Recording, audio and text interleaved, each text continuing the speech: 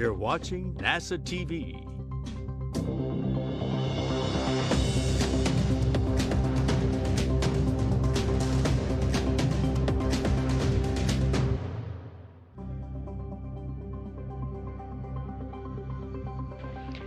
Good morning. Welcome to the Mission Control Houston. I'm NASA Shaniqua Marine, and we're bringing you live coverage today of the 4th spacewalk of 2021 and the 236th spacewalk in support of International Space Station assembly, maintenance, and upgrades. Based on updated guidance, teams in Mission Control will now wear face masks at all times while on console and supporting mission operations, except for brief periods of time to eat and drink, as I will be doing today during today's spacewalk coverage. You're looking live into the Quest airlock of the International Space Station, where NASA astronaut Kate Rubins is being suited up in the suit with the red stripes. In the center of your screen, she is being assisted by NASA astronauts Victor Glover and Mike Hopkins. She will be joined on today's spacewalk by JAXA astronaut Soichi Noguchi in the spacesuit with no stripes. Currently on the screen on your left.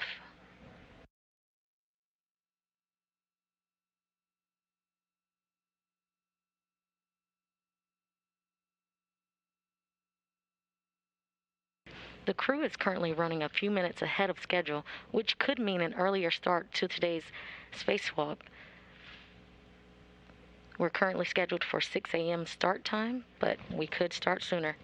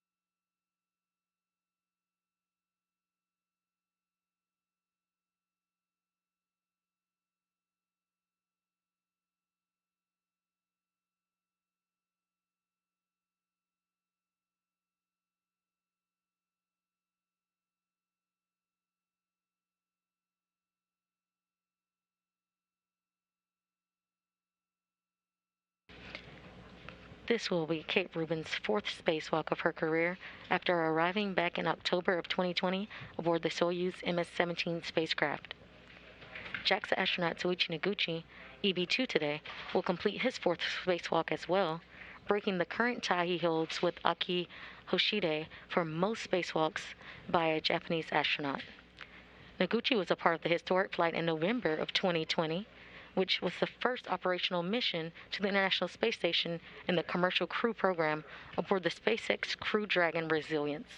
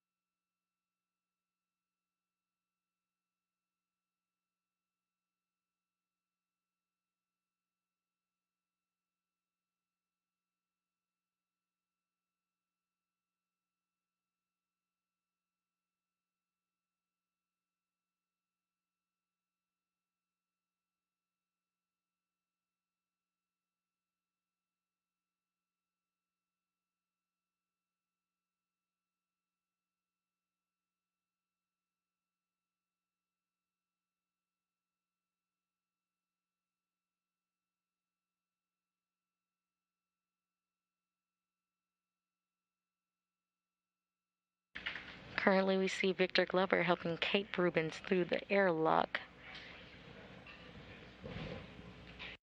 The crew this morning has already completed their pre-breathe, which helps them purge nitrogen from their bodies.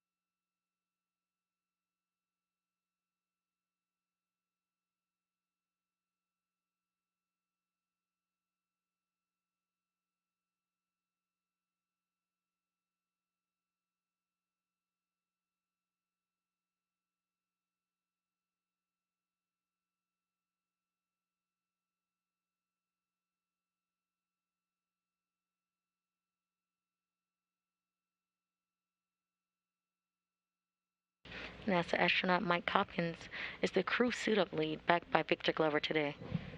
You currently see him on the screen in front of JAXA astronaut Soichi Noguchi.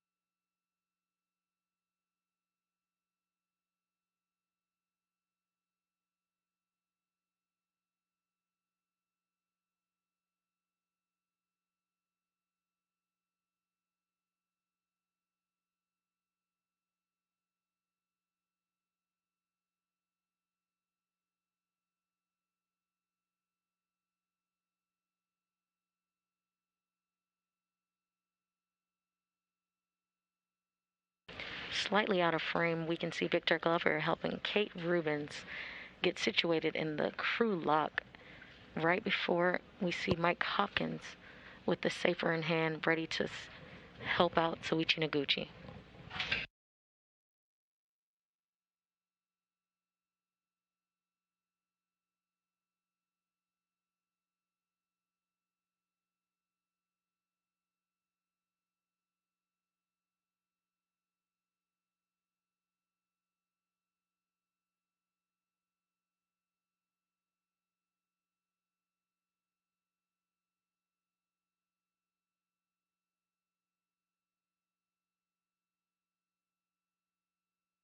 The safer or simplified aid for EVA rescue is essentially a jetpack that the astronauts wear when they perform spacewalks.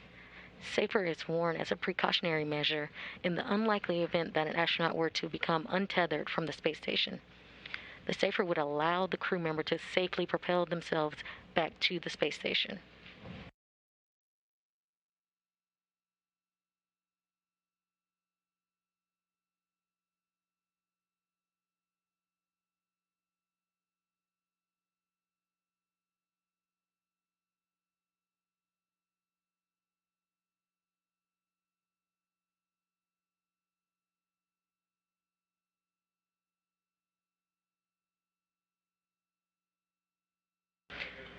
Once the safers are successfully installed on the astronauts, they will be moved through the equipment lock portion of the airlock, which currently you see Cape Rubins in the crew lock. They will be moved to the crew lock section, and then the hatch will be closed behind them, and the final preparations will begin to depressurize the crew lock all the way down to vacuum. They'll then complete suit checks and communications checks with the flight operations team here in Houston before venturing outside the hatch.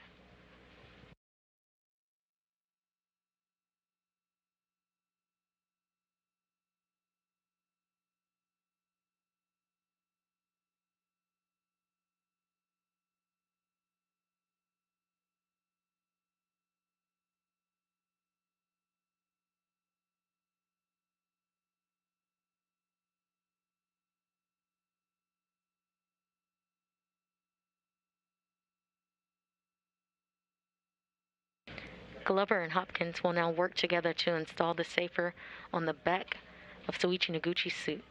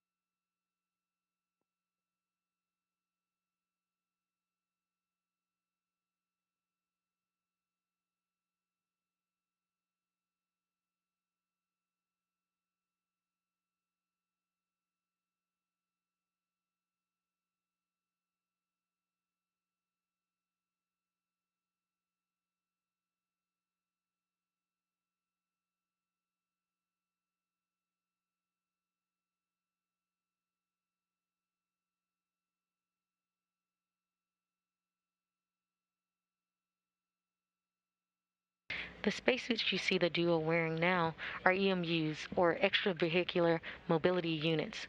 They are essentially a mini life support system providing environmental protection, mobility, and communications for the crew members during their spacewalk.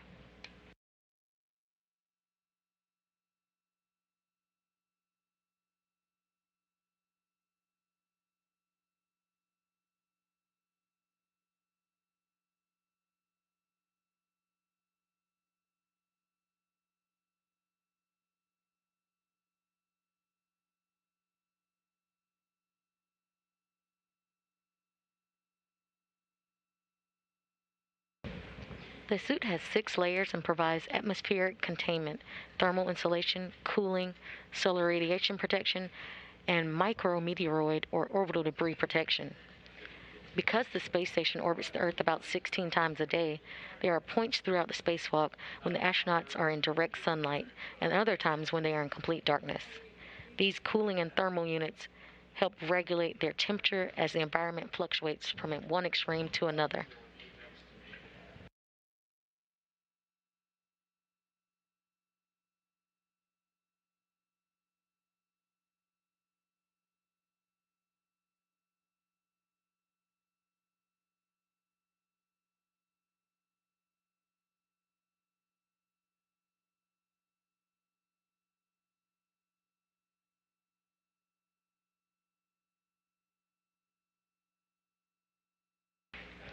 Spacesuits have a lifetime of about 25 spacewalks and weigh about 315 pounds on Earth.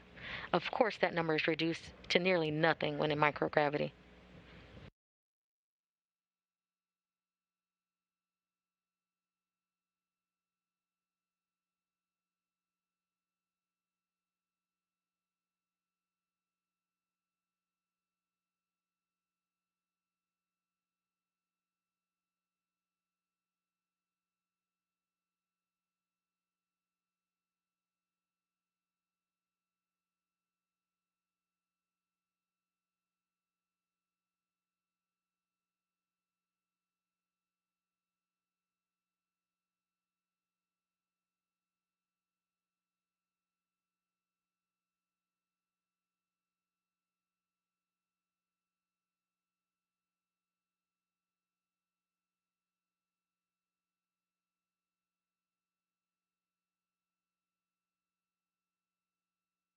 Once the safer is successfully installed on the back of Tsuichi Noguchi's spacesuit, they will move him through the equipment lock portion of the airlock you see on the screen and into the crew lock section. The hatch will then be closed behind him, and the final preparations will begin to depressurize the crew lock all the way down to vacuum.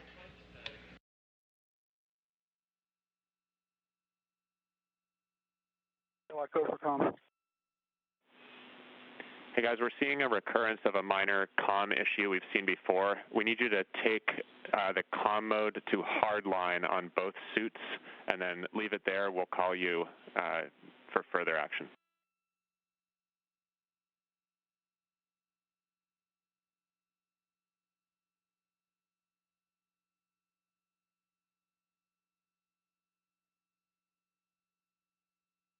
Houston, both are in hardline.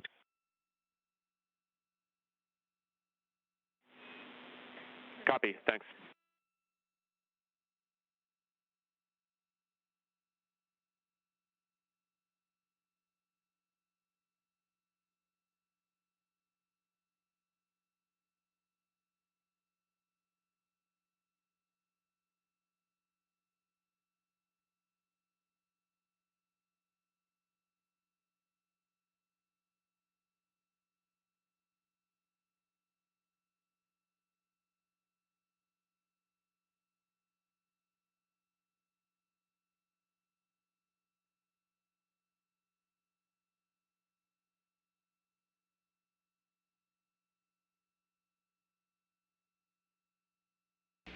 If you are just joining us, we are bringing you live coverage today of the 4th spacewalk of 2021 and the 236th spacewalk in support of International Space Station assembly, maintenance, and upgrades. So far, NASA astronaut Kate Rubins and JAXA astronaut Tsuichi Noguchi have completed their pre-breathe, and we're now seeing on the screen Tsuichi Noguchi getting ready to head to the crew lock.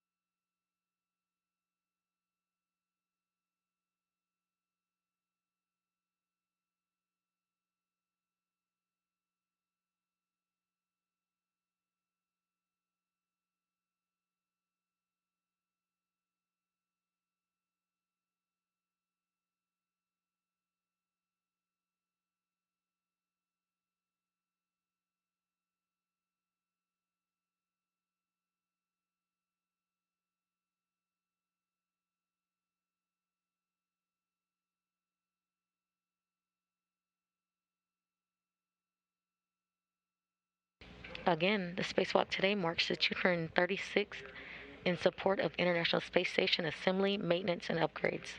This will be Kate Rubins' 4th spacewalk of her career, with 3 previous spacewalks totaling 19 hours and 50 minutes. JAXA astronaut Tsuichi Noguchi, EV2 today, will complete his 4th spacewalk as well, breaking the current tie he holds with Aki Hoshide for most spacewalks by a Japanese astronaut. He completed 3 previous spacewalks, all on a shuttle mission, STS-114, back in 2005. He totaled 20 hours and 5 minutes.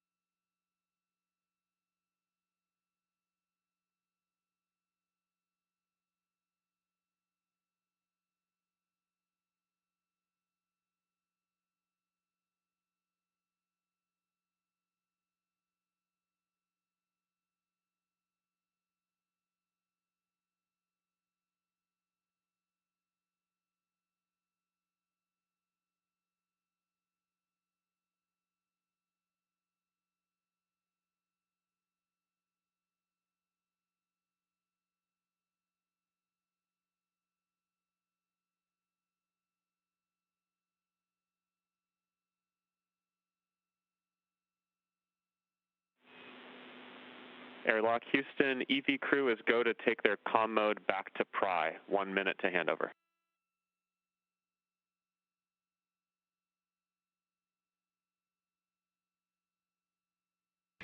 Rubins, that's EV1 or extravehicular crew member 1, will wear the suit with the red stripes.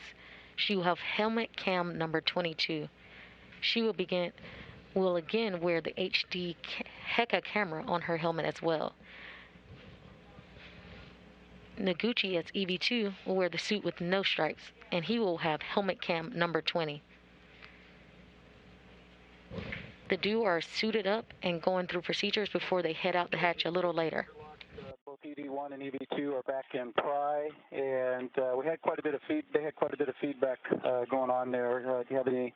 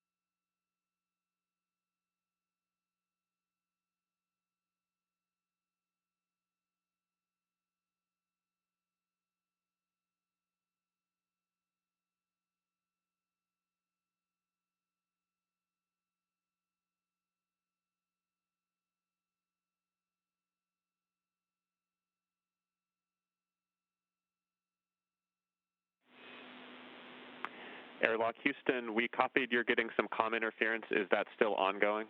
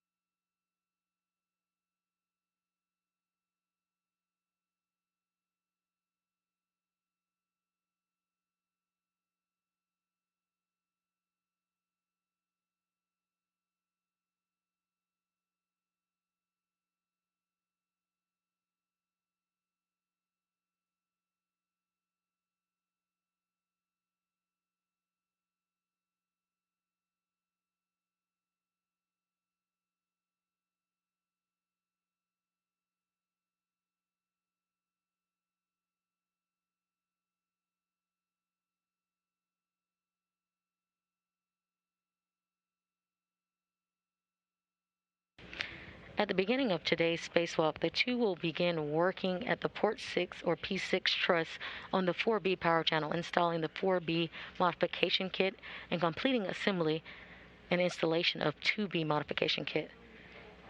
This is work that was began in the previous EVA that happened on February 28th.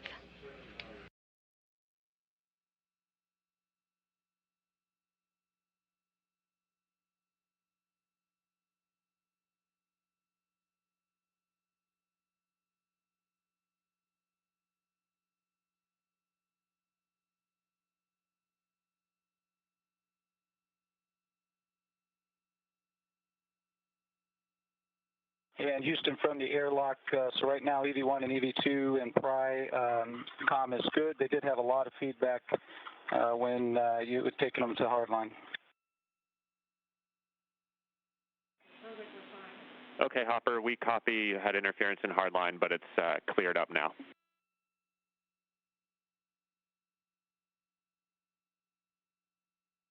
Good readback.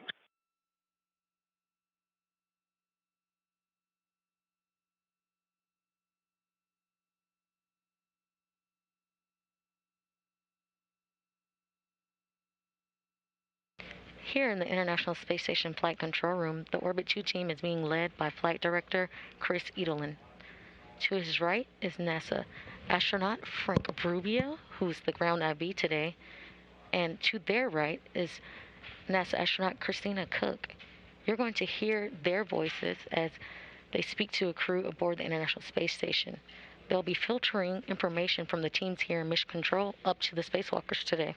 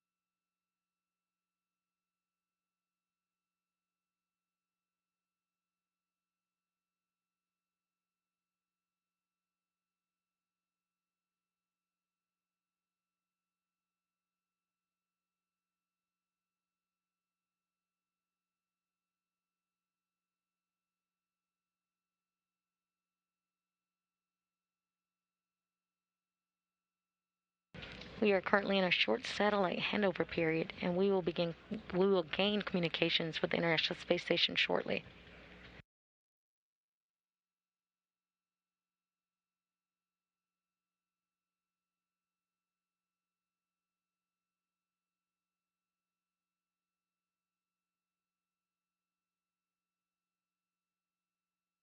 If you are just joining us, we are bringing you live coverage today of the 4th spacewalk of 2021.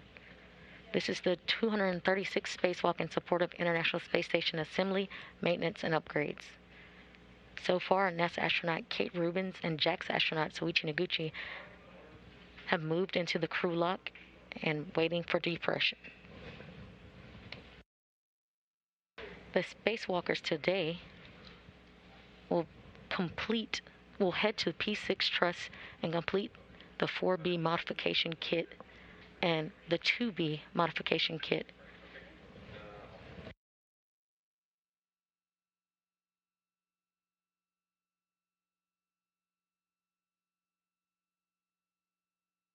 This work was began in last Sunday's spacewalk, and they will seek to complete these tasks to ensure future solar panel upgrades are possible.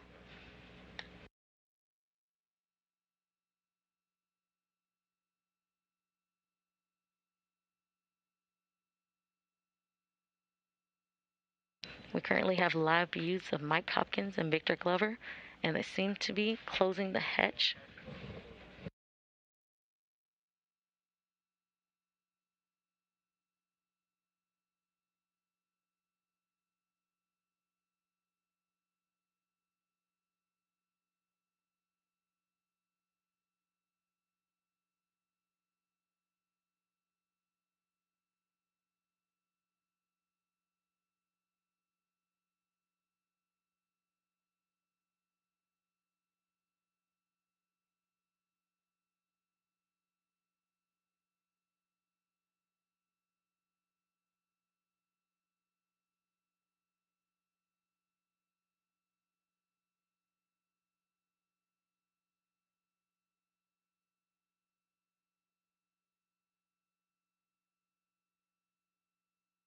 During today's spacewalk, Rubins and Noguchi will focus on completing the assembly of the 4B ISS Rollout Solar Array, or IROSA, modification kit, and troubleshooting the 2B IROSA modification kit's lower connectors and locking collars. This work was began last Sunday, and the spacewalkers today will seek to complete these tasks to ensure future solar panel upgrades are possible. If time is permitting, the duo will separate, and Rubins will complete Columbus upgrades, including connector tests, troubleshooting of PAPO's cables, connection and mating for ham radio ability aboard the station, while Noguchi will perform removal and replacement of the wireless video system's external transceiver assembly, also known as the WETA, at camera port 12 on the Unity module.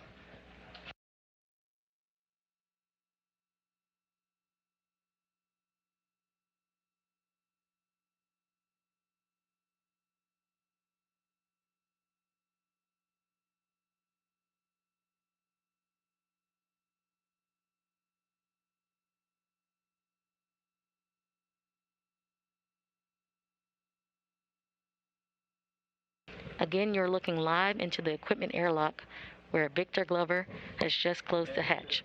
Airlock, steps 72 and 73, the EMU pre-breathe are complete. Houston copies. We'll put commanding in work, and we'll let you know when that's complete. We copy.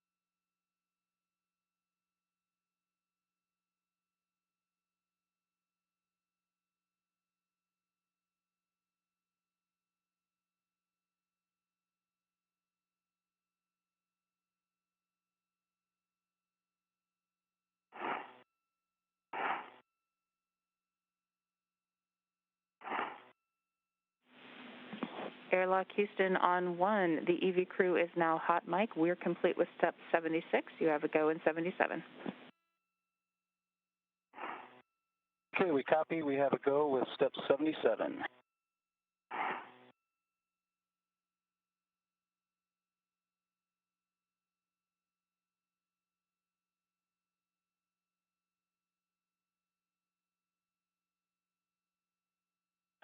Okay, EV1, EV2, we're ready to get started here. So EV2, Suichi, check the switch. Depress pump power is off, OFF. Depress pump power is OFF. Depress pump enable LED is on. Enable LED is on. Hey, Houston, from the airlock, we are standing by at step 80 for your go. Hopper, you have a go in step 80. Okay, copy that. We are getting into the crew lock depress repress cue card. EV1 copy. EV2 copy. Okay, EV2 on the UIA, switch depress pump power to on. Wait 10 seconds for complete startup. Copy. Depress pump power coming on.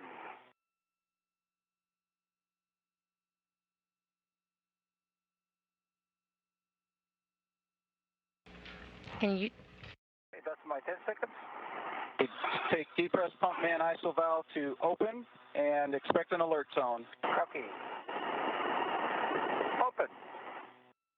Okay, for both EV1 and EV2, monitor your soup P gauge less than 5.5, and if it goes greater, we're going to stop the depress.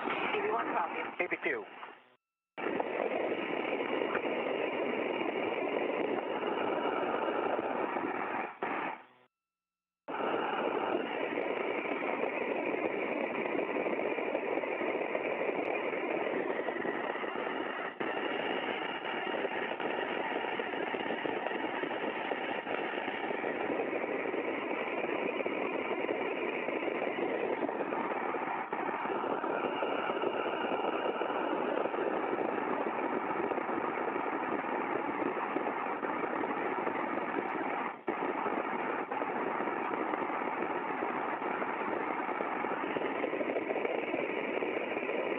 And EV1 and EV2, I know we got a little bit to get there, but just when we hit 6.0, you can expect an alert tone.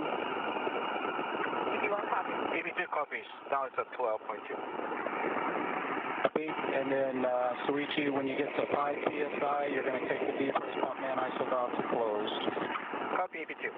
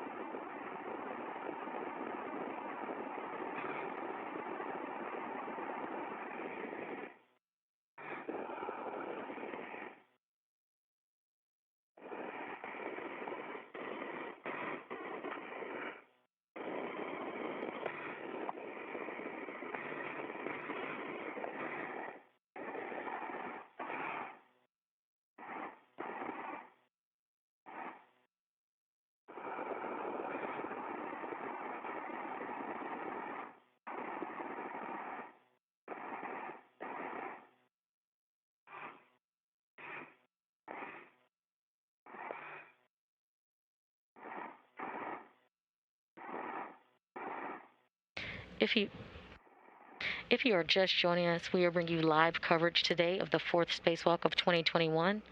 So far, NASA astronaut Kate Rubins and JAXA astronaut Soichi Noguchi have entered the crew lock and have begun depress.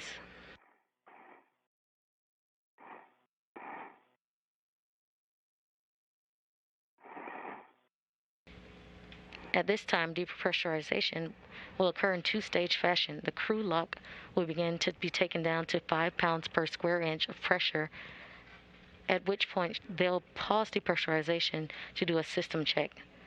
Then depressurization will resume to get the crew lock all the way down to vacuum.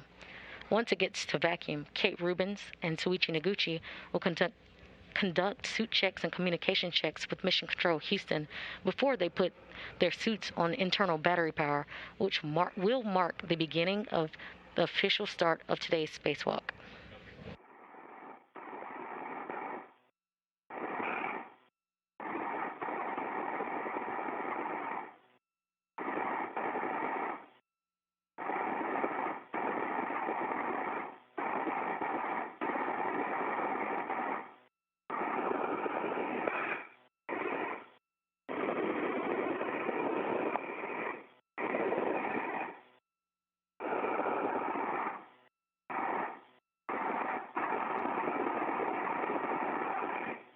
And again, for EV1 and EV2, reminder at 6, expect an alert zone. 5, we close the depress pump manual isolation. EV1. EV2.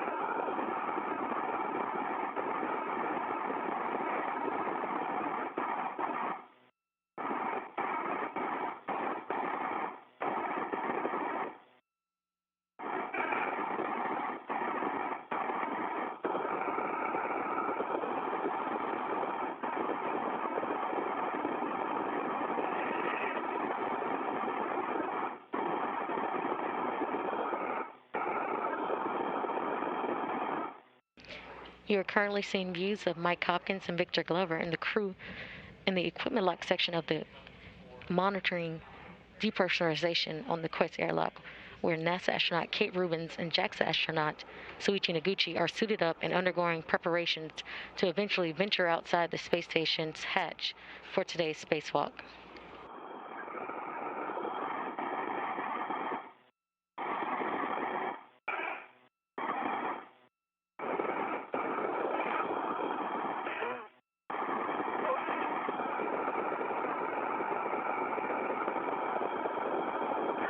6.0, I heard a left tone, EV2. Copy, EV2. Same for EV1. Copy, EV2.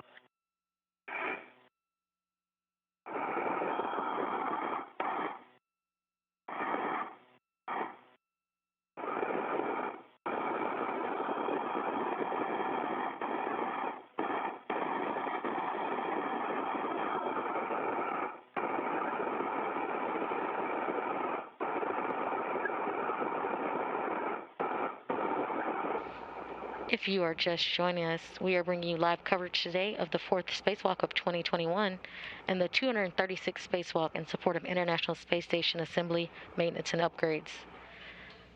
The spacewalk today will have NASA astronaut Kate Rubins and JAXA astronaut Soichi Noguchi venture out in support of completion of the 4B and 2B modification kits.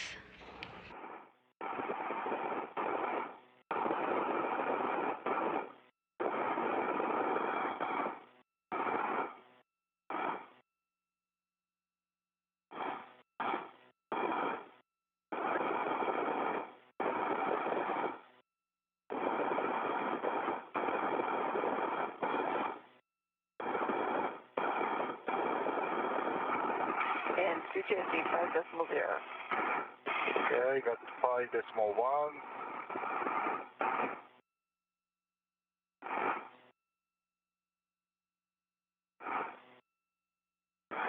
50. And ISO is closed. Okay, excellent. For both EV1 and EV2, you can take your display status until a leak check.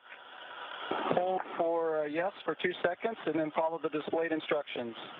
EV1. EV2.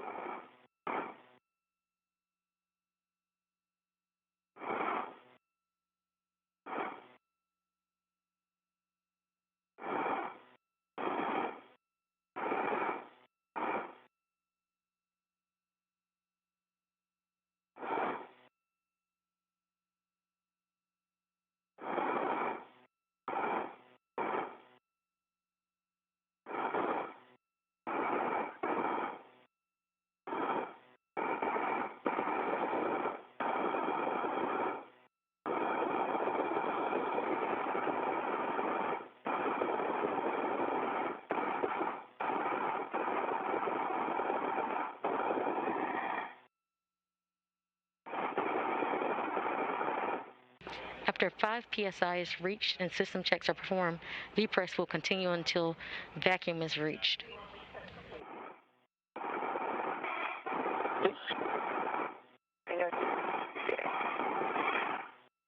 EV2, leak check complete. Now I'm switching to EVA.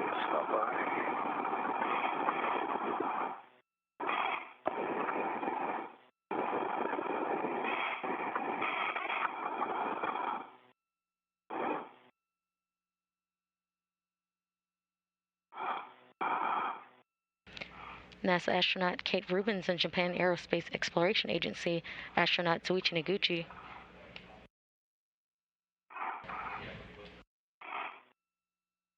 are scheduled to exit the International Space Station's Quest Airlock today around 6 a.m. The spacewalk is to complete installation of solar array modification kits, which were started on the February 28th spacewalk. Actuator is EVA. EV1, EVA. Alright.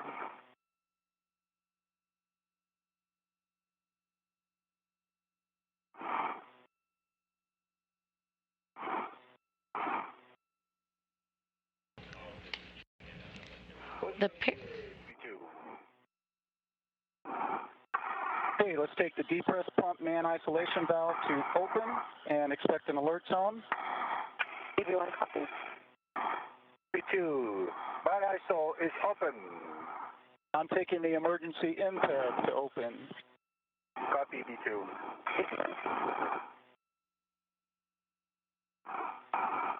Just remember, monitor your SUP gauge, less than 5.5. At any point it gets greater than, stop the depress. EV1. EV2 copies.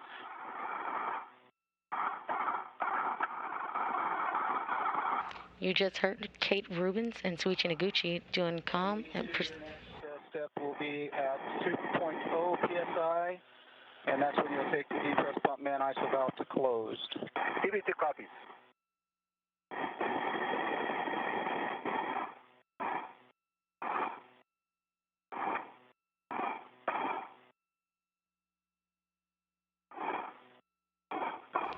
You just heard Kate Rubins and Soichi Noguchi confirm procedures with the ground here in Mission Control Houston. They are still completing depressurization currently.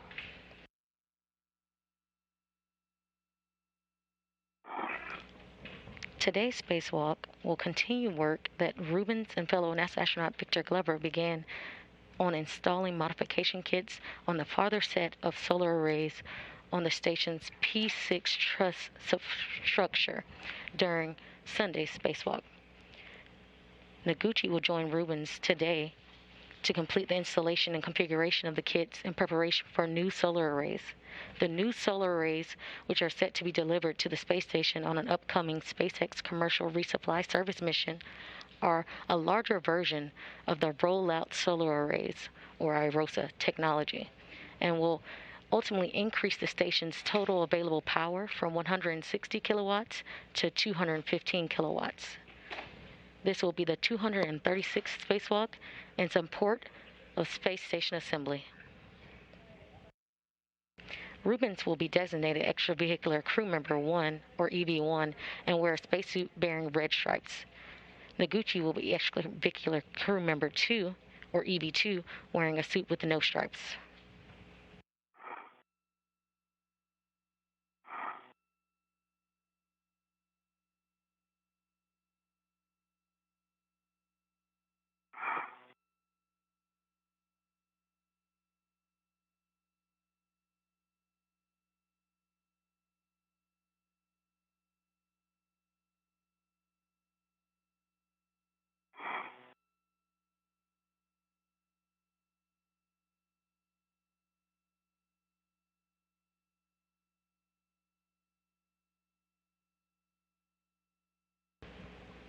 Currently, you see at the bottom of your screen Mike Hopkins, suit up lead today, continuing to monitor the duo in the crew lock as depress continues.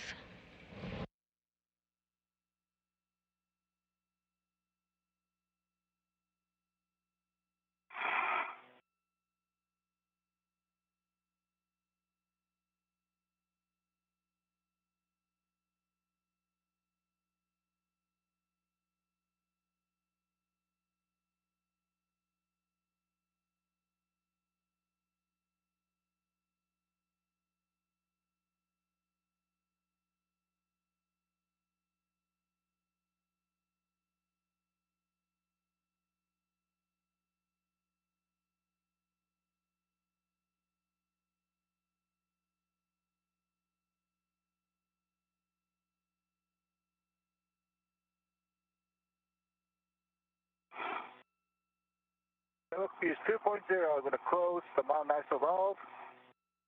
Main ISO valve is closed. Okay, copy. Main ISO valve is closed. Switch the depress pump power to off, OFF. Depress pump power OFF. Okay, EV1, EV2, Kate Suichi, it was a pleasure working with you to get you out the door here today. Houston, they're all yours. Thank you, Hopper. Thanks, Hopper. Thanks, Hopper. Good morning, Kate. Good morning, Suichi. Hey, Frank. Hey, Nice to goodbye. talk to you. It's great to hear your guys' voices, and the team is really excited to tackle this EVA with you guys. So with that, please report your initial tether config. All right, I will start with my left D-ring extender. I have my left base tether, gate closed, slider lock, black on black on my left D-ring extender. That is going to the airlock D-ring extender, gate closed, slider lock, black on black. I also have my red hook on my left D-ring extender, gate closed, slider lock, black on black. The yellow hook is to my mini workstation. My right waist tether is on my right D-ring extender. Give me 1 second to check that.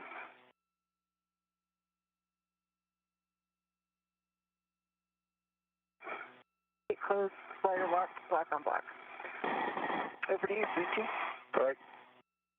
Hey, Frank, on my right steering extender has my waist tether, check close, verify lock, and it's attached to my mini workstation, and it's closed. On my left, D-ring has the D-ring extender, has waist tether, check close, verify lock, black on black, and it is attached to another waist tether. It is check closed, verify lock, black on black, And waste tether goes to the airlock gearing extender. And the gate is checked, closed, verify, black and black. And my gearing extender also have a safety tether reel. The red wheel is verified closed, black and black. And the red wheel is unlocked. And the yellow hook is attached to my mini workstation. A copy.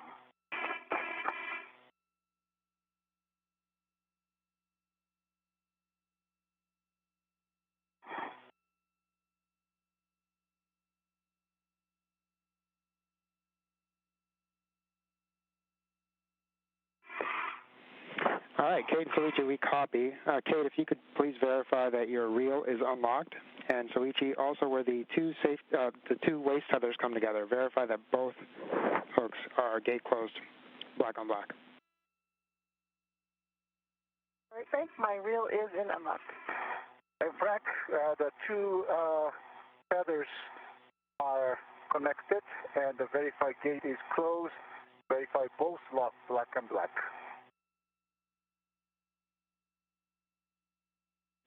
Okay, guys, with that, that is a good tether config for both.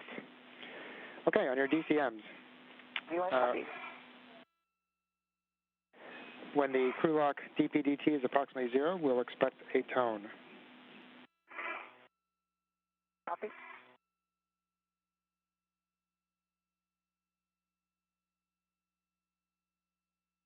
And we are waiting on a delta P of less than 0.5. Copy, I'll watch the gauge, but we'll send it over to you for final call given the gauge issues. Copy, Kate.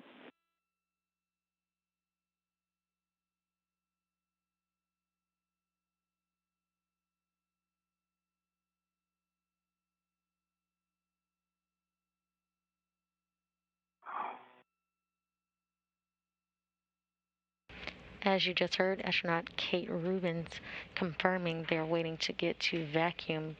Once vacuum is reached, the two spacewalkers will complete the suit and comm checks with Mission Control Houston on the ground. And the spacesuits will be turned on to internal battery power, officially marking the start of today's spacewalk.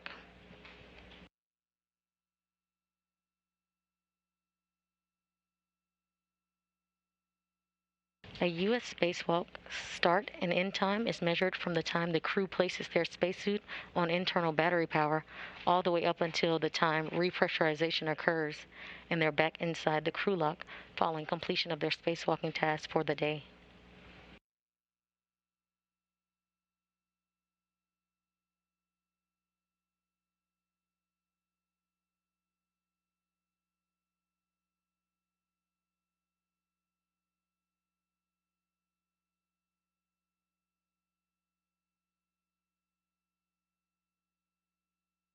And Frank, if you can let us know night pass, day pass for visors.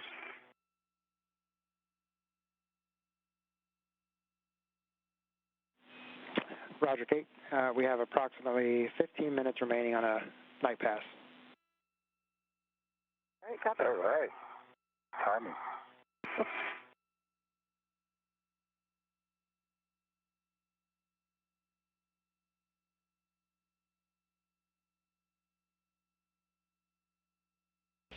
Hopkins and Glover are in the crew lock in the equipment lock section of continuing to monitor depressurization on the Quest airlock, where NASA astronaut Kate Rubins and JAXA astronaut Soichi Noguchi are suited up and undergoing preparations to eventually venture outside the space station's hatch for today's spacewalk.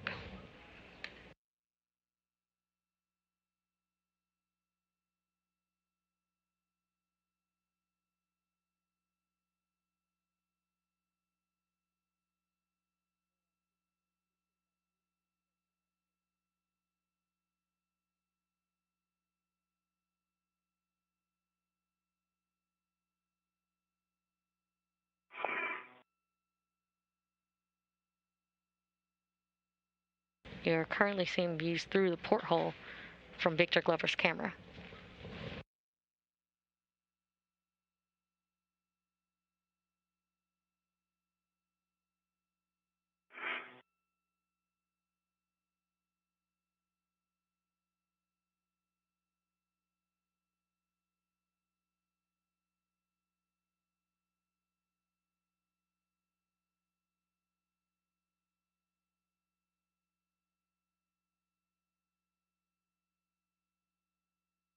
For your data, I'm seeing 0.8 on the DCM, 0.7 now, and a 1.0 on the PSID gauge and hatch.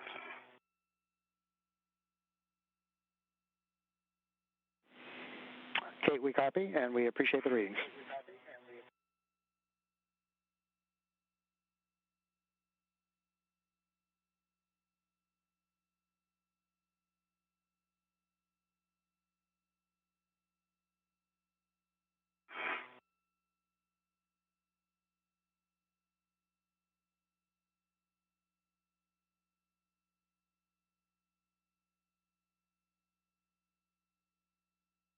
If you are just joining us, we are bringing you live coverage today of the fourth spacewalk of 2021 and the 236th spacewalk in support of International Space Station assembly, maintenance, and upgrades.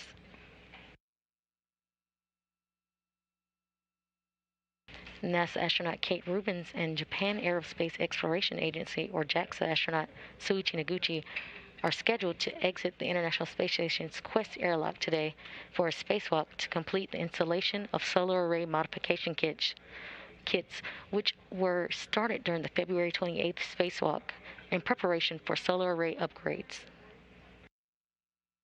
If you can move your legs there. Okay, I'm going to be moving port and forward. Better? And I may need to come towards your head just a little bit once we get things situated here.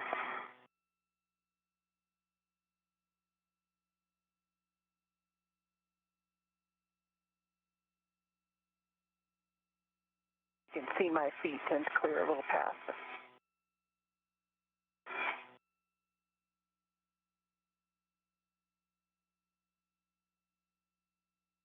Oh yeah, I can see it. Oops.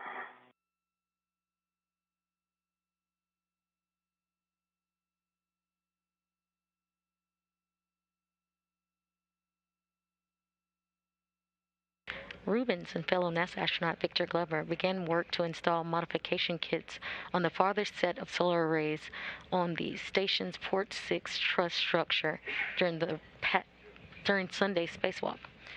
Noguchi will join Rubins today to complete the installation and configuration of the kits in preparation for new solar arrays. The new solar arrays, which are set to be delivered to the space station on an upcoming SpaceX commercial resupply service mission, are a larger version of the rollout solar arrays, or IROSA, technology, and will ultimately increase the station's total available power from 160 kilowatts up to 215 kilowatts. This will be the 236th spacewalk in support of space station assembly, maintenance, and upgrades. Rubins will be designated Extravehicular Crew Member 1, or EV1, and wear a spacesuit bearing red stripes. Noguchi will be Extravehicular Crew Member number 2, or EV2, wearing a spacesuit with no stripes.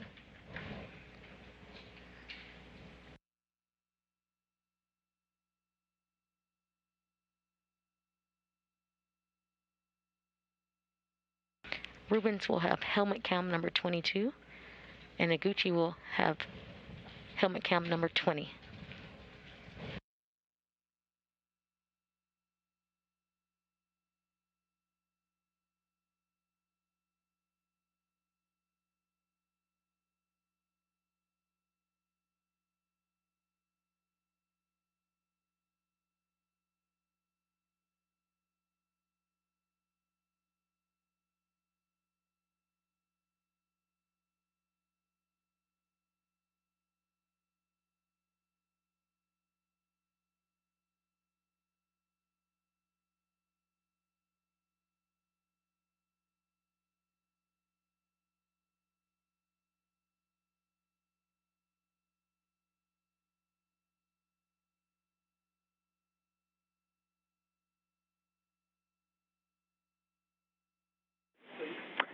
And Kate, we see indications from both suits of less than 0.5. We'll take a EV hatch pressure gauge reading from you when ready.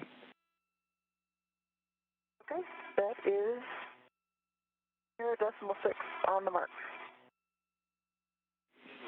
Copy 0.6.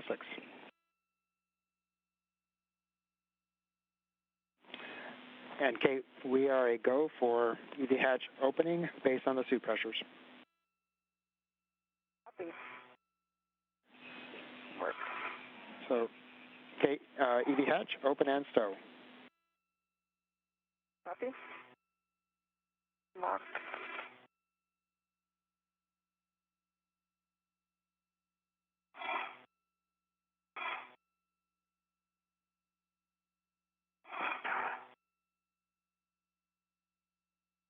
You just heard confirmation of the thermal cover is open. Houston on 2, I see the message, Suki high, gauge is due 4.4. Copy, Suki. I'm holding the hatch.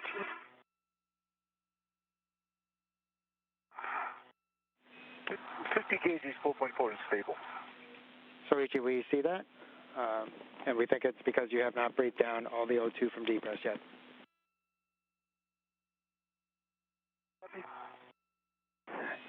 And so, Richie, you have a go to purge that message to clear it.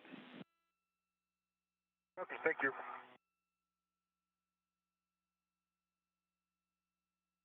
We have confirmation that the thermal cover is now open. Rubins and Noguchi working to egress the space station. My feet down a little.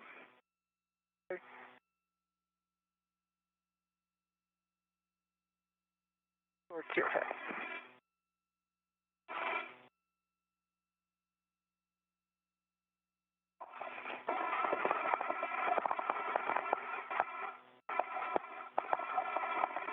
I need to come moving. Yep. Can you pull my feet towards your head?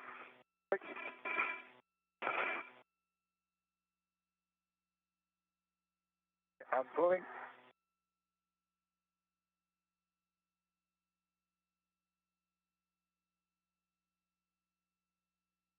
Hold on. All right. That's a little easier without EV3 and EV4 in here. Hold on. Hatch is open.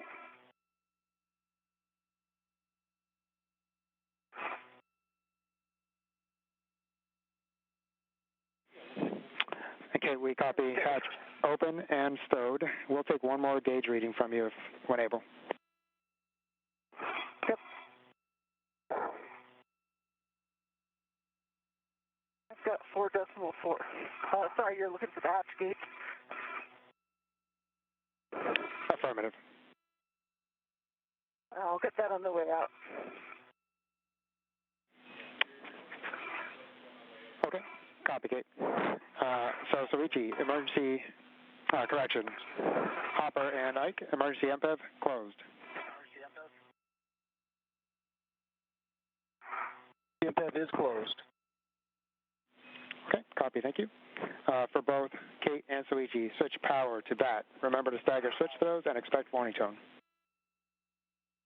All right, QTL start first. One power to BAT.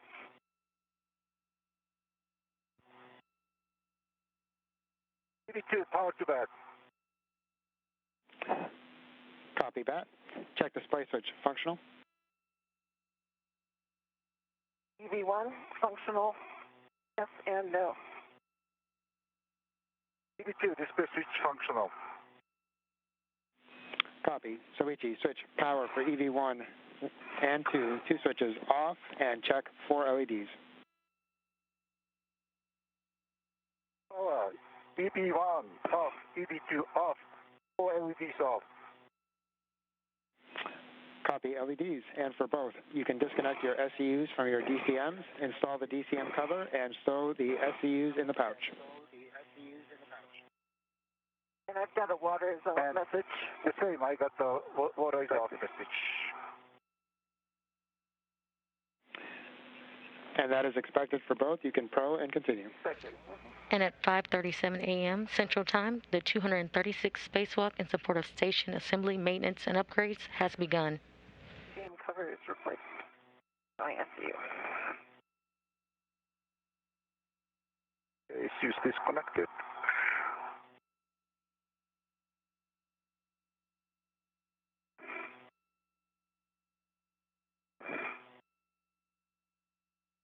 Rubins and Noguchi have opened the thermal cover and will be making their way outside the space station hatch to begin their work for today.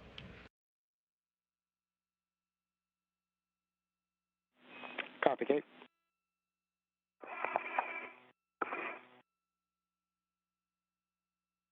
And EV2 pouch SCU is in the pouch. Copy, Soichi. Soichi, check depress pump man ISO valve closed. ISO valve is closed. Copy. For both temp control valves, max hot. Didn't work. EV2 is max hot.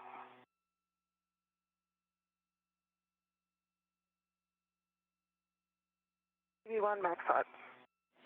Copy, max hot for both. Switch water on, check DCM blank, bite off. EV1, water on, DCM blank, bite is off. EV2, water on, DCM, back, bite off. For both temp control valve, as desired. Copy. EV1, TCV's at 5. EV2 is at 3. Copy, 5 and 3.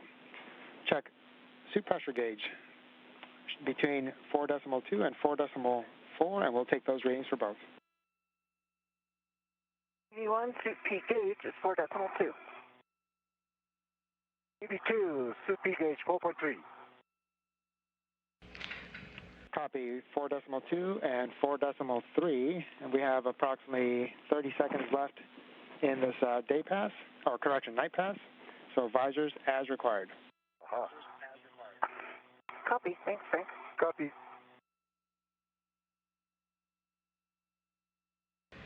Both spacewalkers, NASA astronaut Kate Rubins and JAXA astronaut Soichi Noguchi, have switched their battery power, their spacesuits to internal battery power, marking the beginning of the spacewalk at 5:37 a.m. Central Time. And Kate, as you egress, verify forward airlock hatch pit pin is engaged. Okay, and I'll get that on the other side of the egress, coming out. Copy, and we'll also take that gauge reading if you're able. Yes.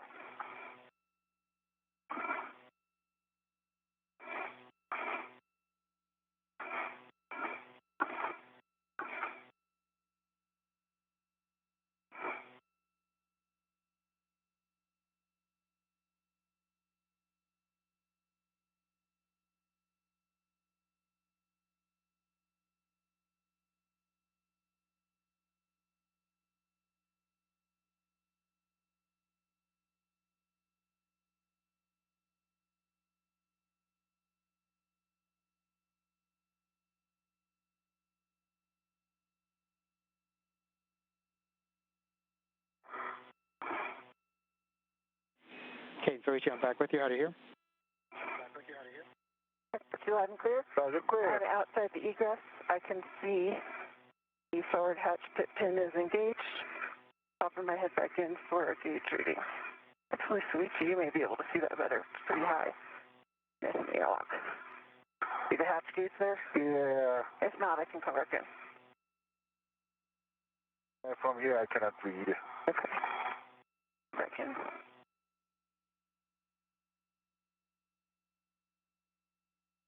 We are currently in a short satellite handover period, and we'll gain. Okay, we copy 0.0. Okay, and once you are outside the airlock, you can inspect your safety tether load alleviating strap, which is on the forward external D-ring. Check for no MMOD damage and no discoloration.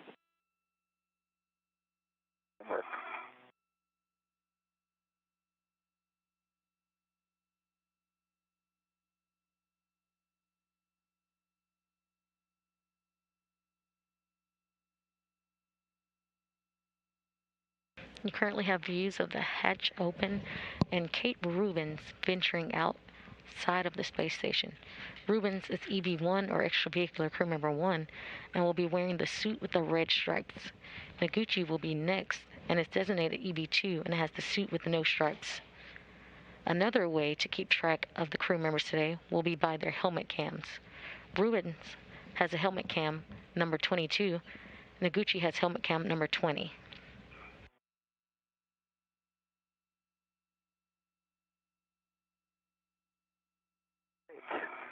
I'm on the forward LAS inspecting.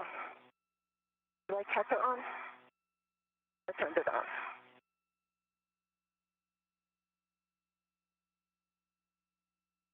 No damage, no discoloration. Copy, Kate. That's a good check. And so, Kate, you can attach your yellow hook to the safety tether reel on the forward external D-ring. Copy.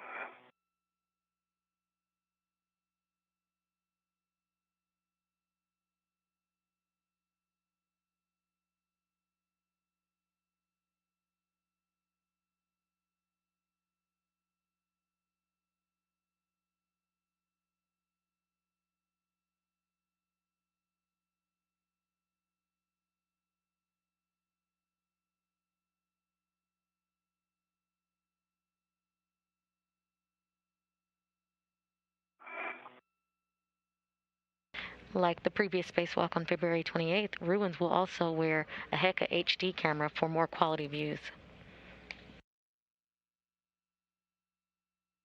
My yellow hook is on the G-nut on the forward external D-ring. Yellow hook, EV1, gate closed, slider locked, black on black.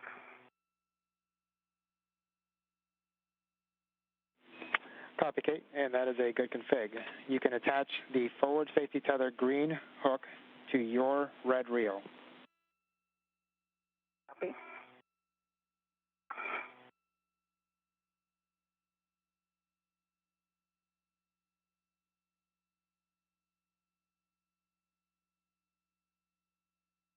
Green hook is attached to my red reel. Copy, Kate, and verify gate closed and reel is unlocked. Closed. Reel is unlocked for both.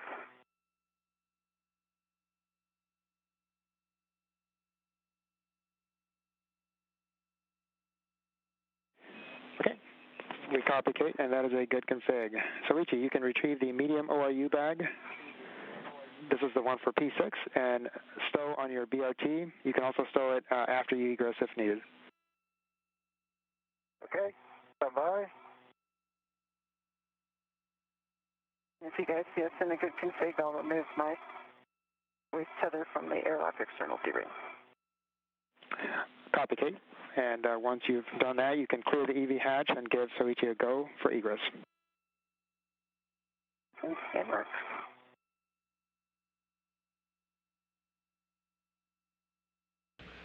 Currently, you see Kate Rubins outside the hatch, currently attached with her tethers. Okay, Soichi, I am clear and forward. You're go for egress. Great. She DMORU bag. That's for the... Okay, let me know if you need me to hold it or bring it out. It's tethered to me. Could you hold it while I'm egressing? Yeah, just press it out here.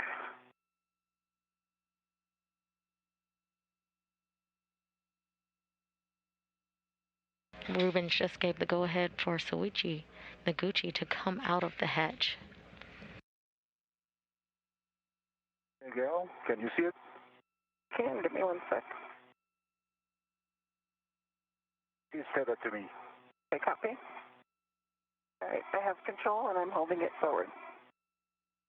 Hey, Frank, I got the medium or you kind of tip stowed. I'm coming out. Copy, Soichi.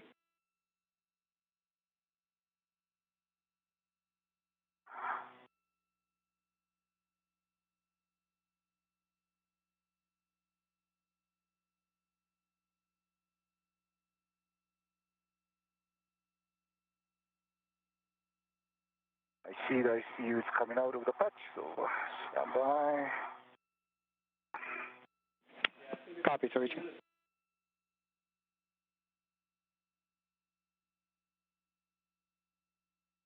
Okay, that's it.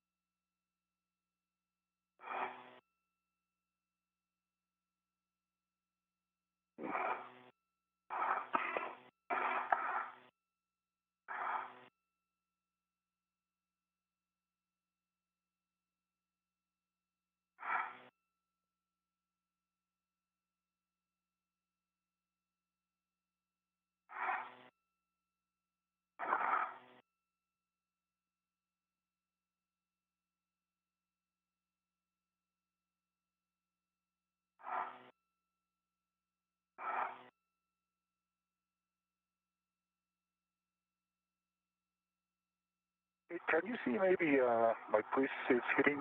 Yeah, I think if you just straighten out, your PTT looks good. That's not hitting. Just go real vertical there. Okay. Come straight down.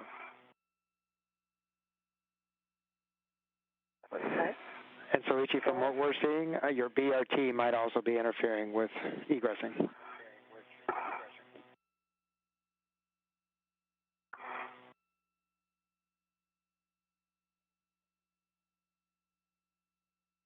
Thank you.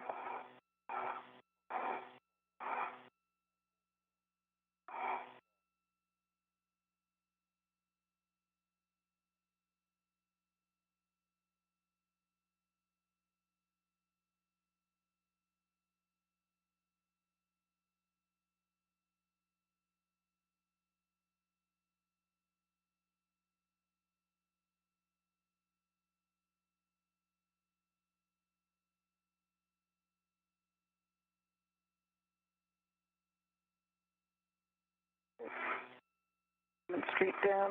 See if I can get some eyes on you. Yep, your float is still hitting, so move your feet towards. There you go. Go in that direction. And then put them straight down. Your float is clear, and your PTT is clear. Your T looks good. Thank you. All right. Okay, what have you? Yeah. Okay. I'll give you choose up. Copy, Soichi.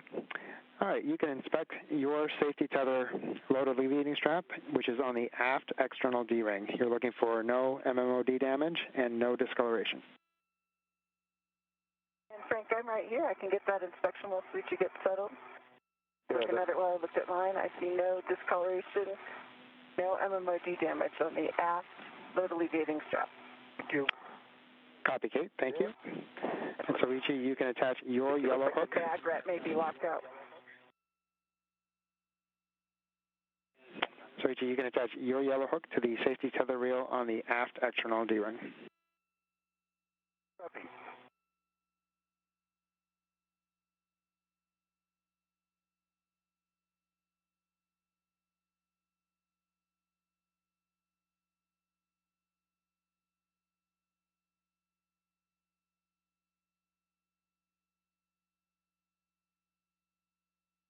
Just over 15 minutes into today's spacewalk, we just saw a JAXA astronaut, Shuichi Noguchi, exit the hatch.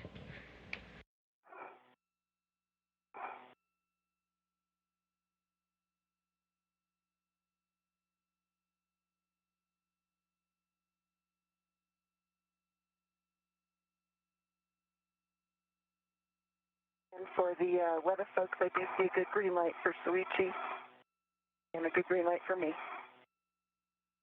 on the WVS.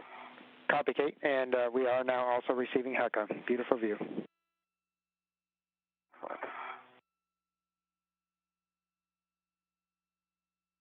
Okay, my yellow hook is attached to the green wheel and get you close with black on black, and it's unlocked.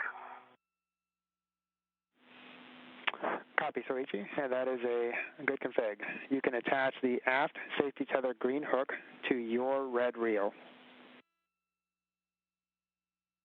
Copy.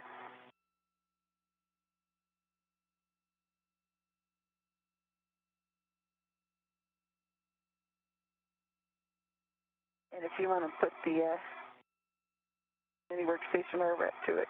Okay. Or I can hold on to it. All right, I have it. All right, thank you.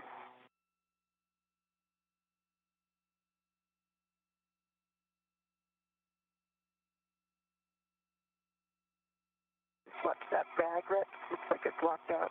Don't want that going between. Screen.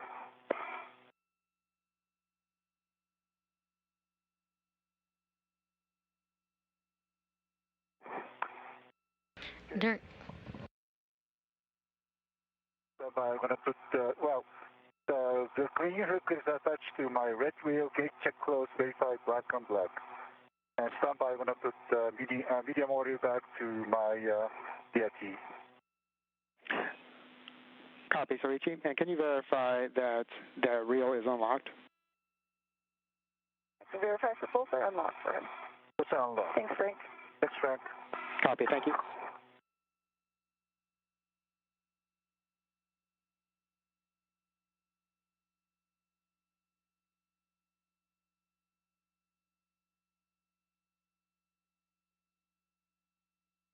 Okay, medium oil is on my VRT, and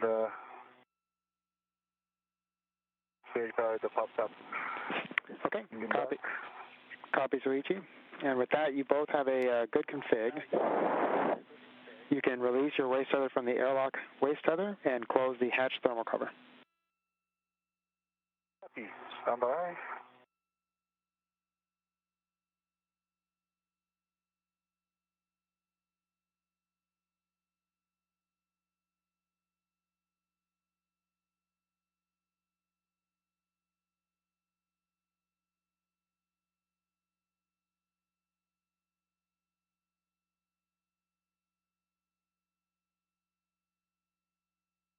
Okay, Kate, I'm ready to close the thermal cover. Okay. Here you go. Close. Hey, Frank, thermal cover's closed. We copy thermal cover, and next we'll want a position for buddy checks, and I'll take buddy checks when you guys are ready. Okay. I've got 1, 2, 3 tabs up. Both safer handles are down. Good WVS light. And your tools and tethers look good. I see the bag on your BRT. Threaded, jaws locked, tiles out. Okay, for EV1, I see a green WVS, summit lights on, and the tabs 1, 2, 3 tabs up, and safer. Could you verify on your left handle? It's down. Looks like it's up.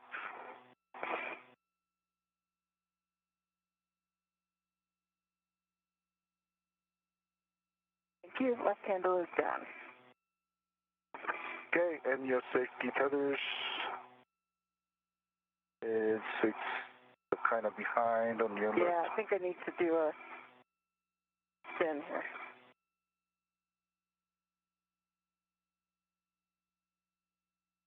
Yeah, now I see it.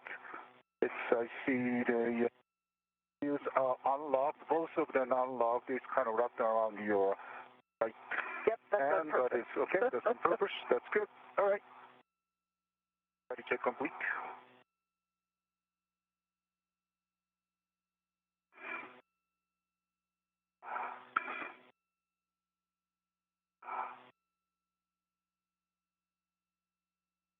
Frank, we are in a good config.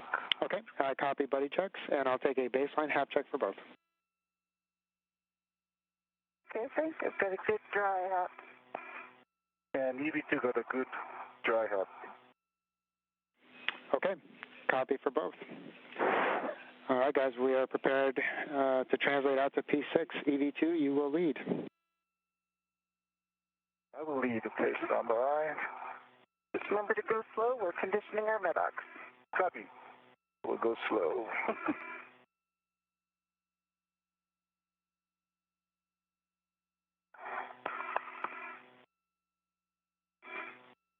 It's good. Okay, I'm going to release my vocal. And I will go slow.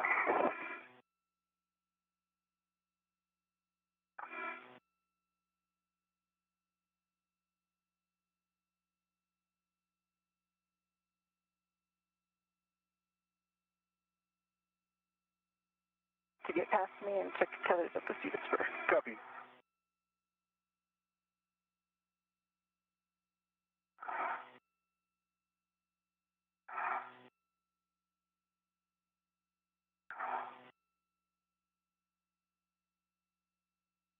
Just over 22 minutes into today's spacewalk. During today's spacewalk, Rubins and Noguchi will focus on the installation of 4B modification kits. My tether is going behind your foot. Thank you. So you want to come down a little bit, and you'll need to get that in front of you. I'm down to you.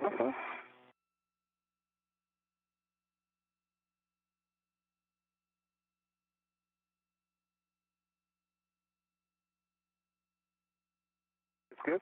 Keep coming down.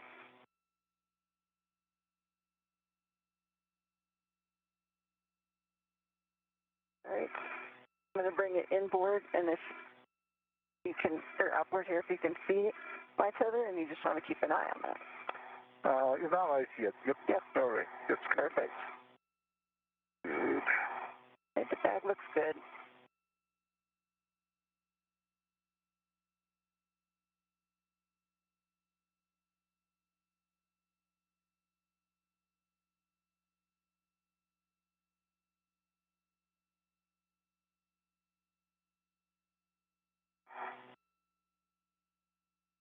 And the feeder spur. We copy. Seat spur search.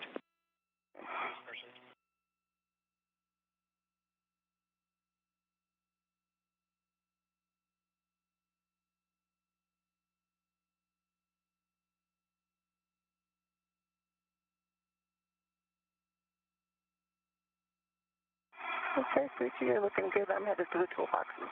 Copy.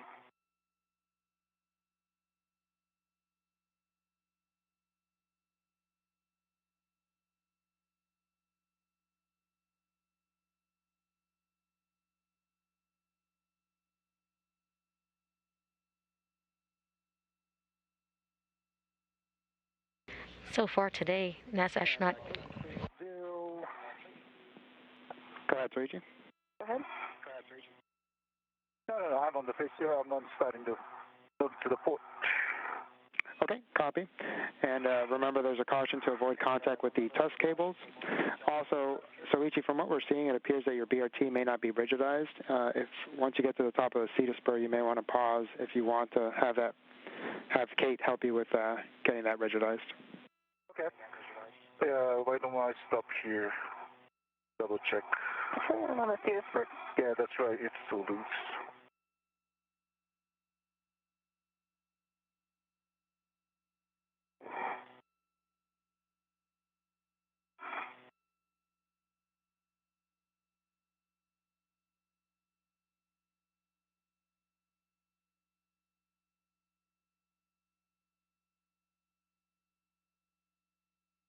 Okay, I can see you, and the bag looks good. Got some mass, so it may just move around.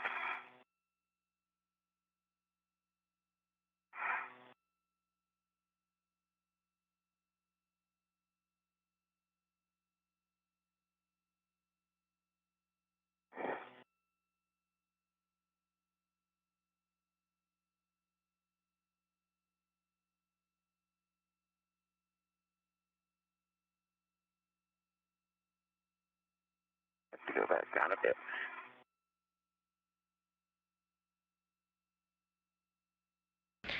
Kate Rubins and JAXA astronaut Soichi Noguchi are currently translating to the P6 truss for the installation of solar array modification kits, which were started during the February 28th spacewalk in preparation for future solar array upgrades.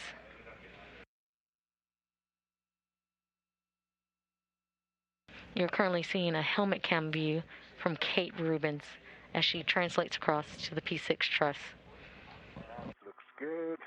Okay.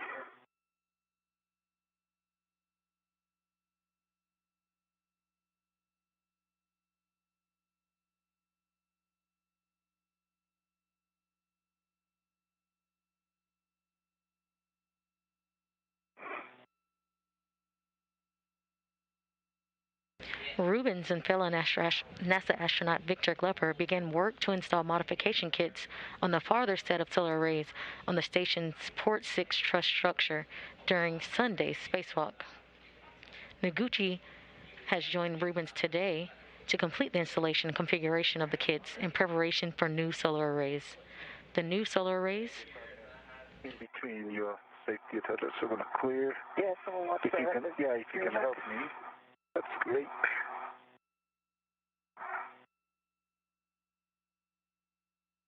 It's going between you and the bag, so if you bring the bag down, Okay. bring the BRT.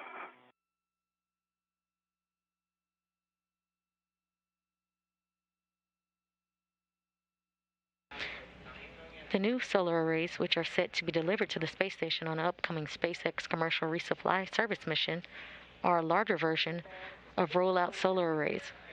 That's around the back your push.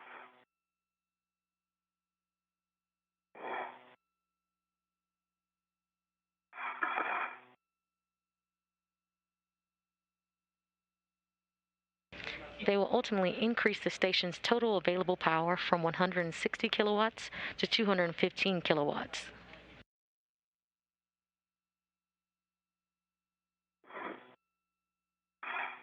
Okay, bring it back towards your feet. Okay.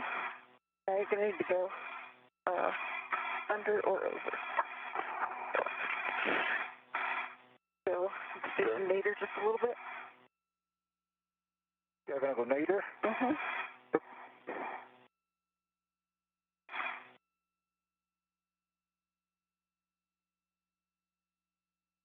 If both modification kits are completed, the duo will split and work on separate tasks.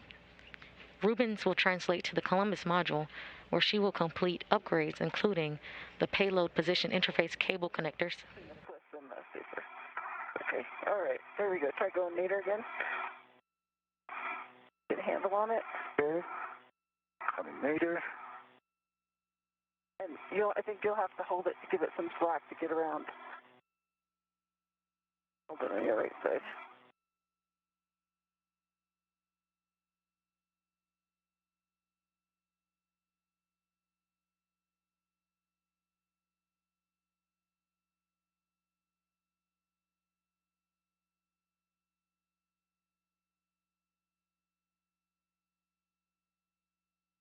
You are currently seeing live views of Kate Rubins and Shuichi Noguchi as they translate to the P6 truss. See if you can get that with your right hand.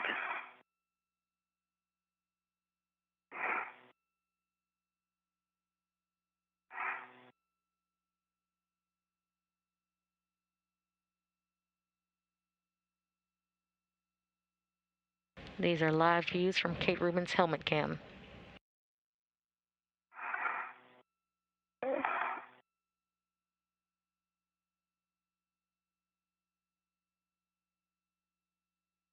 Bringing your feet up, it'll go under your feet. Excellent. It's clear? But still on the back of the cliff, you're going to need to grab it on your right side.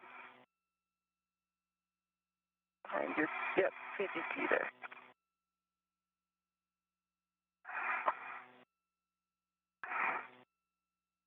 Yeah, I'll kind of come toward you. Okay. Yeah.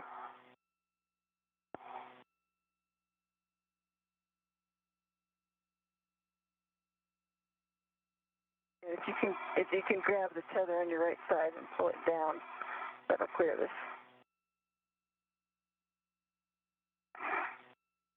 I've got it stretched out, so you should be able to pull back.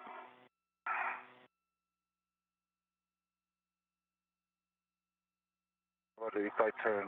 There we go. Okay. Going with your feet. Oh, all right. Now you can stop turning. And I've got the tether clear. I'm going to hold it, and if you turn back around, and then you'll clear it from your teeth. But maybe take your swing arm out. Yep, and then you should be able to see it in your ETT in your trash bag. Yeah. Excellent.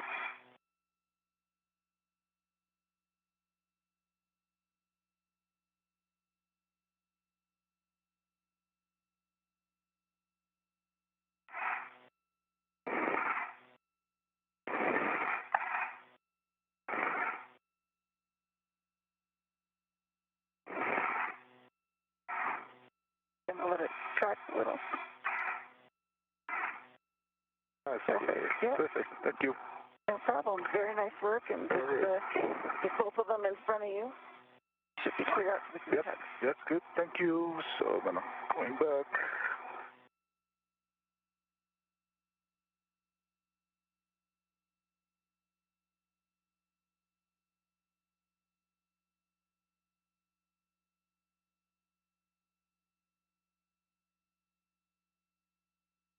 We are currently seeing live views from Shuichi Noguchi's helmet cam. Good. All right. Thank you. Good.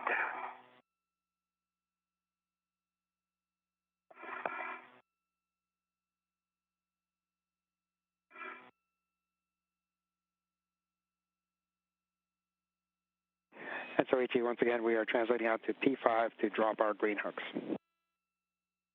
Copy, P5.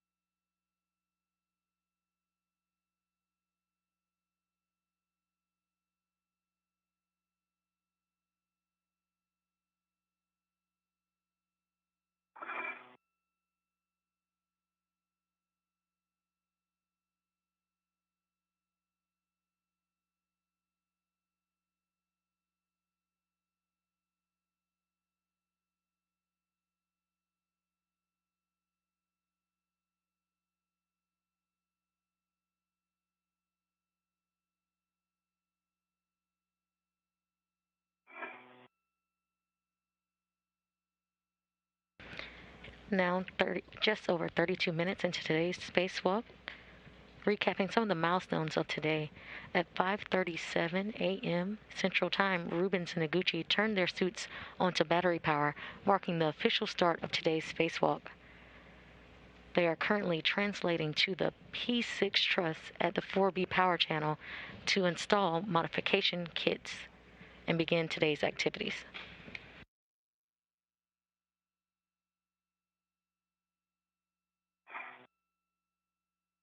The installation work of the solar array modification kits Okay, thank you. were started during the February 28th spacewalk in preparation for solar array upgrades. If both modification kits are completed, the duo will split and work on separate tasks.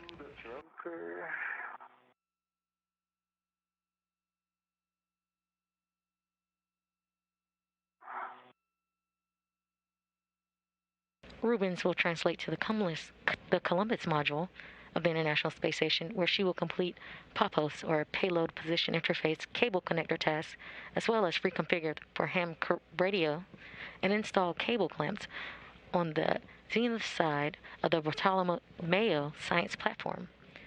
While Kate Rubins is busy at the Columbus module, Soichi Noguchi will simultaneously be completing a removal and replacement of the WEDA, or the Wireless Video Systems external transceiver assembly, at the camera port 12 on the Unity module, or Node 1.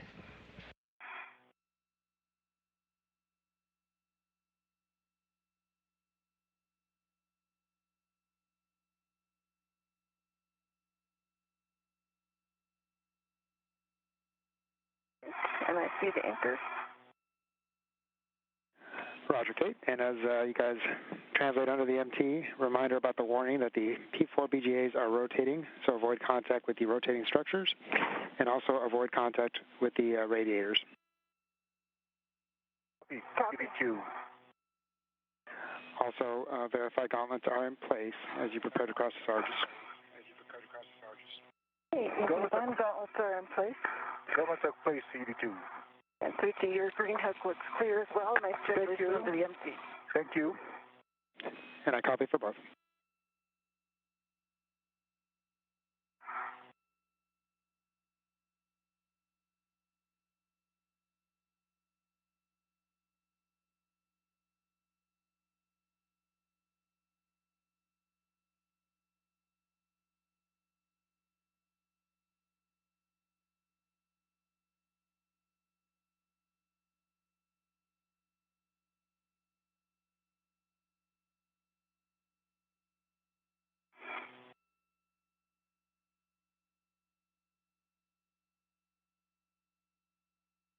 Press the Sarge.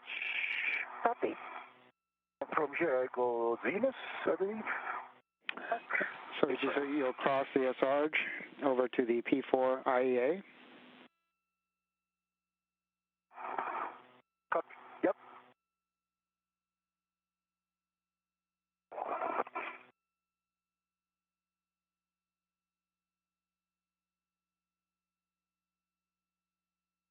I'm going Venus and aft from here. Affirmative. And then you'll continue outboard or port along the aft handrails.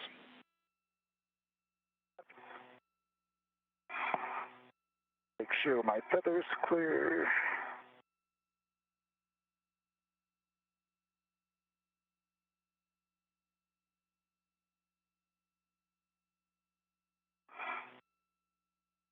All right, Frank, cross the surge, headed Venus. Copy it.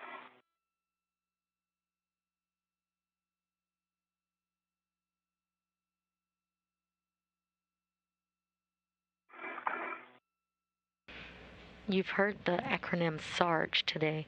That's the Solar Alpha Rotary Joint, which is a single access pointing mechanism used to orient the solar power generating arrays relative to the sun of the International Space Station.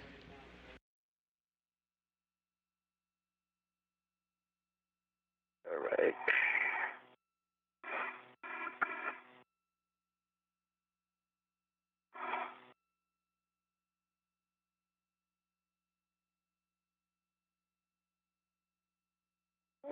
Your fair lead. Okay.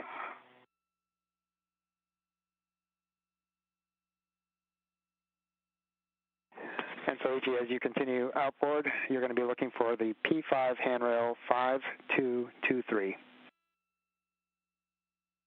5223.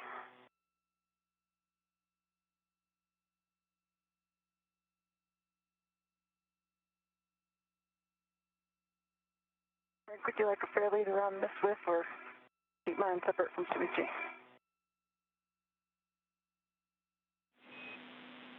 Okay, Kate. Yeah, whatever you feel works best.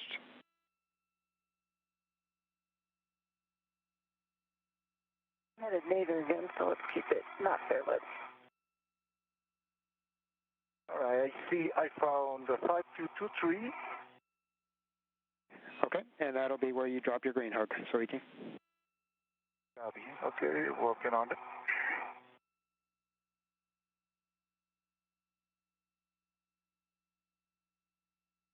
And we're getting helmet camera views from the crew. This one from Soichi Noguchi's helmet cam. Drop the green clear. Okay. There you go. A little bit nadir view.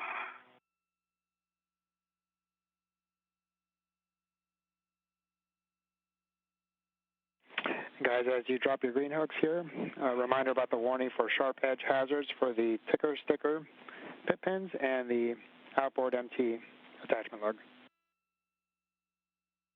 Copy the ticker sticker pit pin and outboard MT.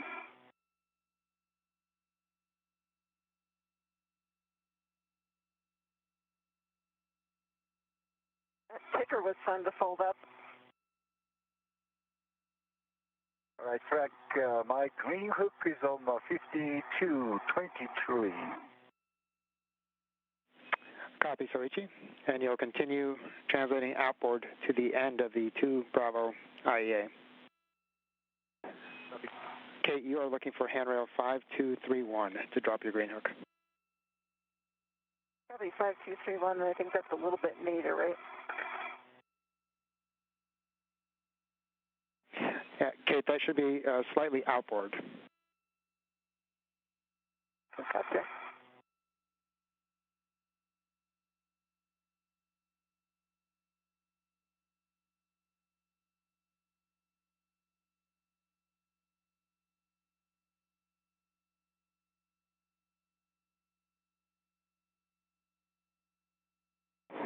Yep, and Kate, you'll be looking for that handrail on the zenith face.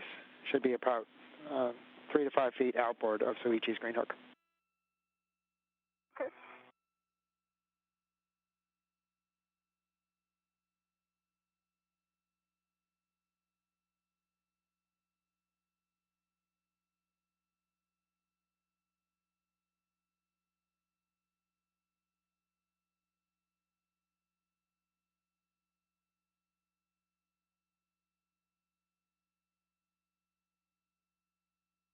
After translating or moving to the P6 truss and completing some worksite preparation, the duo will begin working at the 4B power channel, installing the modification kit or support structures for future. Stop at your current location. Hmm? 5309.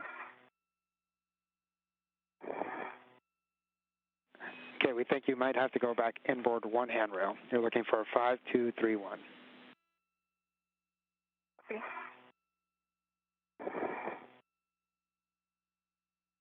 And Frank, I'm at 5307. Copy, Soichi. And you will fair lead on 5307 and then head nadir along the IEA. Okay, Frank, I'm at one more inboard at 5203. I see directly nadir of me, Soichi's at 5223. And I think my original question was, I go nadir of that, right?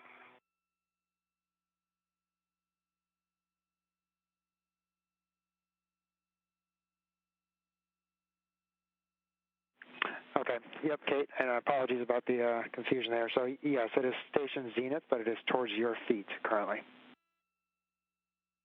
Okay, copy.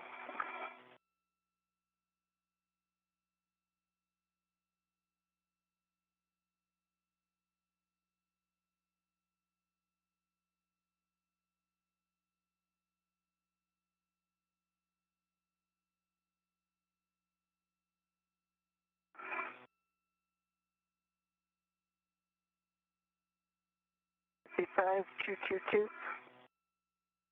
and 5231. There you go.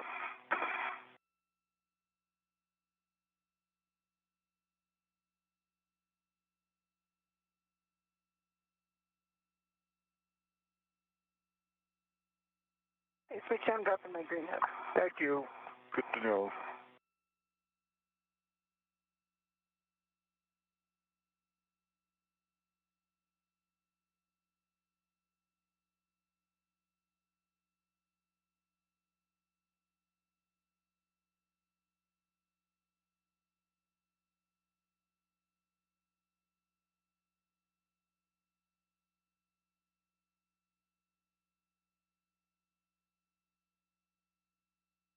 We are currently in a short satellite handover period, and we will gain communications with the International Space Station shortly.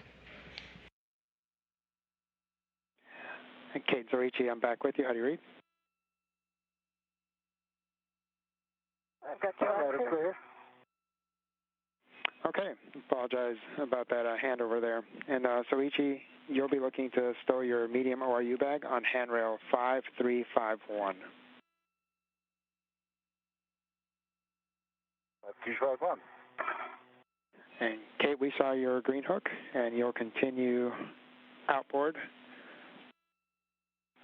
to the near area of the IEA where you'll translate forward. Okay, still dropping my green hook at 5231. Good copy.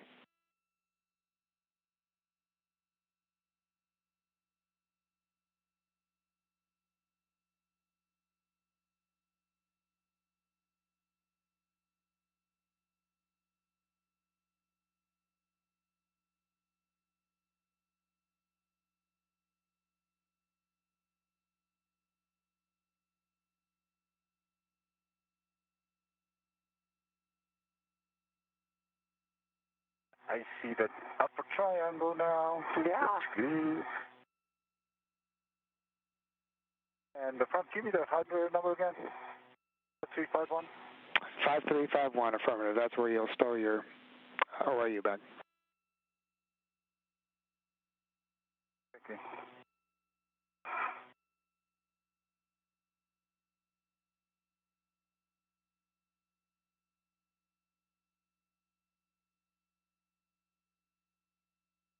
I think I'm continuing outboard.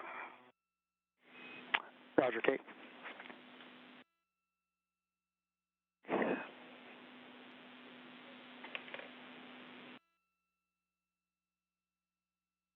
Five three five one. The large medium ORU bag is now temp stowed. Find the second handrail.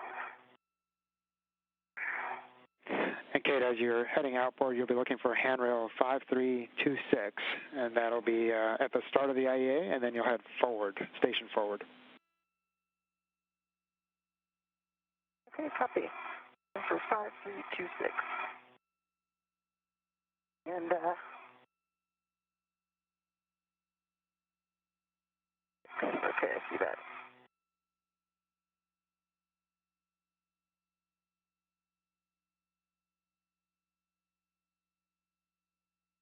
Okay, I'm splitting from you tether-wise. Okay. Frank, just confirm next is 5331. That's affirmative. That's got you heading station forward, and you'll go clear to the other side, and you'll be looking for the gap spanner to head station nadir.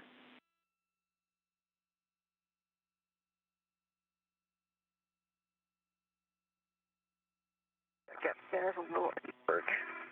And Frank, can I put my long PGT on the upper triangle? Yep, so Ichi, you are one step ahead of us, so you should be looking for handrail 5350. And you can calibrate your PGT and then temp stow it. Okay. And you can calibrate your PGT and then temp stow it. Well, actually, my long PGT, that'll be on the triangle, right? And I kind of discussed with Kate that if I have time, I first. So Ichi, that is triangle. all correct. Okay. Let me drop my the long PGT.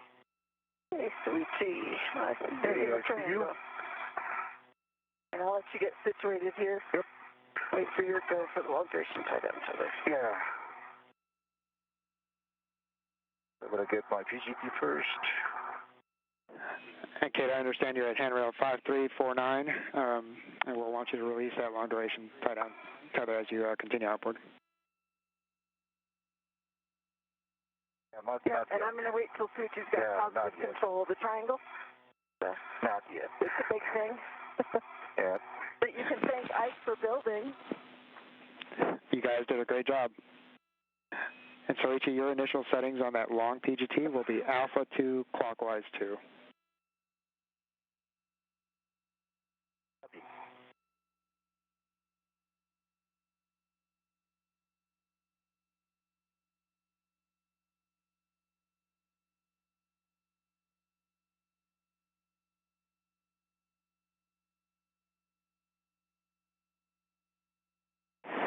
And Kate, just to let you know, we have about 10 minutes left on this day pass, so you can wait to release here, or we can go set the APFR and then come back to this. Your preference.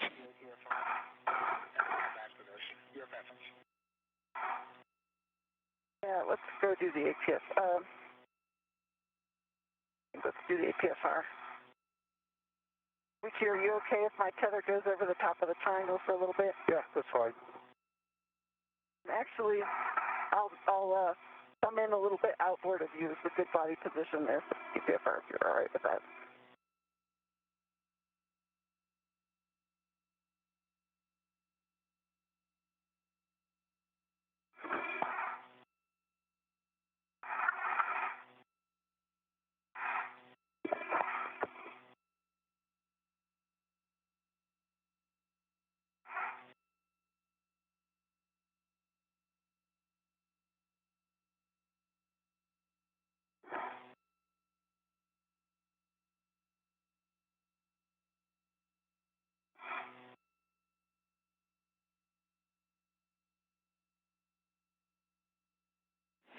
And Kate, before you head station forward, you may want to drop a fair lead along one of these handrails. Okay, I think it's going to be fine. I'm just crossing tethers momentarily, and I understand mine is on top.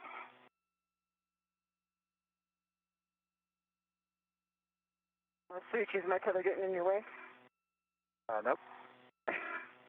Okay, take the cow past, and I'm going to set clockwise 2.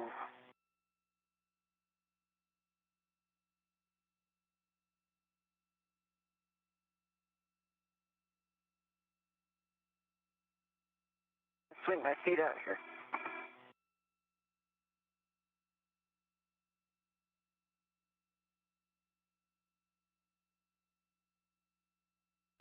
Yeah, Kate, I said that was Alpha 2 clockwise. Okay. But I will let you double check later.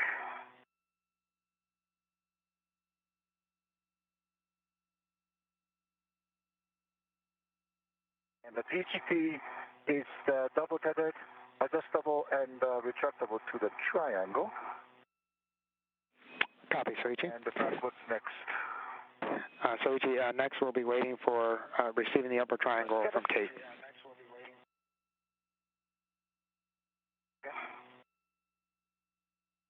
And I've got to get in the position next to you for this APFR, Soichi. Okay.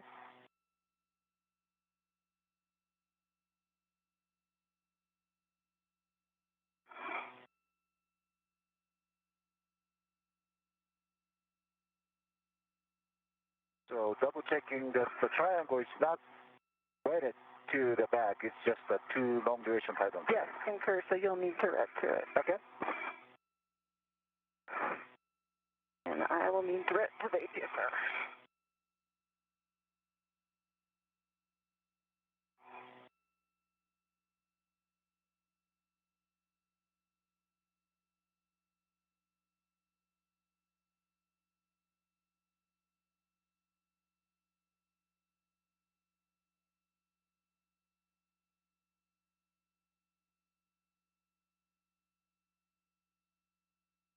I'm ready to it.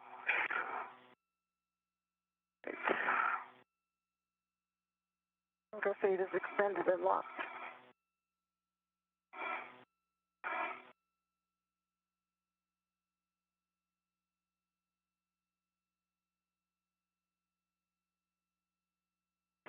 And Soichi, while you're waiting, you can get the short PGT from the bag and put that on your swing arm. That'll help you get ahead a couple steps from now. Copy. That'll help you get ahead.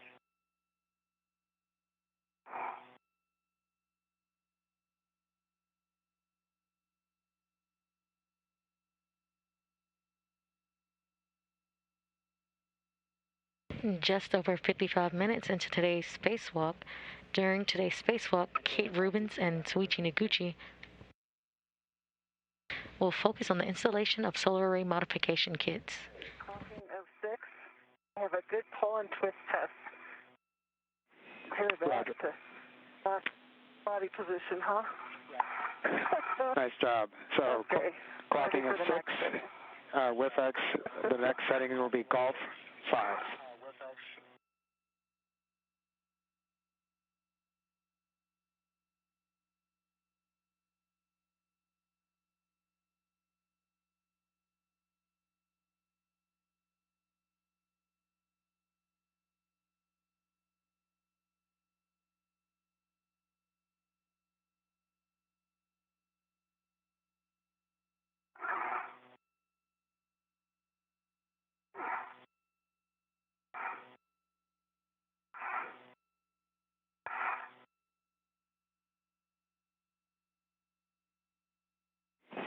And Kate, I'm back with you. Again, your WIFX settings will be 6, Golf 5. Okay, working on a 5 right now, then I'll get Golf.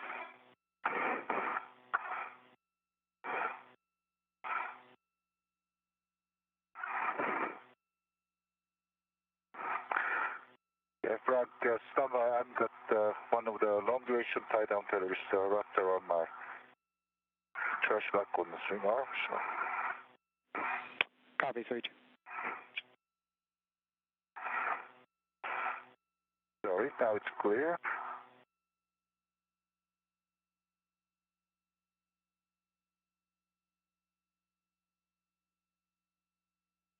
And guys, so as you're going to get short PGT. Affirmative. As you're starting to see, we're about 4 minutes away from a night pass. Copy.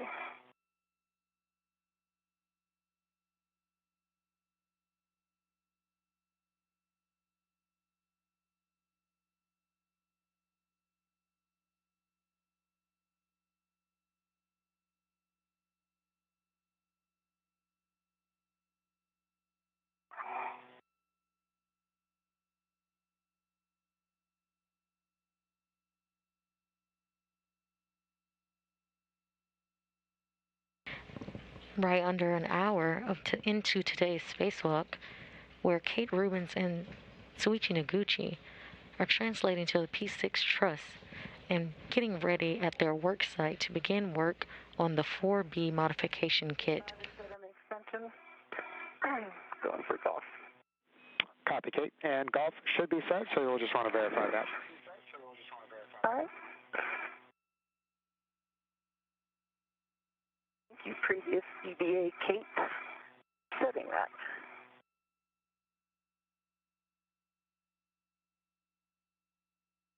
And Kate, as long as the handrail is facing the IEA, that should confirm that setting. Handrail is facing the IEA.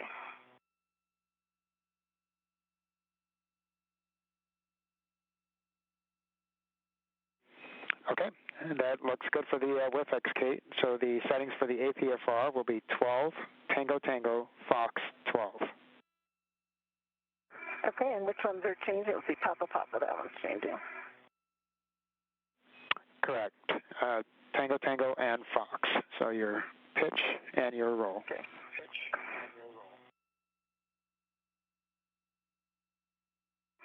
You'll hear the acronym APFR today, which stands for Articulating Portable Foot Restraint, and it's what crew members will use to restrain their feet at their respective workstations today.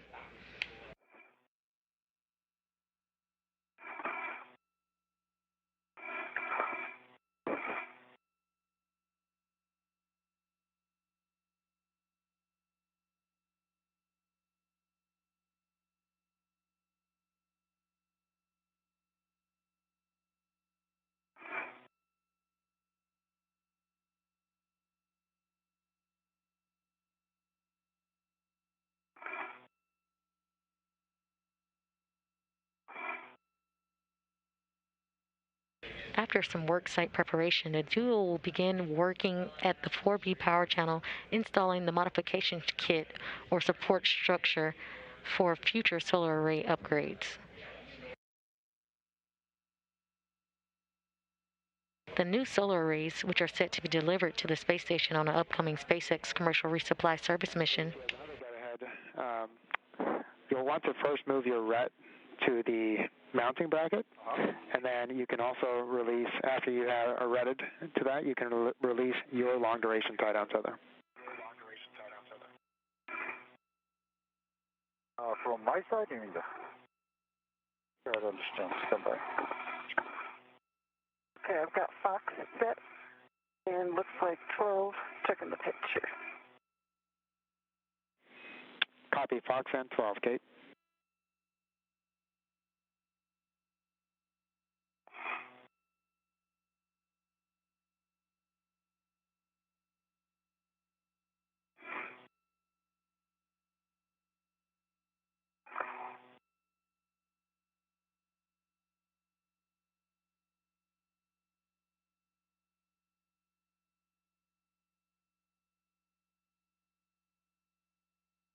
And yeah, Frank, let me drop this short GT first, the 5266, I think.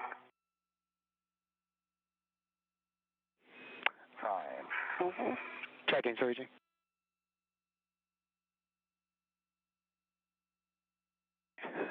Yep, Soichi, you'll want to stow that on 5366. That's near the APFR whiff. 5366. Copy, 5366.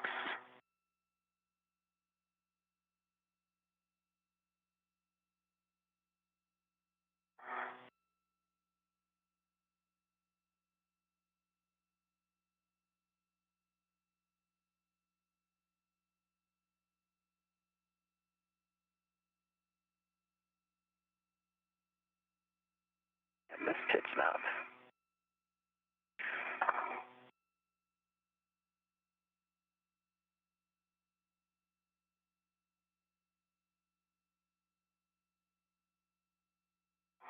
Now in an orbital nighttime, we are now getting camera views from Soichi Noguchi as the crew gets in place to begin their work.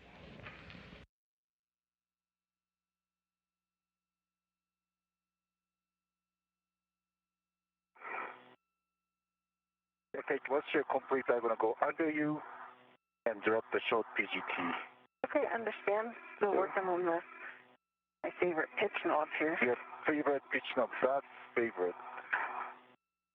All right. Kate, did we forget the WD-40? We did, Frank. We did. I can send that out in Anorak's Airlock for us. Okay, the pitch knob is in position, but it's not popping out. Okay, copy.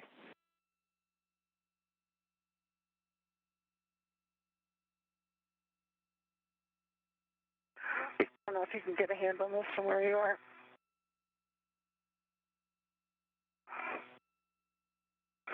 Oops, sorry.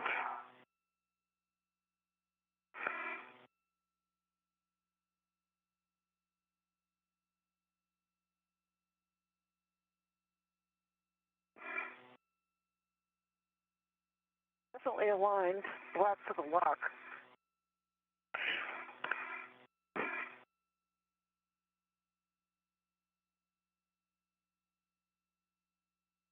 Now just over an hour into today's spacewalk.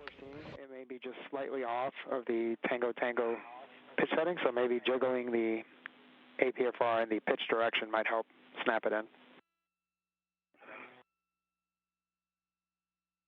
I think it's in Tango. Please. Try.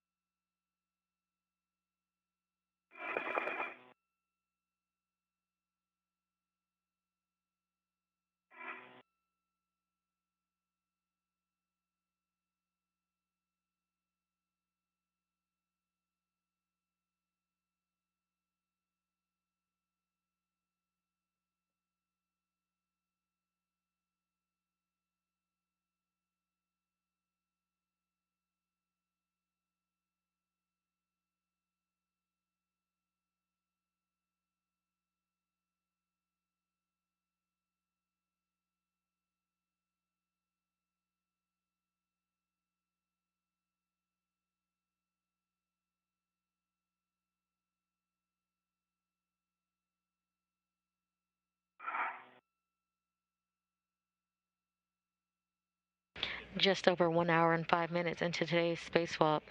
During today's spacewalk, Kate Rubins and Noguchi will focus on the installation of solar array modification kits. The team is good with proceeding if you feel like the APFR is rigid and passes a good pull test. Yeah, let me get that pitch knob locked again. Currently, Kate Rubins is setting up the APFR, or the articulating portable foot restraint, at her workstation.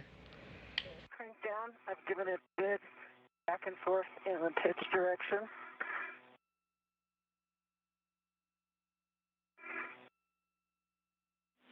Okay, and that is a good config, Kate. Okay. So Kate, next we're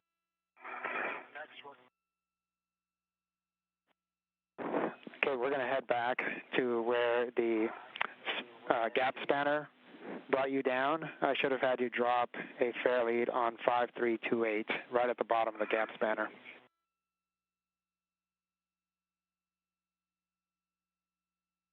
Okay, I'm looking at my tether now, and it's essentially fair lead on the triangle and the IEA. Let me get that big from here. And Kate, the reason they want the inboard side more secure is so that it doesn't hit the radiator as we continue to work. Let me check.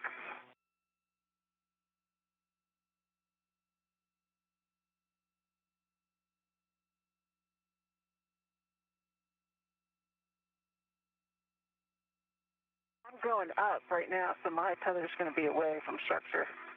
You're going up from here? Well, I'm going to go back to long duration, tie down tether, and then I'll climb up on the APFR. Okay.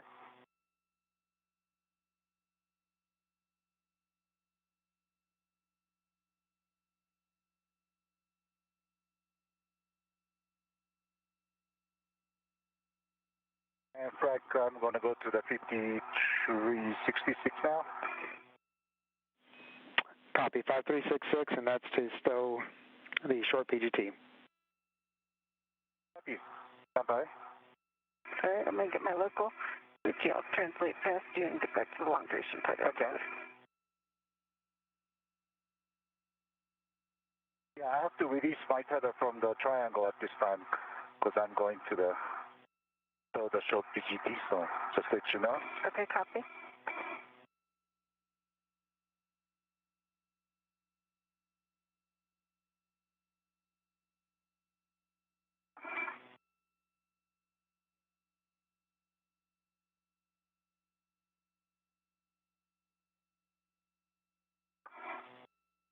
Okay, I see you moving.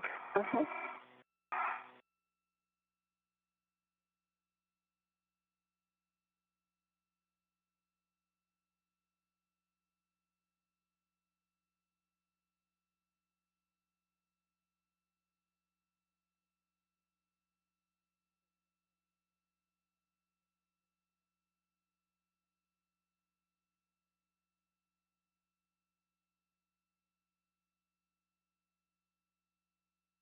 I'm at 5349.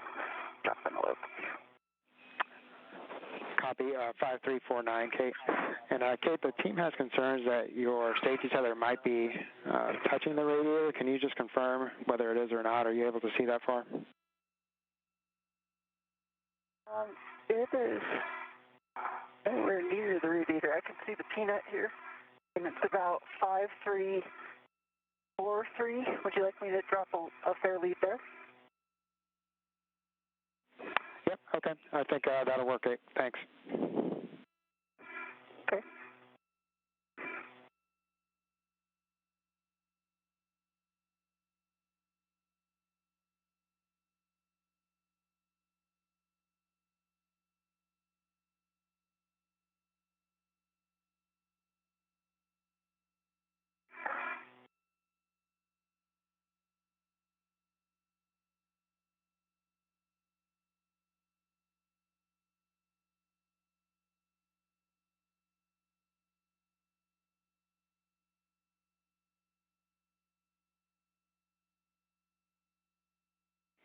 And Kate, after you drop that,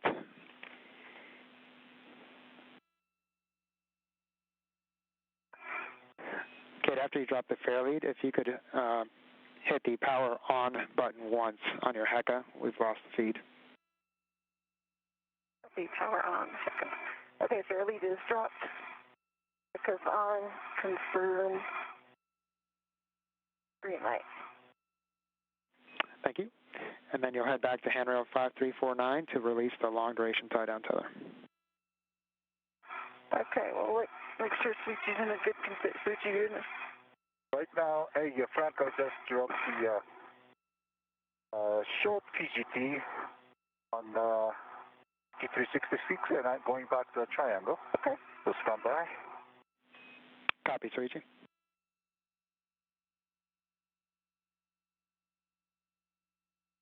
You're in the perfect body position for that APFR now. That's a good one because this metallic structure's on the way in this side. Yeah. I'm sure Frank is very familiar with it from the pool.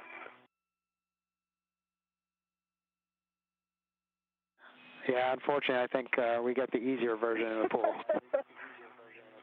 Oh, it's not so bad.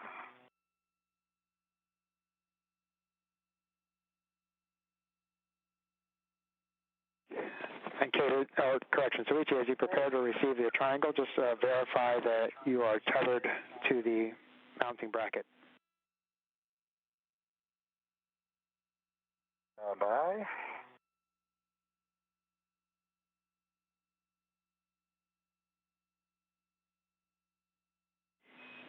And Suichi, there should be a tether point at the corner of the mounting bracket plate. Corner of the mounting bracket.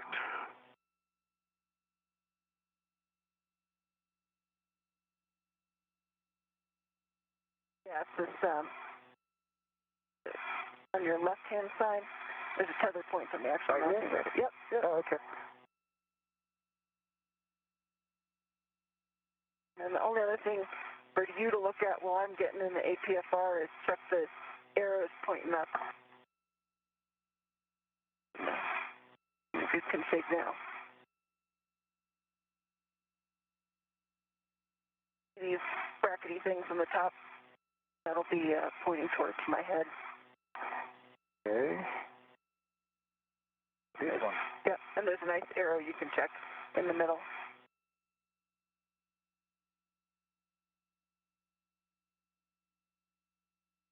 Oh yeah, right. Okay. So the arrow pointing away from the. Yep, the arrow will be towards my head. Copy. All right. Now I'm local tethers, and the mounting bracket is tethered to me, and I'm ready to receive the triangle. I see that. Okay, copy, I'll Soichi. release the long duration tie-down tether. Affirmative, Kate. And Kate, you can release. Tie-down tether. Okay, I have a control.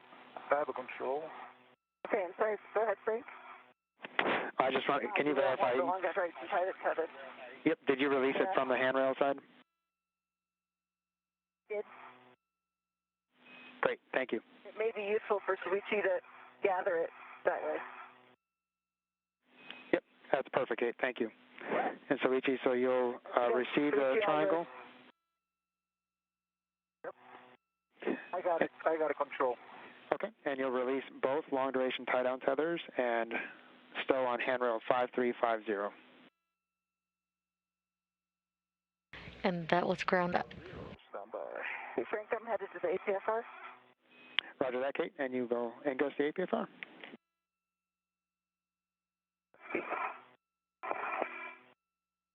That was confirmation from Ground IV Frank Rubio, who was talking to Kate Rubins as she released the long duration tether, which tied down the upper triangle of the 4B modification kit.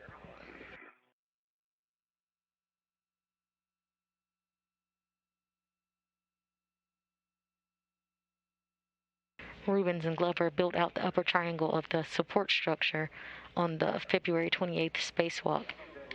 I'm going to walk on the other. Copy, Soichi.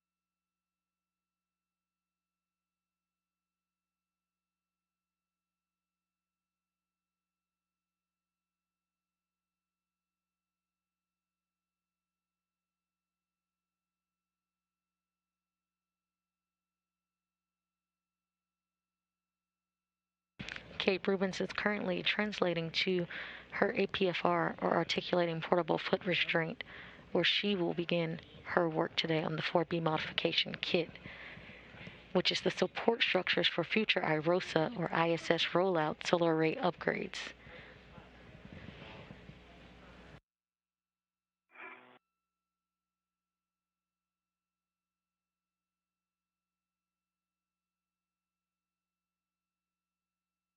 Once she ingresses, we will see Noguchi hand off the upper triangle of the modification kit to Kate Rubins to install to the mounting bracket. Okay, so you got my fairly done. Head back to the APFR. For real this time. Copy.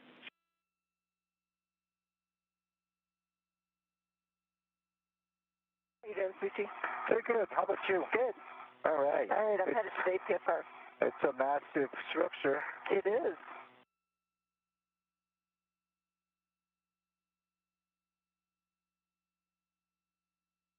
Rubins just confirmed she is now translating to the articulating portable foot restraint.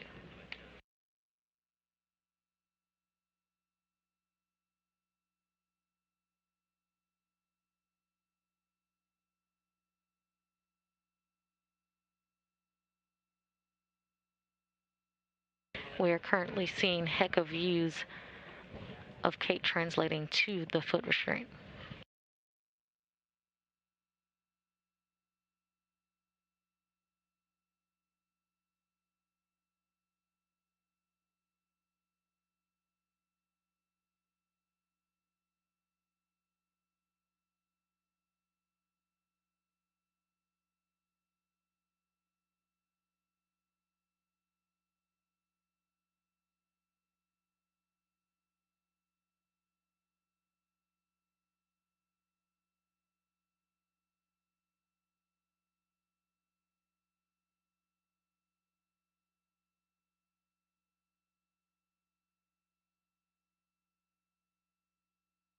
SpaceWeek, I am Ingress and local. I have a good inspection of each fixture area.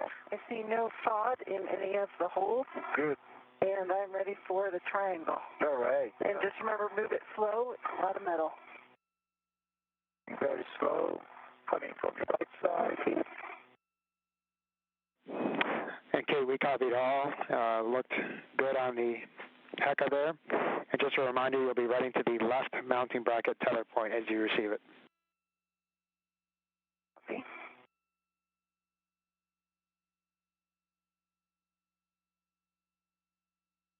If I can turn, moving up, slowly. And just keep going up. Okay. That's the farthest reach.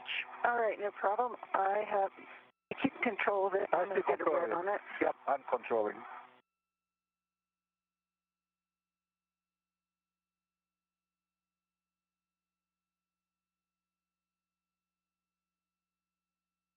Kate Rubins says Ingress on the APFR and is waiting to receive the upper triangle from Noguchi. Using the PGT or the pistol grip tool, Rubins will attach onto the triangle. And wait 1 second. Okay, can I let go? You can let go. I have control. If you stop, I just release mine. Yep, I'm standing by.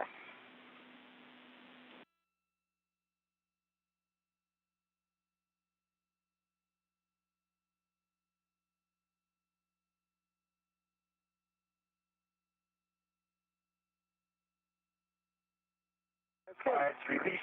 After your red is released, Frank, I'm ready to the left mounting bracket tether point. Copy, Kate. And you'll be installing the center pad to the mass canister with the arrow pointing up. Engage the left side first, and then you'll pivot the right side to engage. The arrow is up. So each of you can work on opening strut bag 1 and securing the lid open using the integral lid tethers. Is it a good time to restore the long duration tie-down tether? 2 of them is 100 or 50, and 5350. Affirmative, so once you open the bag, you can stow the long duration tie-down tethers in there as needed.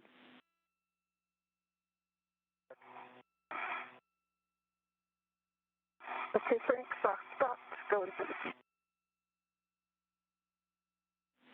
Okay, we copy soft dock. You'll be using your long PGT. Once you calibrate, your settings will be alpha 2, clockwise 2. Okay. And that's the long PGT on the triangle, correct? Affirmative.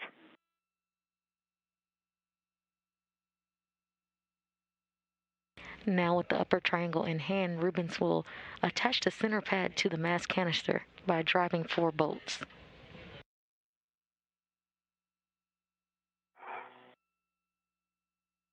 Good LED test, good Cal 39, that's my 5 on the bolt. And I'll take the settings now. The settings are alpha 2, clockwise 2. Copy alpha 2, clockwise to set. And tell me again, turns. Yep, and so you'll be driving Mike 5 through Mike 8, any order, and you're looking for approximately 10.5 turns. You'll be driving the torque.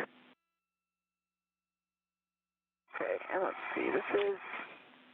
And Kate, the turns are anywhere from a little bit there. 5 to 10. We expect about 7 turns. Copy, expect about 7.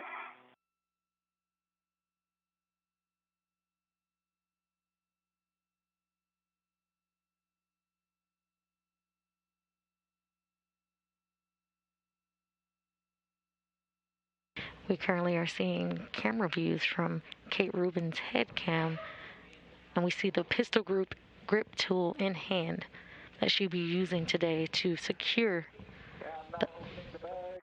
Okay. Driving on M6.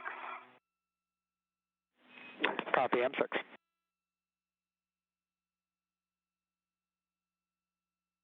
She will be using the pistol grip tool to secure 4 bolts today to attach the center pad to the mass canister.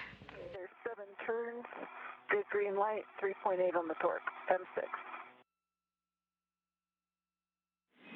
We copy 7 turns, 3.8 green lights. That is a good bolt for Mike 6. Exciting.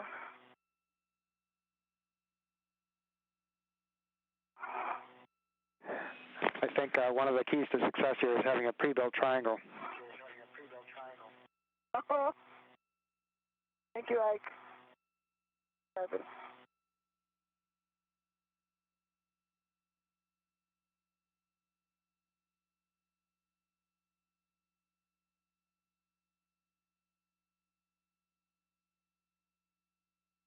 You just heard a thank you from Kate Rubins during the February 28th spacewalk. Right on there, there you go.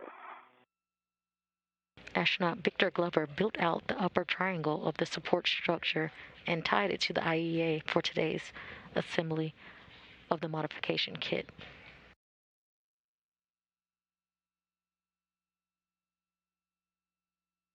Okay, Frank, jetpack is now open, and I just stowed the 2 long duration tie down tether inside being. Okay, copy, Soichi.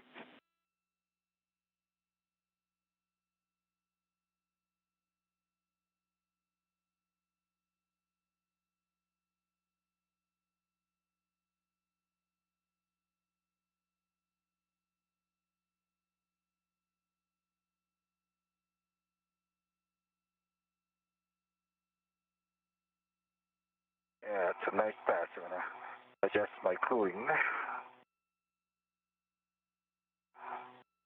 I'm going to try M5 here. 5.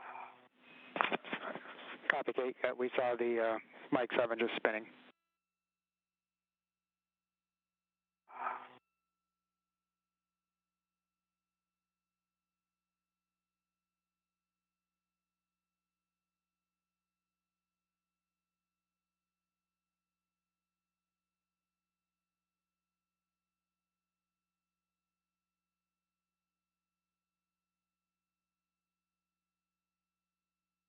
Okay, 3.6 on the torque for M5. 1.5 turns, good green light. Okay, I copy 3.6 green light. Can you say again turns, please? 7.5. Copy 7.5. That's a good bolt for Mike 5.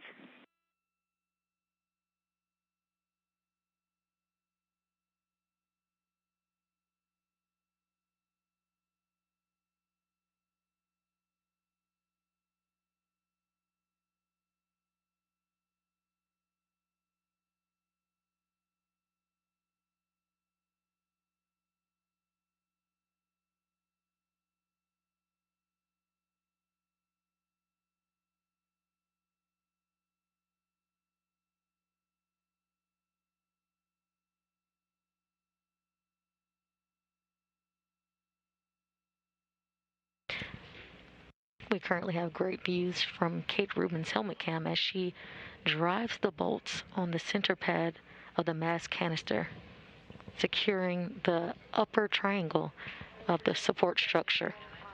M8, 9.5 turns, but the first 2 it wasn't engaged at green light. Okay, so understand 3.7, 7.5 turns after engagement and green light. Okay. And that's Mike 8. And Kate, are you able to try Mike 7 again? Hopefully it'll engage after the other 3 are in place. Yep, that was my plan. Driving Mike 7.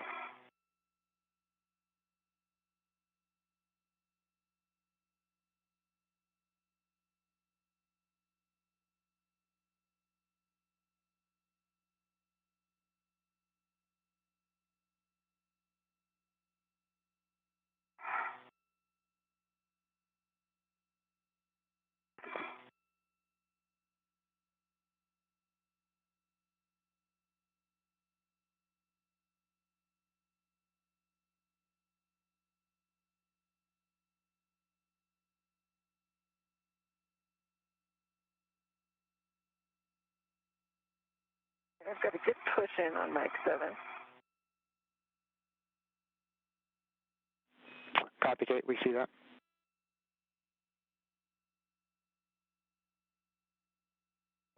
And Kate, we're continuing to discuss down here. You can attempt one more try there, but we think it should be in the proper position, and pushing with the PGT should provide adequate engagement.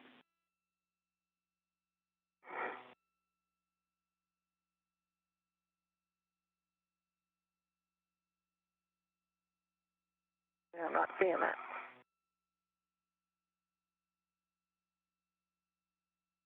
Not engaging? No, the other 3 certainly are on in the correct position now. And I think you can see from Hecka, I'm pretty sure it's big on the bulkhead. I'm going to back off a little more.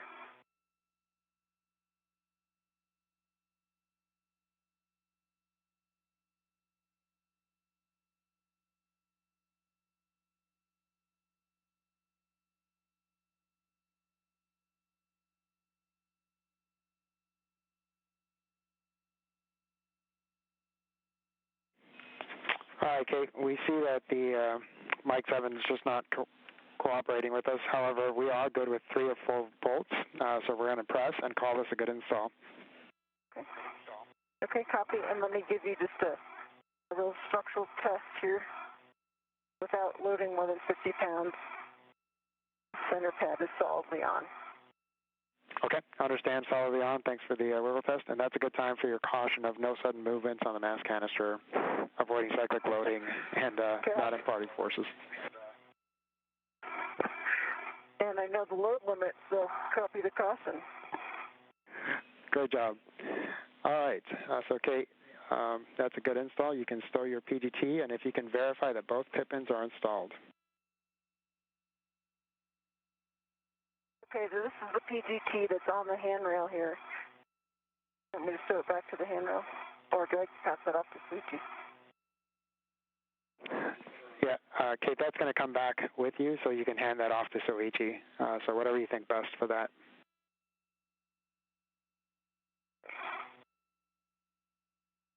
Suchi, are you in a position? I think you're down right here underneath my right arm. If I hand the CGT down to you. Okay, stand by. I can see if I can reach. Be able to hand it off to Ike. Wow, okay. I'm going to climb up and... Oh, I don't think you have to really go anywhere.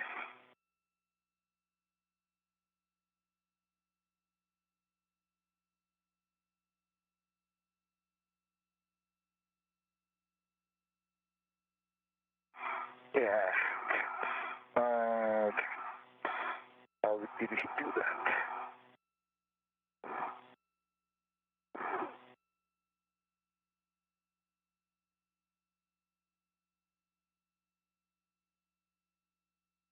Ready for it? No, okay, no problem. I just wonder which handrail did he use? That one on the corner there was a nice place for a local. Okay. Right where you're at.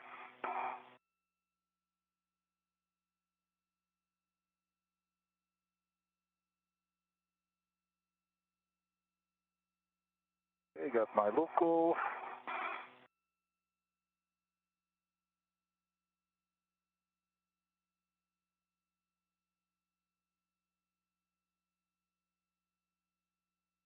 Got it. Okay. I got it. When you get to it, let me know when you've got it. Stop by. Okay, and we copy, Soichi now has the mark PGT. Huh?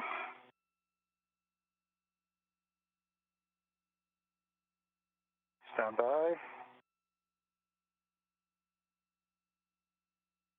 Yeah, the red this PGT had was my red, so... Okay, when it's got an adjustable on it. If you need to adjust it on your main workstation, just let me know when it's secured, and I'll send your RET back. All right, now it's secured to the structure.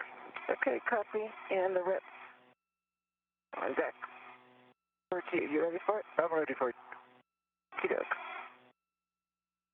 Thank you. Frank, I can confirm one pit pin is in the ground block for the center pad.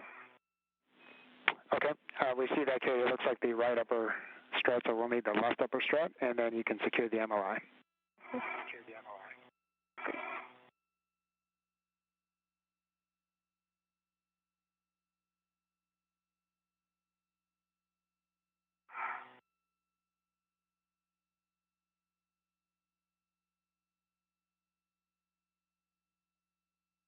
You will hear the term PGT or pistol grip tool used throughout today's spacewalk.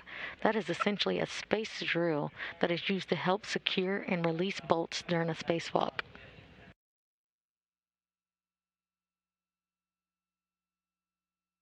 Okay, both pit pins are secured with a good pull test working on the MOI. Copy, Kate. And for both of you, we'll have sunrise in about 2 minutes and LOS in about 3.5 minutes. Copy.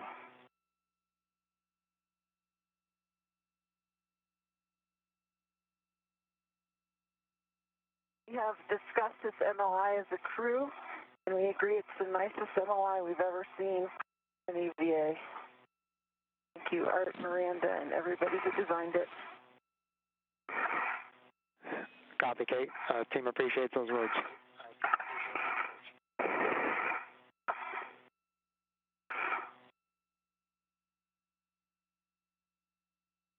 Okay, Frank, the MOI is secured around both bolts. Okay, copy, Kate. Next, you'll egress the APFR and adjust your WIFX extension to 1. Soichi, after Kate does that, her adjustments on the APFR, you'll be handing her the right mid strut, which is straps 9 and 10, if you want to start on that. 9 and 10. 9 and 10, copy. And Frank, since the triangle secured to canister, I'm relieving my RET from it. Copy, Kate. And we also see that the triangle is rotated down. Yes.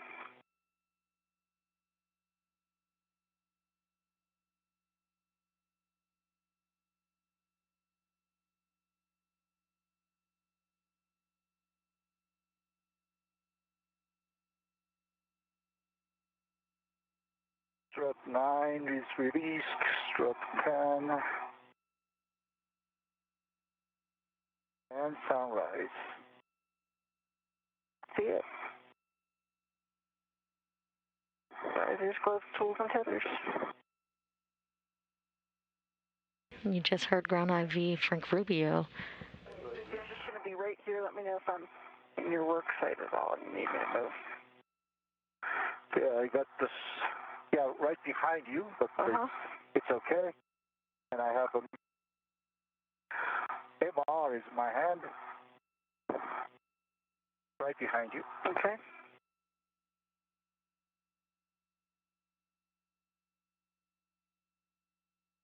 You just heard ground IV Frank Rubio and Kate Rubins confirm a good install of the upper triangle. She is currently going to egress the APFR or the foot restraint and receive the right lower strut from Soichi Noguchi for installation onto the structure as well.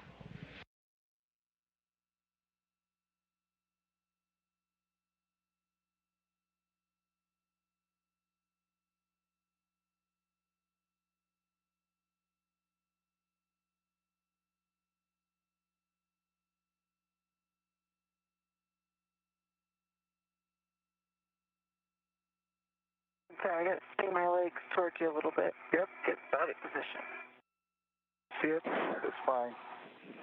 And guys, we'll have a handover here in about 20 seconds. So, Kate, again, you are putting the WIFX at 6 Golf 1, dropping to 1. And CCM, I think you're moving me with the strut. Yeah, I'm getting out of the way, actually. Okay. Yeah, stand by. I'll pause here.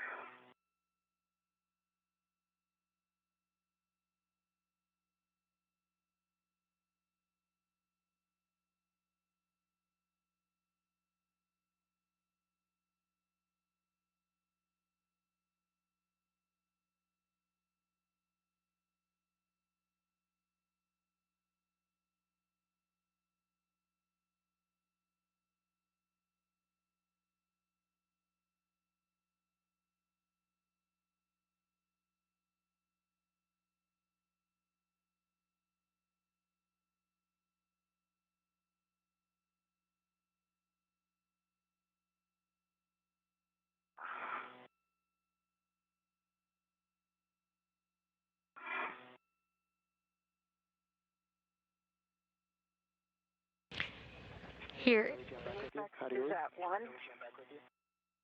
Okay, read you loud and clear. The WIFX is at 1. And say next settings. Copy 1. Your APFR will go to 12, Papa Papa, Charlie 12. The changes are Papa Papa and Charlie. Copy Papa Papa and Charlie.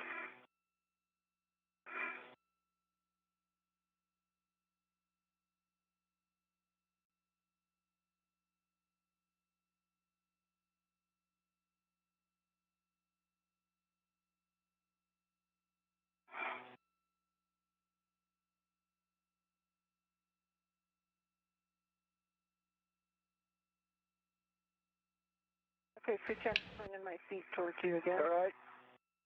Taking out. Clear. Okay.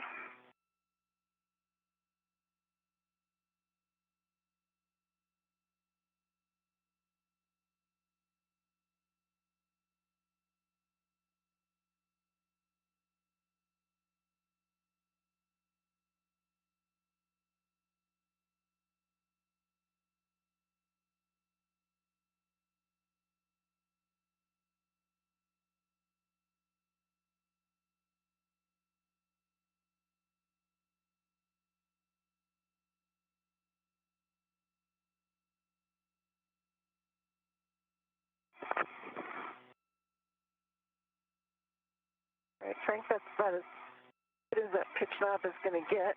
But it's reacting all the loads I'm putting into the APFR. So it's about halfway. Copy but I am not able to move it further.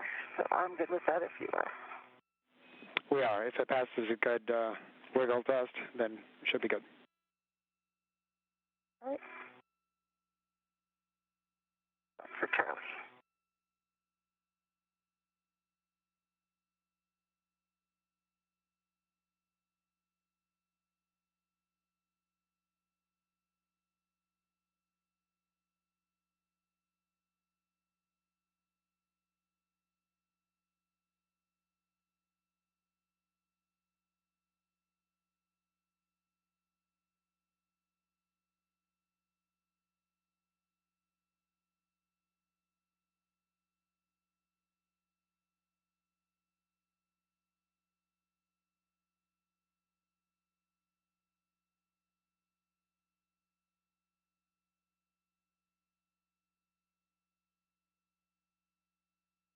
So Jim's bringing my feet away from me again. Okay. And I am out of your... Yeah, out of all. Pacology. I'm getting in position to give you the right mid strut. Okay, I got to get Charlie first here. 1 second.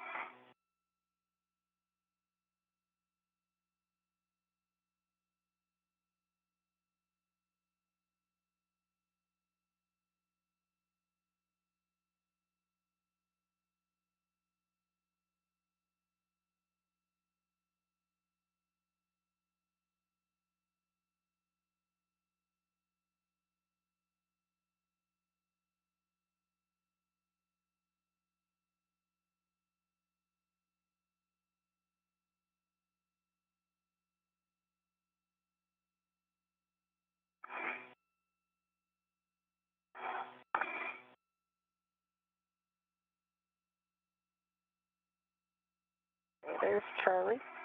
And let me get back into the APSR, and I'll be ready to receive it.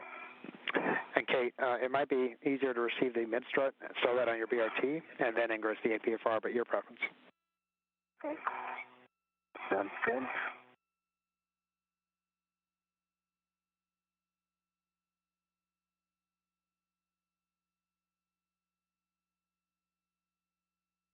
Just over 1 hour and 40 minutes into today's spacewalk.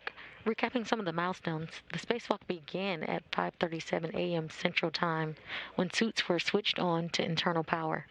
Rubins and Noguchi have now arrived at their work site and has installed the upper triangle of the 4B modification kit.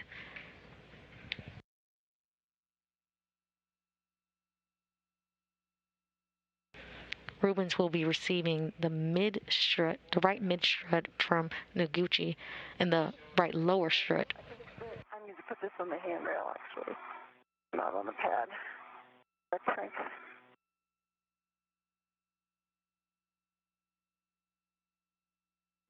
Affirmative, Kate, on the handrail. Okay. You have a control. Copy. Okay. I'm getting ready for the next one. And I'm putting it. Yep, Felici, you'll receive the ret back, and then you'll be working to retrieve the right lower you're strut. ready for it. Copy. I got it. Thank you. Okay. It sets on my BRT now to the 45. BRT's more tightened down this time. And Frank, double check the strap number for the LR. Yep, it's straps 5 and 6 for the right lower strut. LL. Q5 and 6. And so, Ichi, we're going to need a glove and hab check. So if that's easier to do before you have your hands full, we'll take that now. Okay, I'll do it right now. Glove is nominal, and the hub is nominal. Copy, thanks, I Ichi. can get your glove and a half if you'd like. We'll take it, Kate. Thank you. WBS. We'll take it, Kate. Thank you. Okay.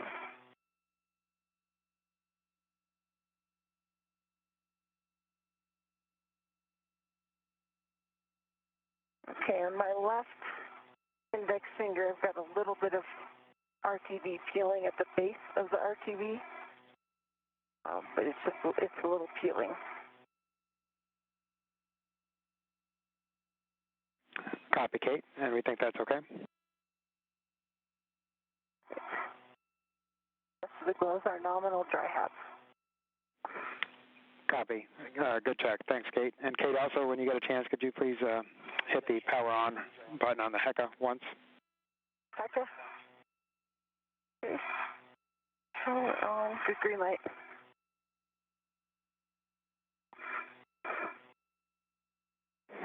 Copy, Kate. And so, Ichi, again, you're retrieving the right lower strut? For that. Copy. Light. Stand by. So give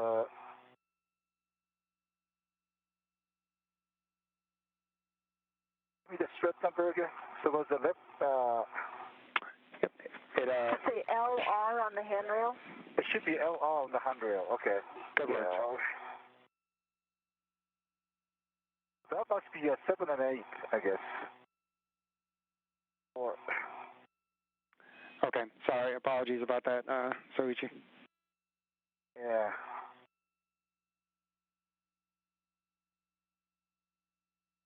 Yeah, that must be 7 and 8. Okay. I already released, but I'm trying to tempt the... While Soichi's working on that, I'm looking at the stop spherical bearings since I've got eyes on them. Not too close to it. They look fairly in alignment, but you'll get a better view. I don't know if you can see in HECA if I can point it at you. Anything for you? Not yet, Kate, but those are good words to hear. Thank you.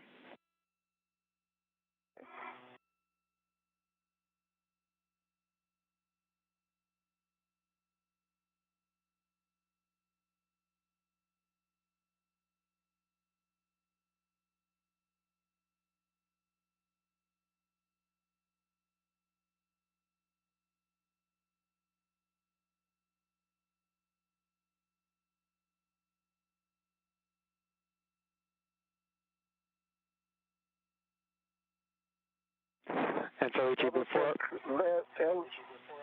Yeah. Affirmative. LR is the strut you will want. Before releasing it, however, we do want you to put a strap on the left lower strut so that it's secure. Yeah. Yep. Right, agree.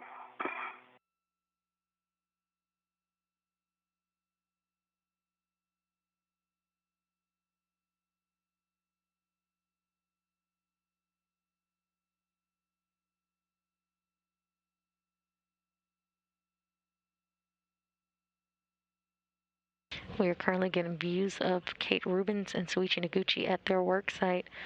At the bottom right, you can see Noguchi inside the modification kit bag looking for the right lower strut.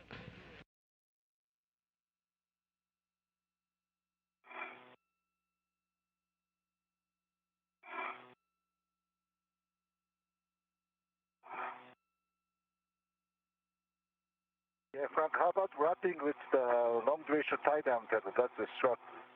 Attached to the back 2 points so it doesn't float. That sounds like a great idea, Soichi. Yeah. Okay, I'm releasing number 7 now. Copy. Copy. And releasing lower right strut.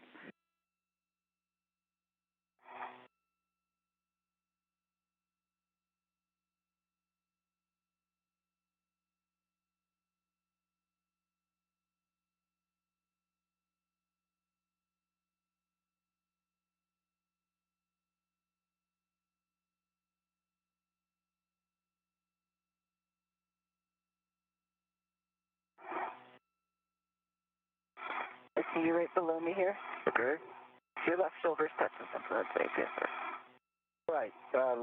Right lower strut. Affirmative, Soichi. And you'll be passing this with the clevis bolt towards Kate. You've got nice control, Soichi. Have it? I do not have it yet. Okay, it's going behind my twist, so if you can bring it out. There you go, exactly. And then bring it towards the mass canister.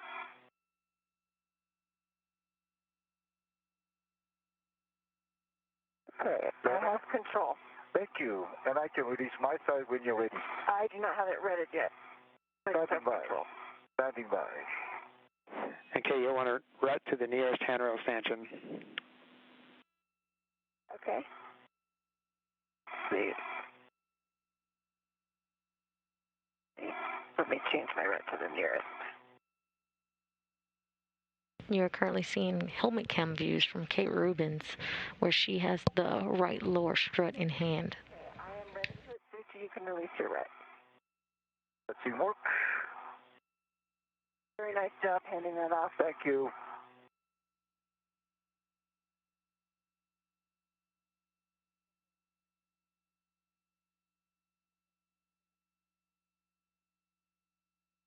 Okay, that is released, so yours. Okay.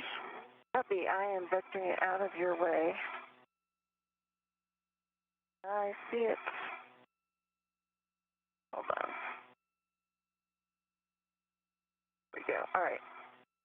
Is this clear of all the bag wrap? Yep, it's clear.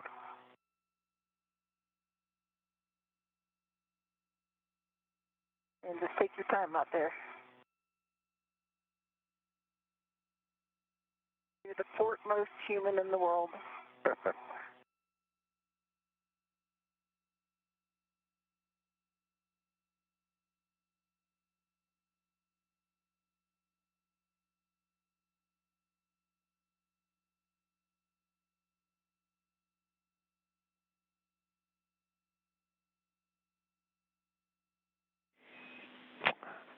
And Kate, when ready, you can release the L6 grounding pit pin from the strut stow location. Copy.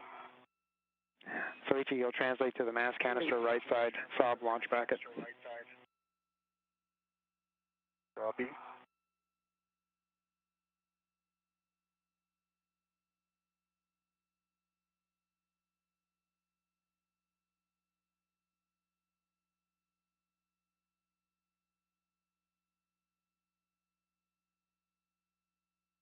All right, Sound bracket is right in front of me. Now I see the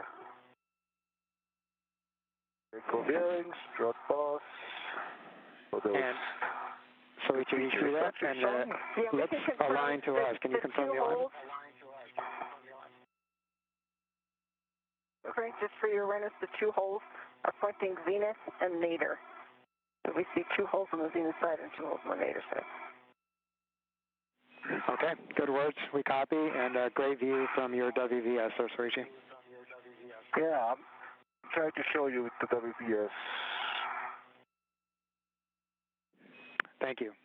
All right, so we'll be working to install the right lower strut, Mike 19, to the Saab launch bracket. Okay, Soichi, when you're ready for it, I'm going to swing it slowly. So I have VRT to the P6 and a good position. I'm ready to have the. Yep, I see it slowly. Coming back, coming here. I have a control. Okay, copy. You have control. I'm going to hold it loosely. Thank you. Back to me where you need it. And so, Ichi, initially you'll want to hand start 2 turns on Mike 19. Yeah, on Mike 19. Copy.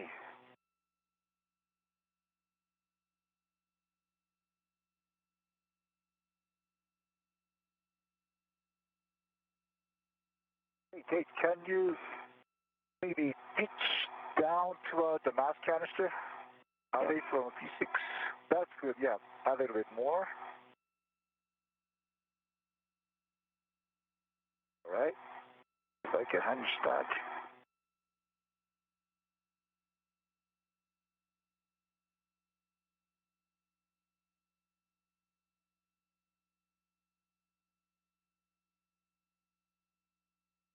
Sorry. No, just tell me where you need it. Yeah.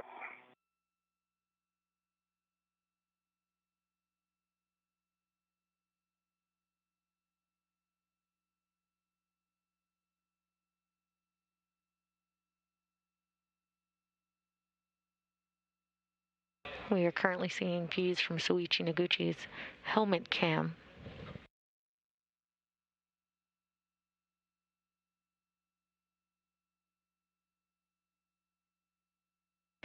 He's... You have to push in a fair amount. One thing, maybe if you want to move the MOI back, I can hold the for you. You may get a better view of the bearing. Yeah, we can always. Okay.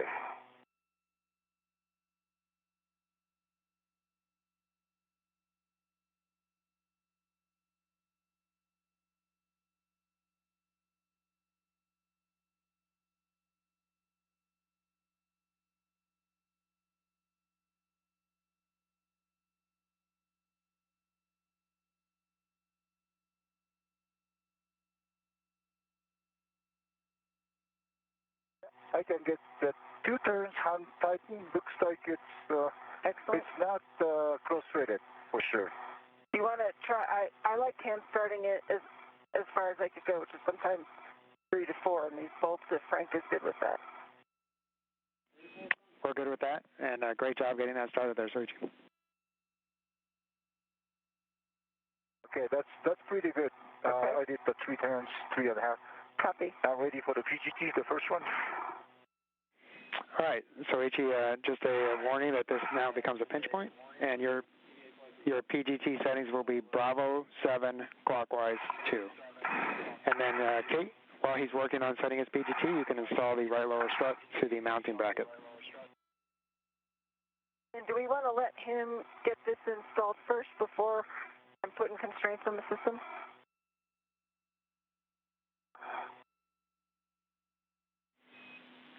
Yep, Kate, we'll actually want your end installed lightly. We'll put 3 turns on it, and then we'll drive the initial drive on Soichi.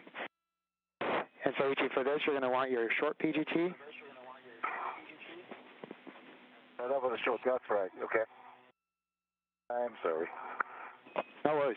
And your settings again will be Bravo 7 clockwise 2. Okay, Frank, I've got 3 turns hand started on M20. Great. Nice job, Kate.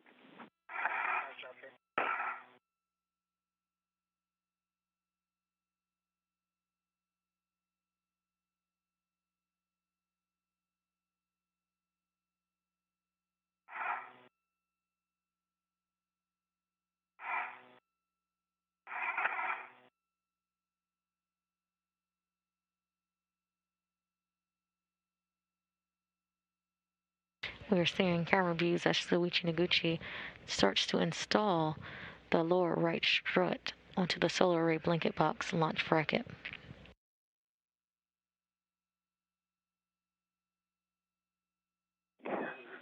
And Kate, we'll be waiting on the PGT, but if you want to get your settings prepared, you will be at Bravo 1, clockwise 2. Copy Bravo 1, clockwise 2. And I'll hold on the PGT. Okay, Kate, I'm right behind you. I mean, below you to get the PGT.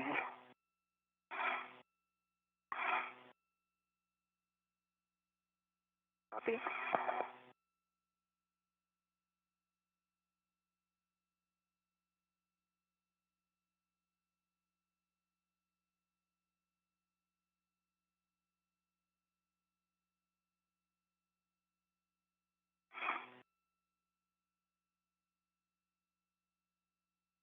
Okay, PGT is still rated to the handrail.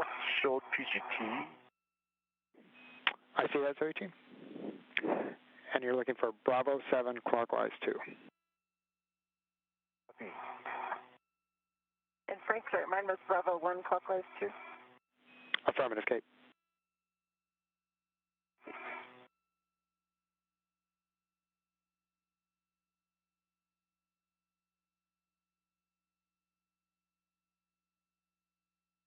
Soichi Noguchi has begun his install of the lower right strut. You're doing great, moving around there.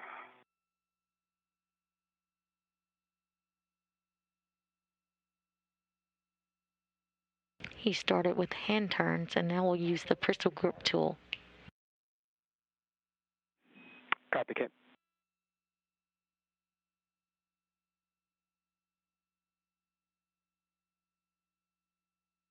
After Noguchi has installed his lower right strut, his right lower strut, Kate Rubins will also install a right lower strut onto the mounting bracket.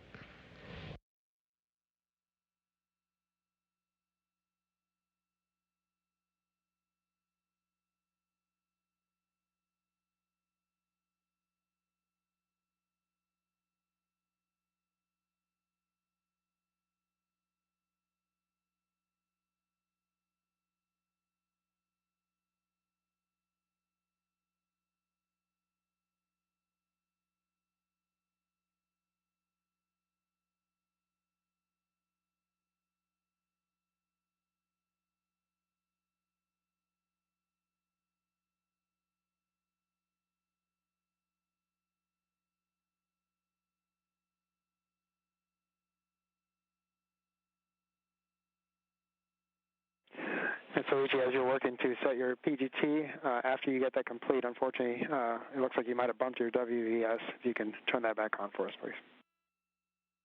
Okay. Is it on?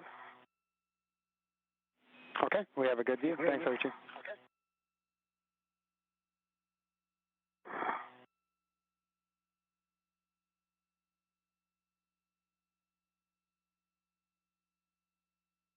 Bravo 7. Affirmative. Bravo 7, clockwise 2. And so, Soichi, this is going to be a running torque, and so we'll drive it 9 turns. Confirm you put in 3 turns manually.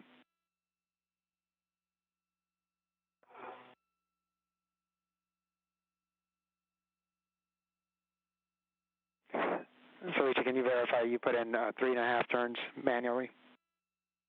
Yeah, 3.5, yes.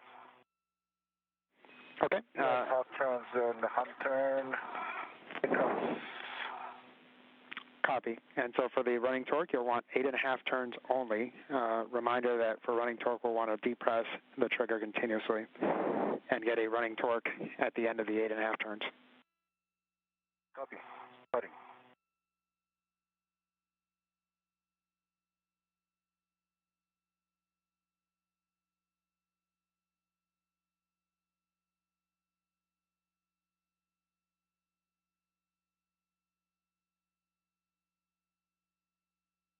Now I got the 6th turn, and the running torque still going, okay.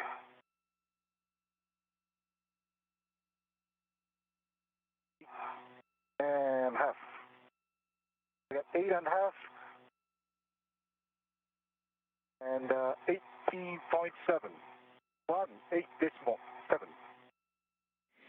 Copy, 18.7, standby.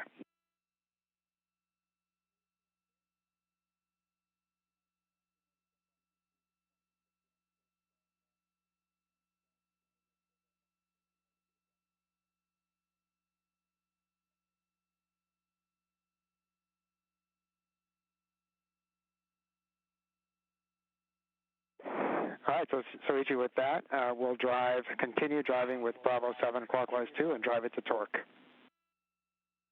Copy, drive it to torque.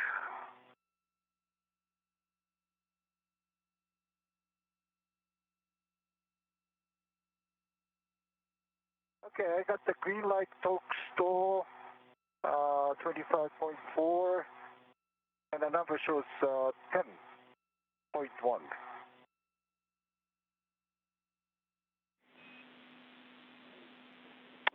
Can you say that last number again, Soichi, please? Turns? The torque is 25.6 and the turn is 10.11.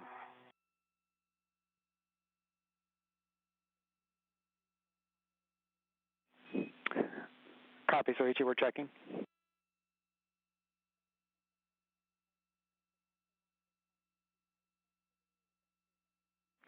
And Soichi, can you let us know where the black line is currently at? Stand by. It is definitely not flush. I would say still 3 millimeters from the top of the yeah. Copy, 3 millimeters. Yeah, 3 millimeter at least. And it's still wobbling.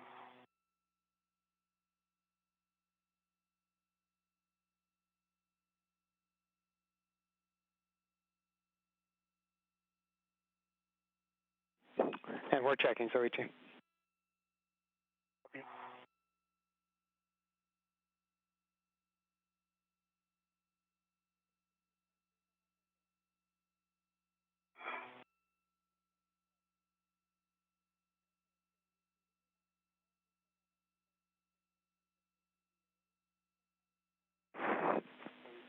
So Soichi, we're going to start with manual ratchet. So you'll be in ratchet clockwise, 30.5. Copy. Manual ratchet. Ratchet clockwise. And verify 30.5. Okay, ratchet.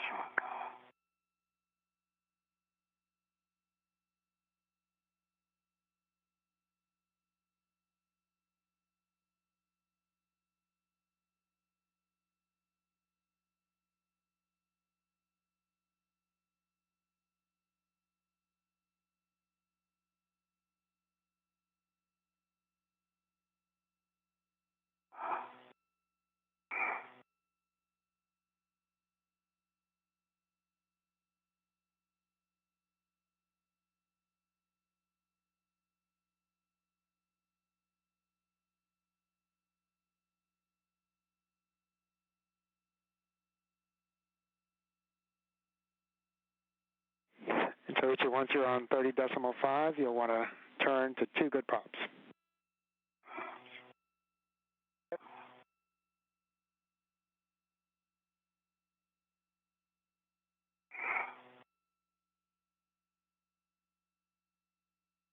Okay, I got the quick ones. I got the quick twice. Extend. Now it's rigid. Pretty much rigid. Copy, Soichi. And how many more turns were you able to get? I think I got, about 2 turns, but it's a ratcheting, so it's sometimes hard to tell if I've got the ratchet. But about 2 turns total. Okay, copy, approximately 2 turns. And you can put the PGT back in the motor.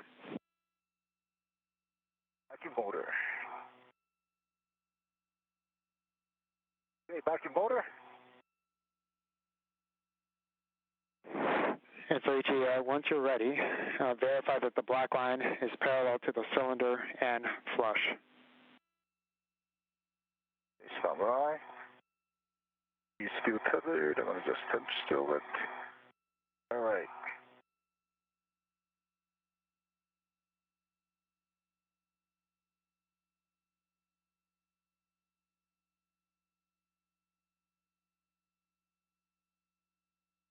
The spherical bearing is a little bit canted toward, I would say, pitch down, but its head is parallel to the spherical boss.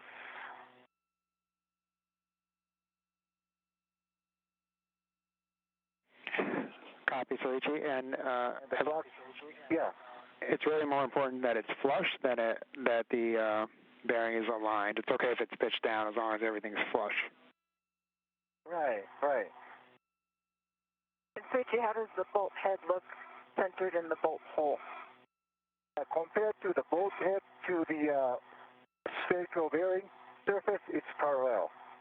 And then if you look at a bullseye, if you're going to throw a dart at the bolt head, see the surrounding strut around it, how does that look? Is it centered? Yeah, like I said, the spherical bearing is kind of on the both side, kind of pitched down, and it's the same on the bolt head. It looks like a little bit, in this world, it's like Venus. Both head is pitched, Venus kind of pitched down. And also, if I see from the side, the spherical bearing is also pitched down. Okay, I understand, Soichi. So understand that they are aligned, although slightly facing towards a downward direction, pitched down. And then could you do a shake wiggle test on WVS?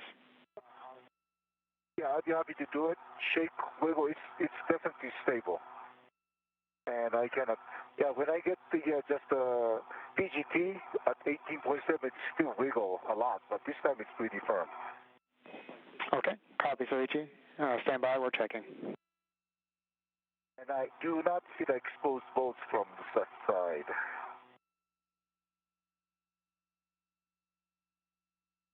Good check. It's actually a pretty good view from the side. It's forward of the station, I guess. Forward of the station looking out, and the spherical bearing is pitched down, but no exposed bolts. Copy, Soichi. And then last thing, if you can just verify black line position. Is that flush now? Yeah, black line on this view is the station, what do you say? Station Venus side is flush. However, the bolt is pitched down, so the mater side I see about 1 millimeter. But again, obviously the whole bolt is pitched down. That's why. So the narrow side is definitely flush with the top of the bolts. Okay, we copy and understand. Thanks for the great description, Soichi. Stand by. Okay.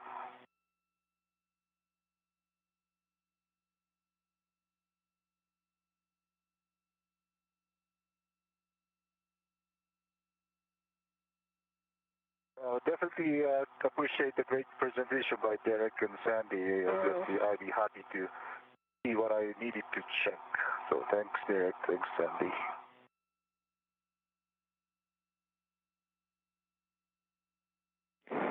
We copy Soichi, and they appreciate the words, and they say you're welcome. And with that, that is a good bolt install. So great job.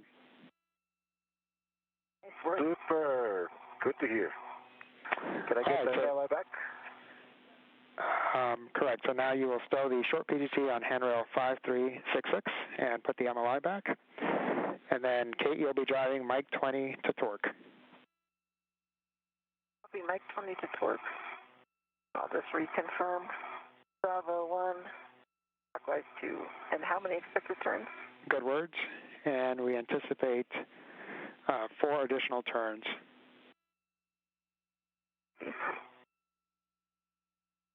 You just heard confirmation from Ground IV Frank Rubio to Soichi Noguchi on a good install. Copy MLI. I'm ready for the next strut.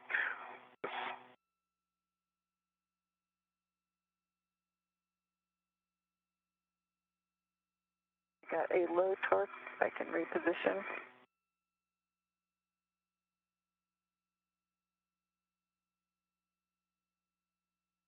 Kate Rubins now will install the right lower strut indicated by L6 to the mounting bracket.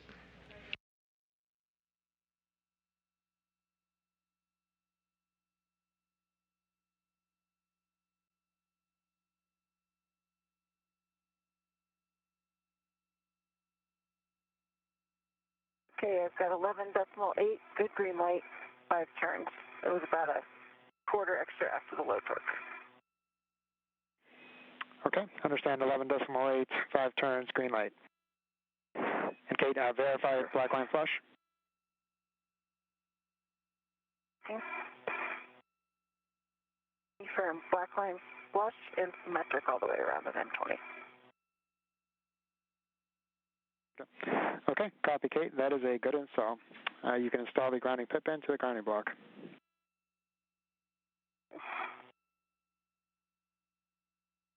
So Ichi, after the MLI is in place, you can translate to the mass canister right pad install location. Copy. You just heard confirmation from Frank Rubio to Kate Rubins that she had a good bolt install on her lower right strut. Grounding pit pins installed with a good bolt test. Would you like the MLI on M20? Affirmative, Kate. And you can also release the red.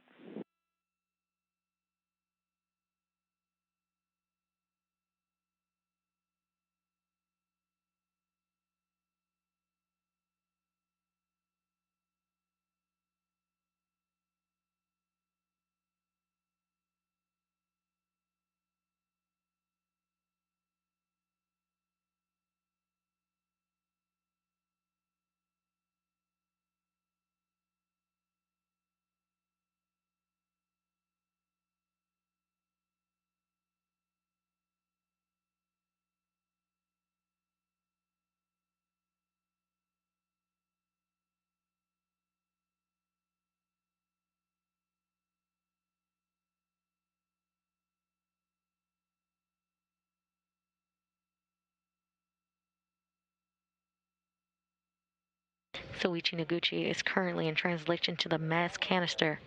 Most people in the world now. You are.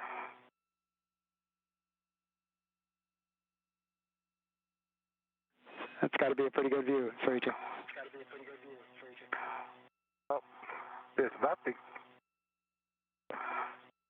It's coming up to nighttime. Well, actually, clouds. And Kate, you'll next retrieve the right mid strut from your BRT. Copy.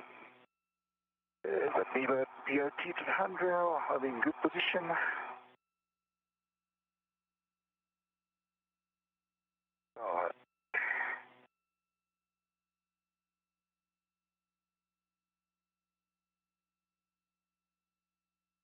And Frank, I will be releasing a pit pin opposite the handrail, correct? Affirmative. Good words, Kate.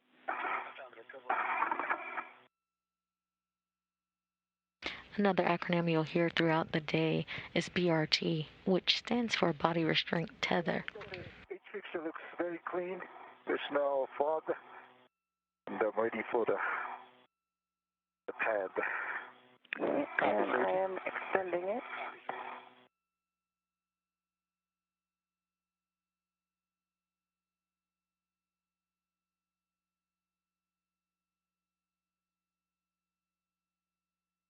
Soichi Noguchi just arrived at the mass canister right pad installation location.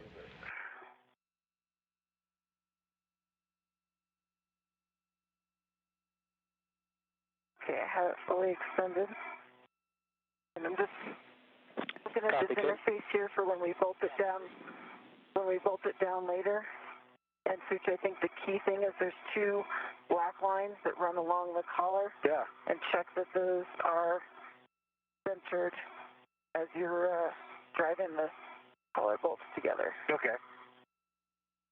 Take a look at that interface. Okay, you can install the middle grounding pit pin into the final position on the mid strut. It'll be on the telescoping portion.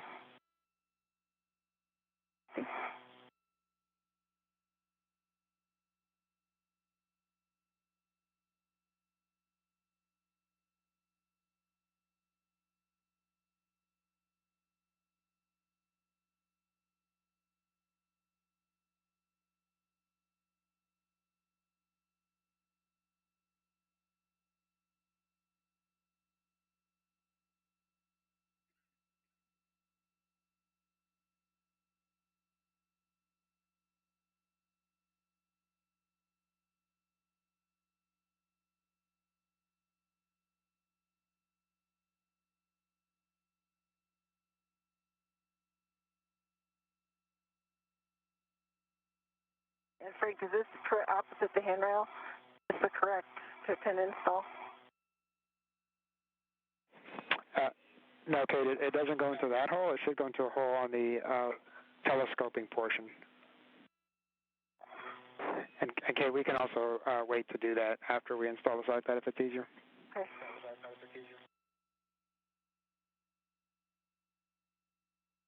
Yeah, I think we're going to need to fold the MLI down. Okay, copy. All right, so then you can hand the pad off to Soichi, and Soichi, you'll install the pad with the arrow pointing up or towards the solar array. Arrow pointing up to our solar array.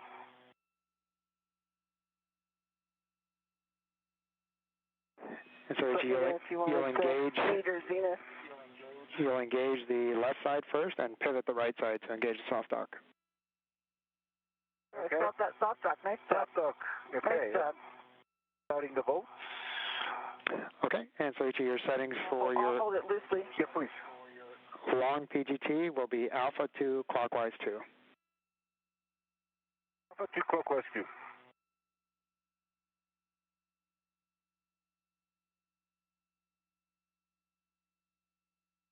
Soichi Noguchi is currently installing a right side pad to mass canister with the arrows pointing up for the solar array.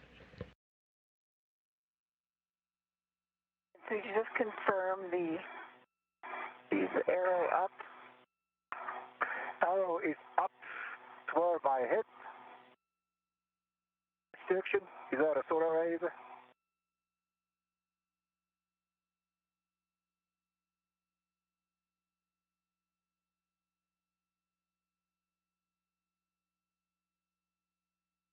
Using the pistol grip tool.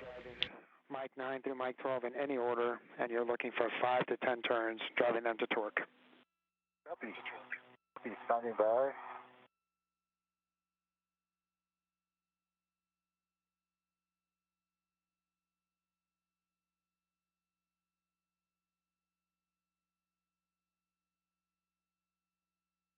Using the pistol grip tool, Soichi Noguchi will drive 4 bolts to install the right side pad to the mass canister.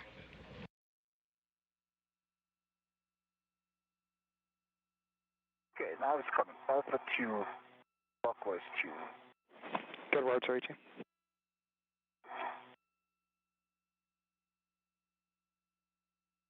Setting Mike 10.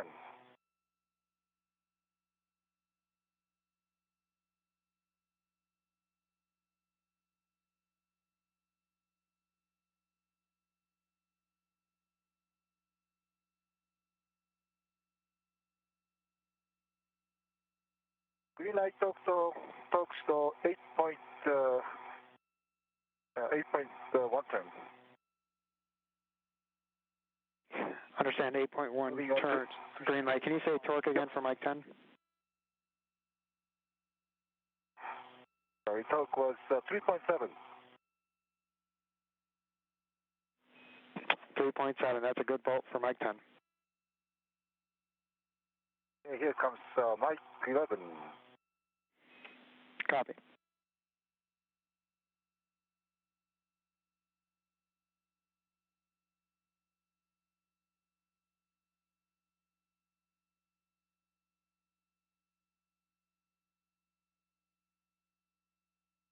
And so, Ichi, we'll have a handover here. So 3.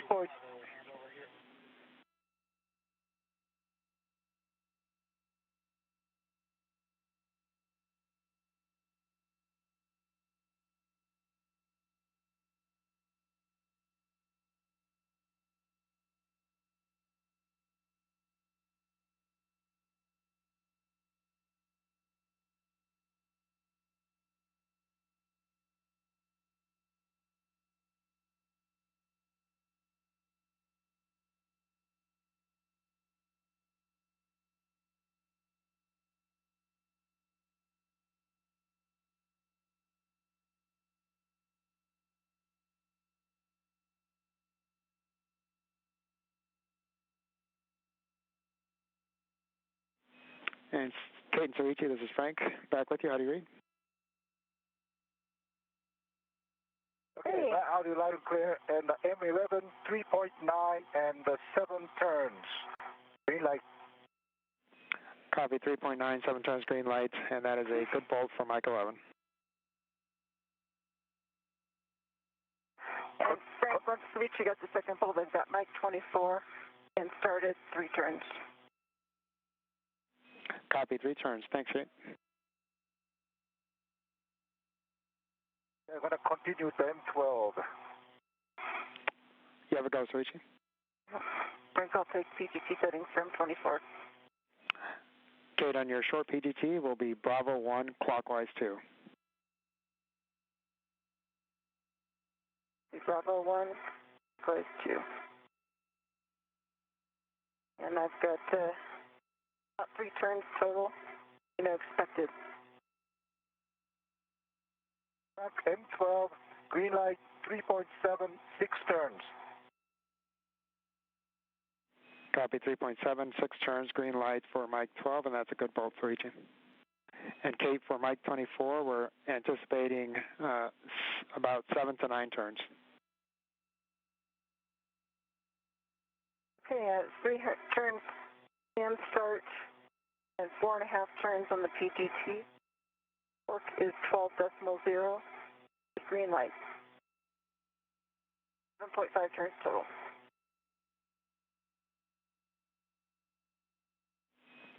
Copy, Kate, and verify black line is flush.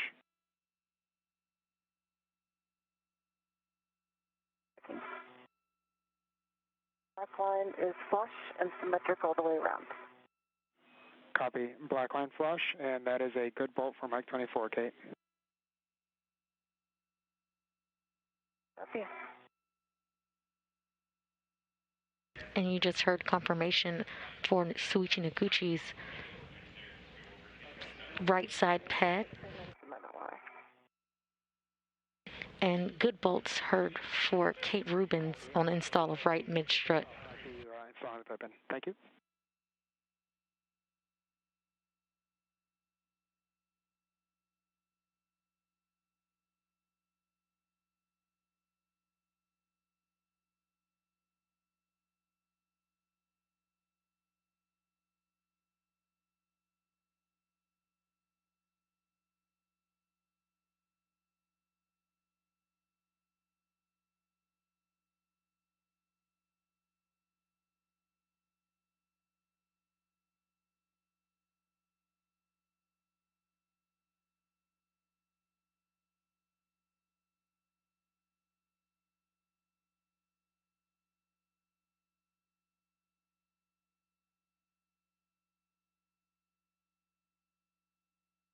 Pin is installed. Just pull test MI around Mike 24.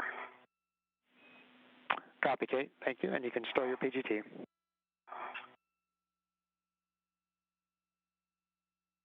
Done.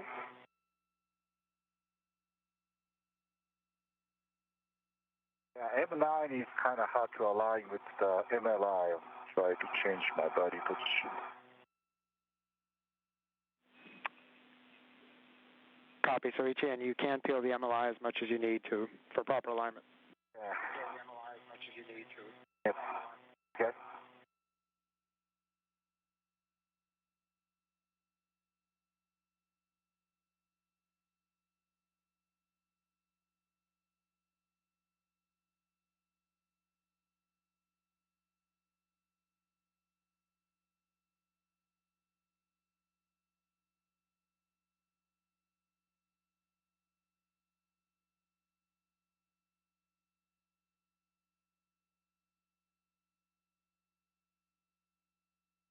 Okay, now I got the green light, so 3.8, and once it engaged, I would say 7 turns for M9.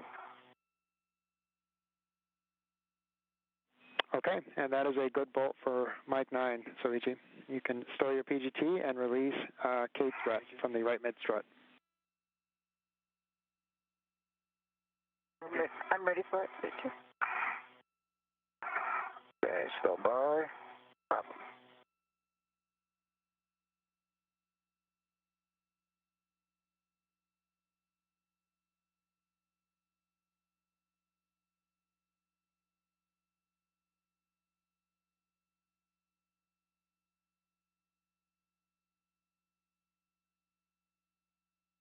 Okay, ready? Okay. Okay. Strut is done. All right, Soichi, and you can translate back to these strut bags. Copy. Okay, once you're ready, you can egress the APFR to reset settings. Copy. I really appreciate Ike with a very destructive demonstration. So it's okay with his instruction. What a good crew we've got What here. a good crew. We're grateful for our crewmates.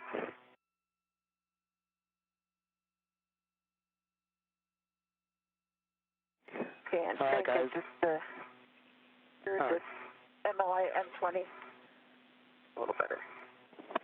Copy. Thank you, Kate. And just for both of you, big picture words, we are PET of 2 hours and 30 minutes. Right now, our limiting consumable is EV1 battery at 7.5 hours. We are about 30 minutes behind on timeline, but at the current pace, we actually anticipate making this up because of some buffer that we've left for troubleshooting at the end.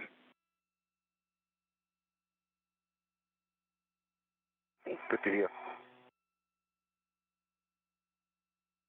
I'm back to the strut back. Copy, Soichi, and you'll be working to retrieve the left mid strut. It should be straps 12 and 13. Copy these straps 12 and 13. And Kate, when you're ready, I can give you your new APFR roll setting.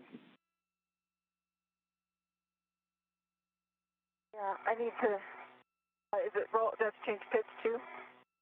Just roll. Just roll. Roll will be going to hotel. Copy. That's delightful.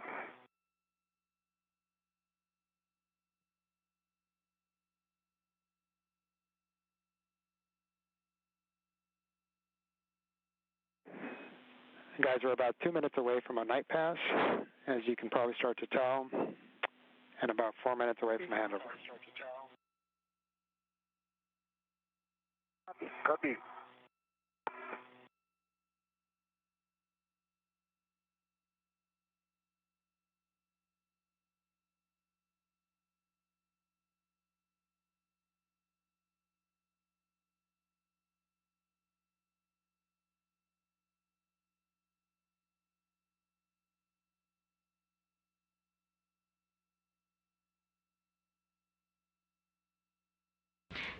Currently 2 hours and 33 minutes into today's spacewalk. Is at hotel. Copy, hotel. And next, Kate, you'll be receiving the left mid strut from Soichi and storing that on your BRT.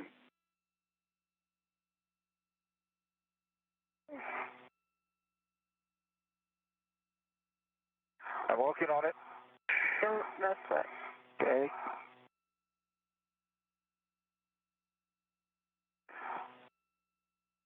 Double check it is tethered.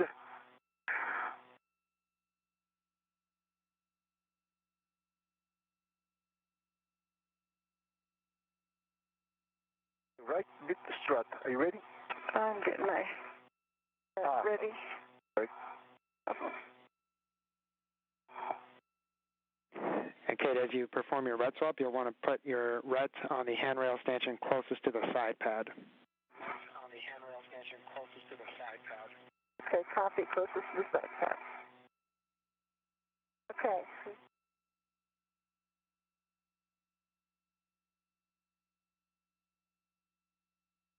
Yes.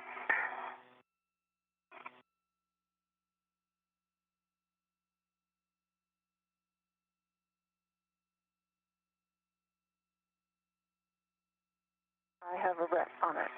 I'm going to release one from the bag. Release, it's all yours.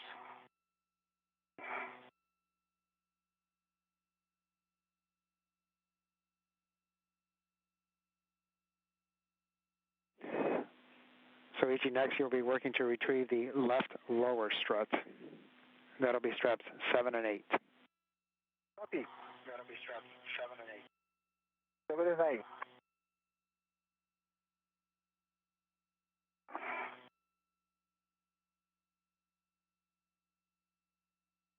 crank on DRT towards the bottom of the handle, kind of in the middle, so that the strut stays up, and tucking it into my side. Off the IEA. Copy, Kate.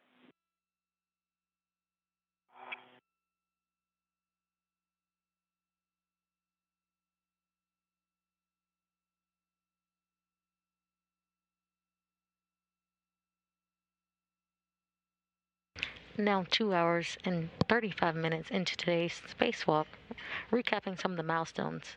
The spacewalk began at 5:37 a.m. Central Time when suits were switched on to internal power.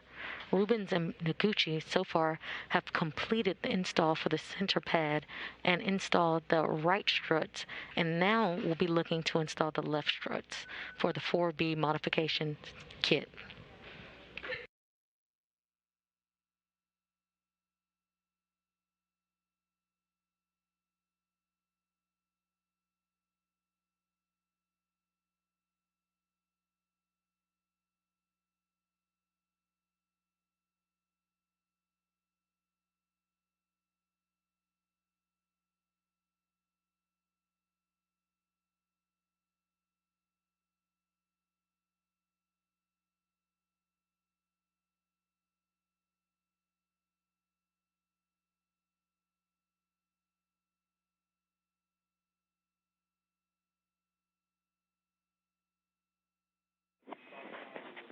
And Soichi, we do have a handover in about 10 seconds. As you work with the left lower strut, you'll have to do a ret swap.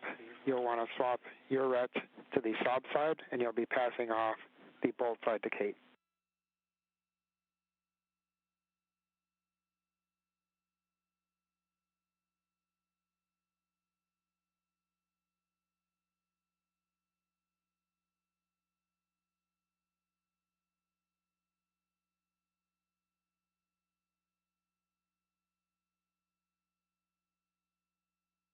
I tether to the crevice, the pad side that she said.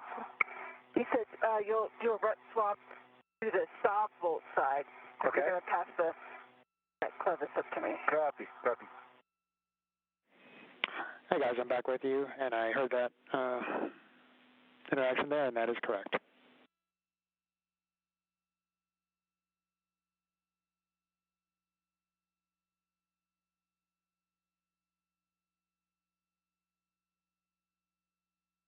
I'm working on it, so stand by. The top side, tethered, and release the red from the back.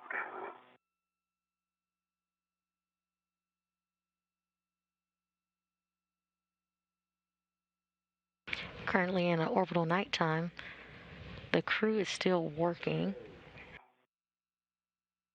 Kate, are you ready? I am ready. It's slowly turning. Yes. Okay.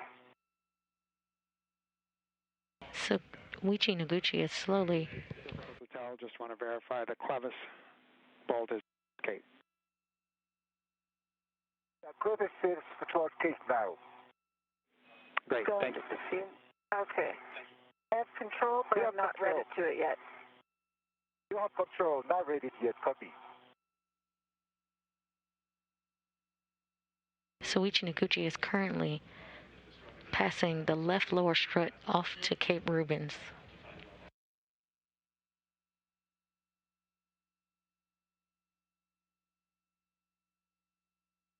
I have my ret on it. You can release your ret. Okay? And I pull a little bit. Sure thing. Okay.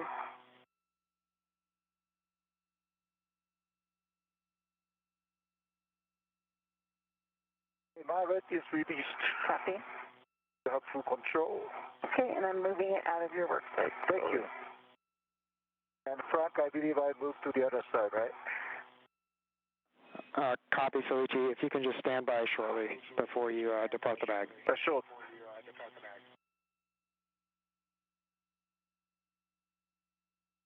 I'm standing by.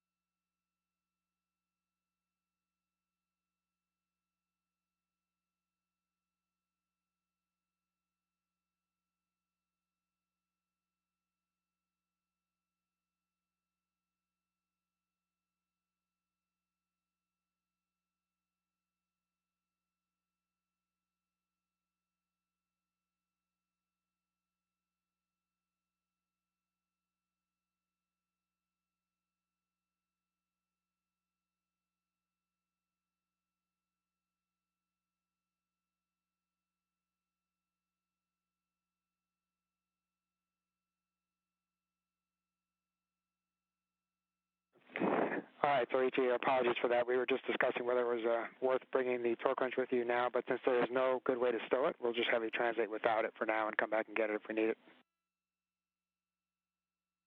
Copy. So you'll translate to the mass canister left side sob launch bracket. Copy.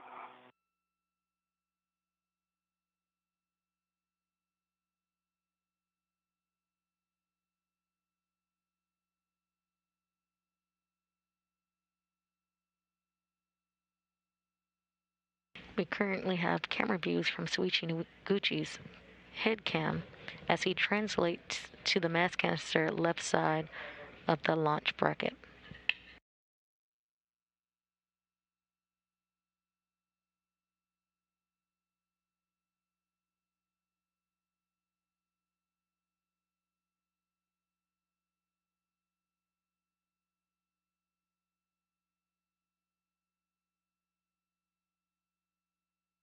TV1's got good gloves, dry hat.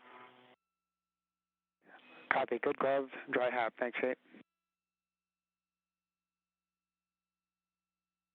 And Kate, while you're waiting, you can release the L5 grounding pit pin from the strut tow location.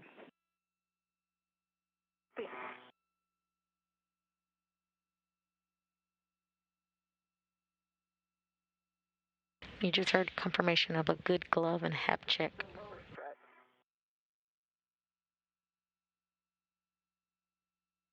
All right. Are you talking about the pin near M22?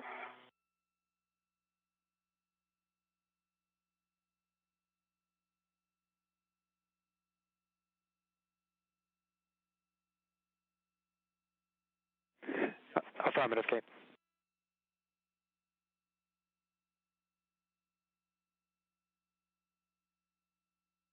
You heard a good glove and hap check for Kate Rubins. Astronauts regularly check their gloves for damage during the spacewalk. Relocation of tools and equipment such as the APFR is one task. Are tasks that might cause a little extra wear on the gloves. A hap or a helmet absorbent pad. The astronauts check to ensure nothing is leaking inside the suit or their helmets.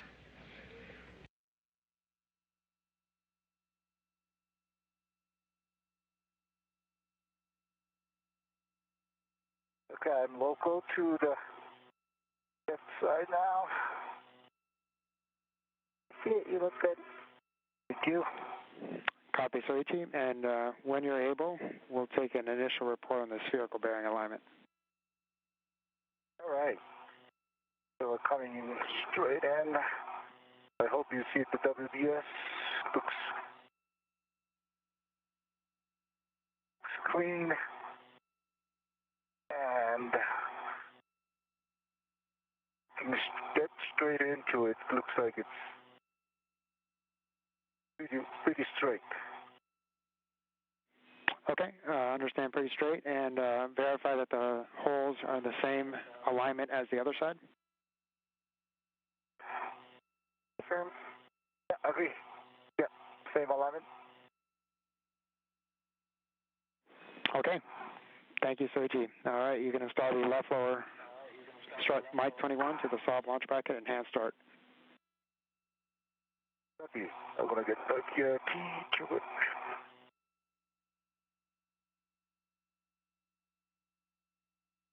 My BRT is in on the mass canister. And Kate, I'm already Slowly coming towards you. Thank you. I'm going to release part of a MLI. Where have you?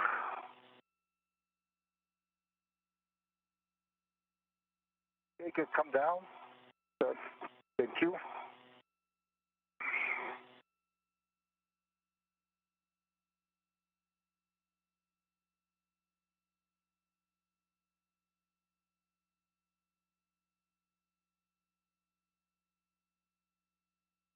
Soichi Noguchi was just given the go-ahead to begin the install for the left lower strut to the SOB or solar array blanket box launch bracket.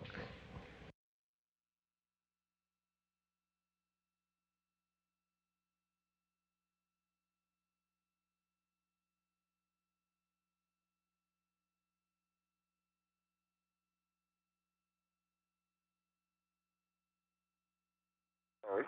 No problem. Thank you. All right, I got it.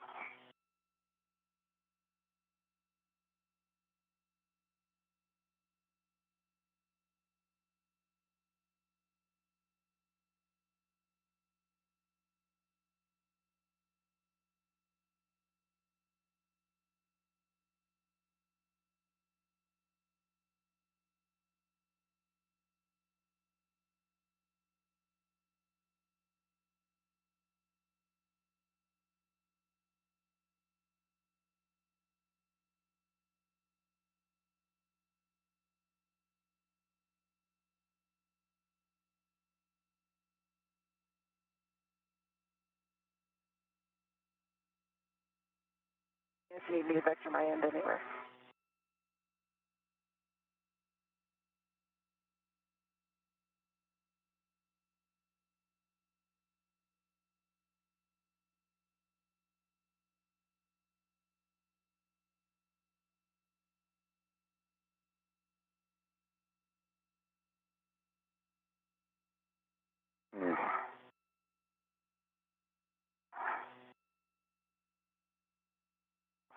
Let me vector it. Again.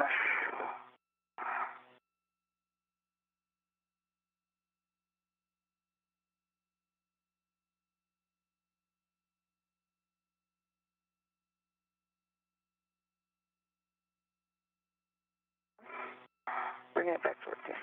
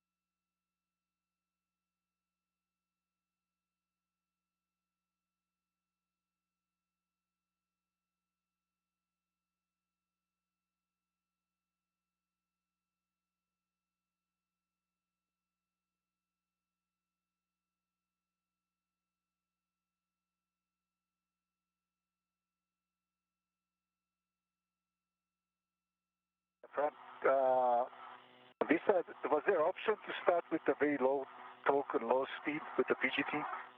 Couple of turns.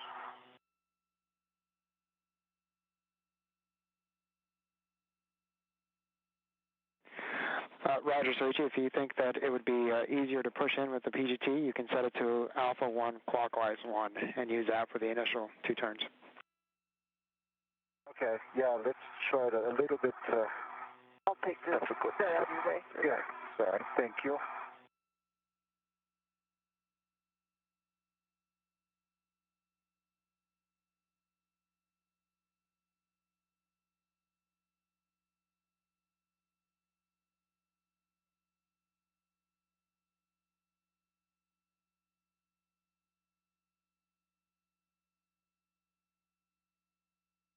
Okay, changing it to alpha 1.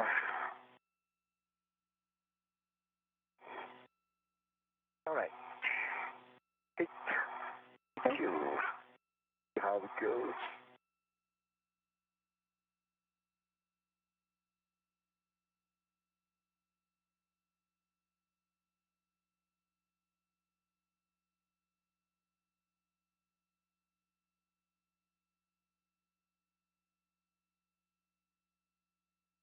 Come down.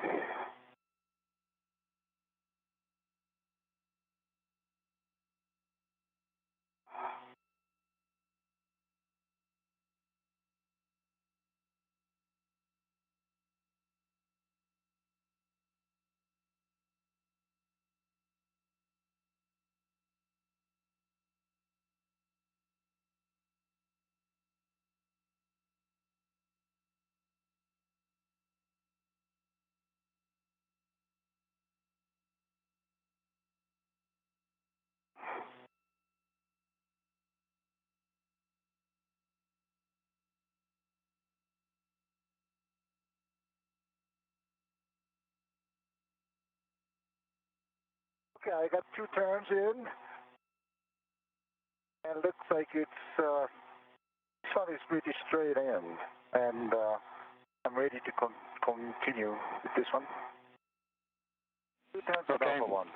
Great job, Soichi. Your next settings will be Bravo 7 clockwise 2, but first we'll have Kate install her side and put in 3 turns. Copy. Put in 3 turns. See. Works.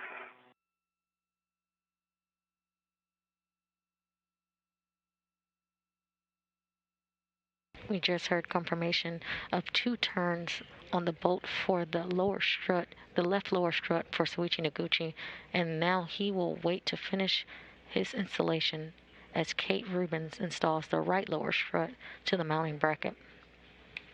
That's 1 turn. 2. 3 hand start on my side. Okay, great job, Kate. Soichi, a reminder that this now becomes a pinch point. Your settings again are Bravo 7 clockwise 2. We're going to be getting a max running torque, and so you're looking for approximately 9 turns. Right, starting. And Soichi, you're looking for 10 additional turns.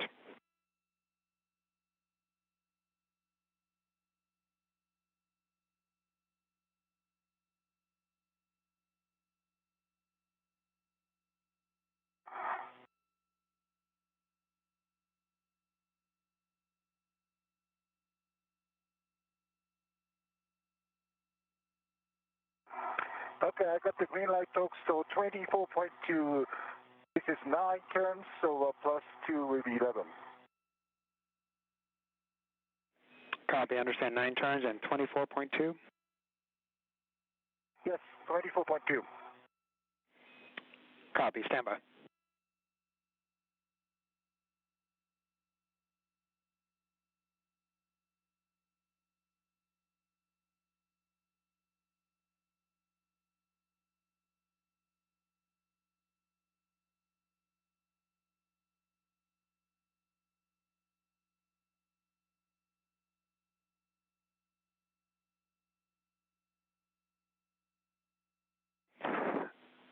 Soichi, can you, continuing with the same settings, hit it one more time and see if we get any additional turns, and we'll take a torque. Okay.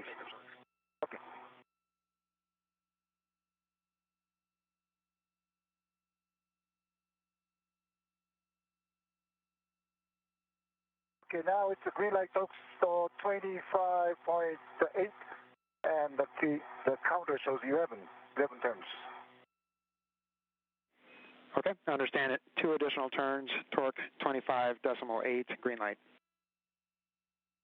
And actually now it's a flush, the block line is definitely flush, and the boat head is parallel to the circle boss, and the wiggle test is really steady now. Yeah, I just thought it get a lot more Yeah, that's steady. That's the last 2 impressive. turns, definitely.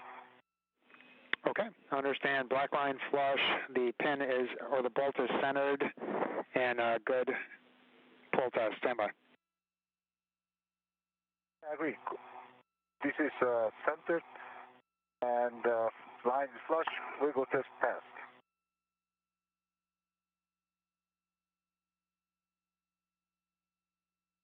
And it's a night pack, it's hard to see, but there's no exposed bolts. Okay, understand. Thank you, Soichi.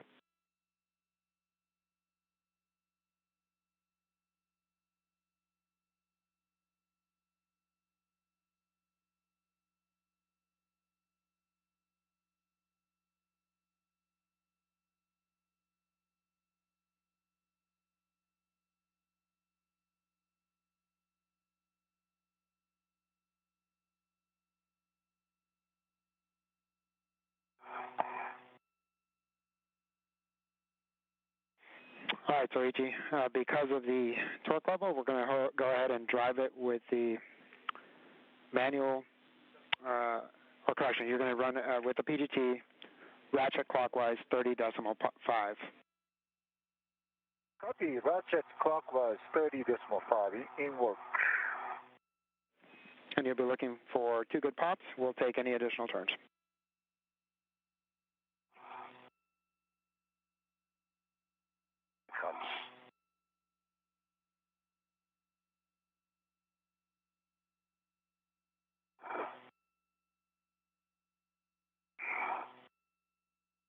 Okay, I got the ratchet ready.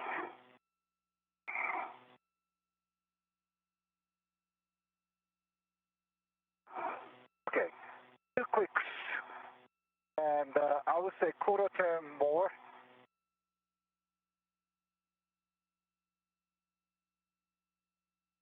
It's 30.5 with the 2 clicks. And definitely it's very, very steady now. Copy, Soichi. Stand by.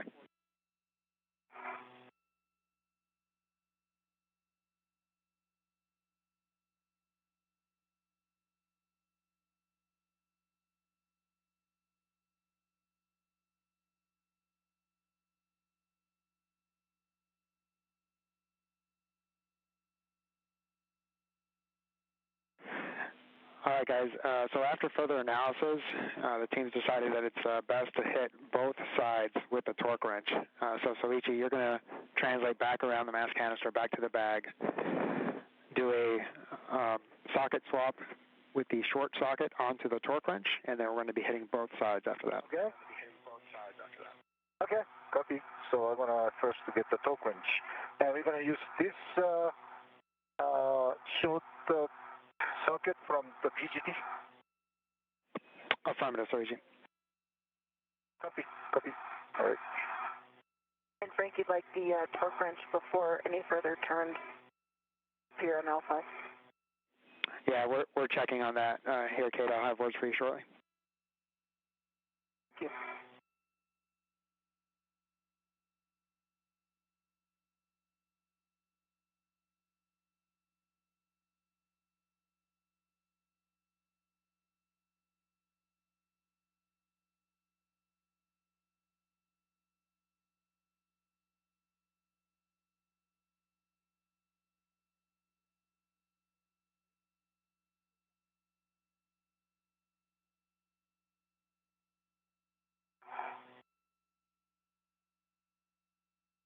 Now just under 3 hours into today's spacewalk, recapping some of the milestones so far.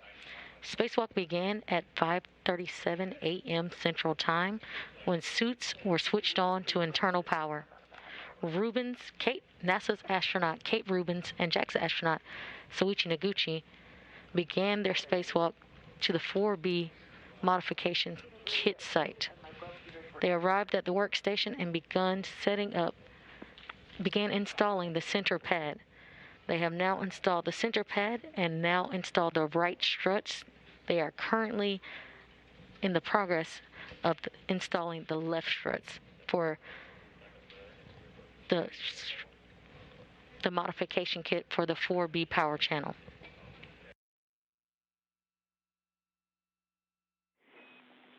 All right, Kate. So it looks like we can go ahead and finish driving Mike 22. Again, your settings on your short PGT will be Bravo 1 clockwise 2, and you'll be driving to torque approximately 4 more turns. Be Bravo 1 clockwise 2, approximately 4 more turns. We are currently in orbital nighttime, so we don't have great views, but Kate Rubins is currently about to drive bolts to install the right lower strut to the mounting bracket.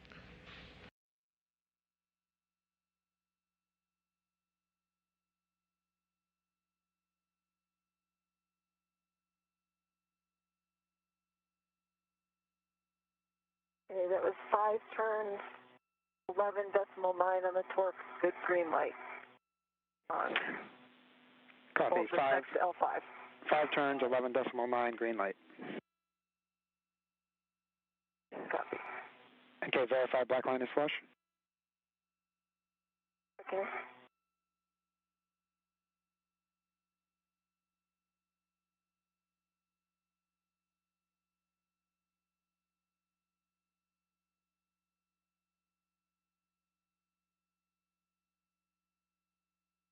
Black line is flush and symmetric all the way around. Okay, understand flush and symmetric. Thanks, Kate.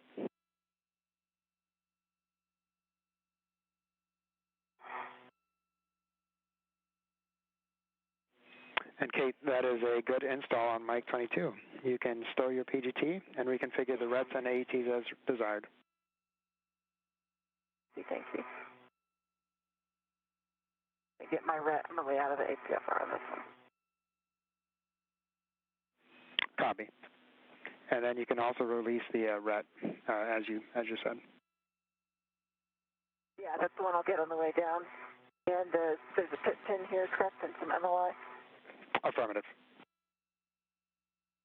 In work.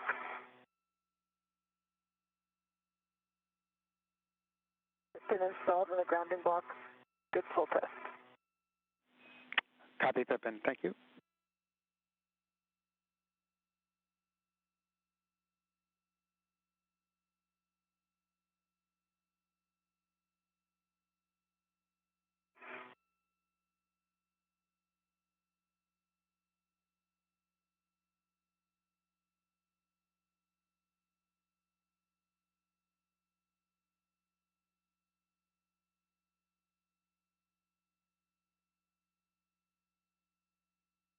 We are currently seeing live views from the HD camera on Kate Rubins' helmet. 80 songs? Yep, I'm... Okay, I'm getting back to the bag now.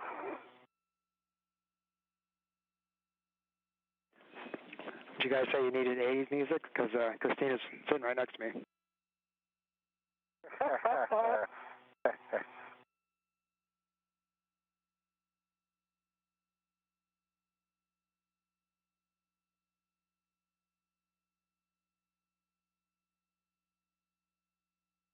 For your procedure, I can confirm the MLI is also installed around L5.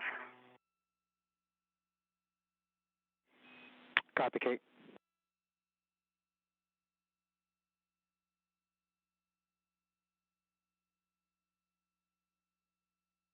No wrench. We'll check it.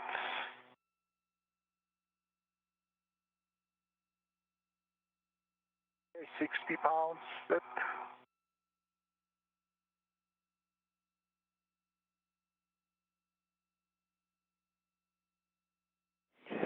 So did you understand you said it's set to 60? Yeah, 60. Copy, thank you. Okay, red swap. By red. For glove inspection, my right index finger, if you can see this in HECA, seeing a hole in the RTV. I don't see it breaking down on that first layer of RTV. A small hole in my right index finger. Copy, Kate. Yeah, it is not super rigid, but I put it on my BRT for translation.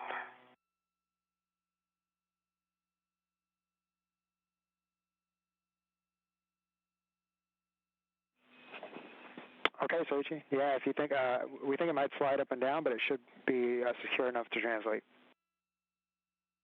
Yeah.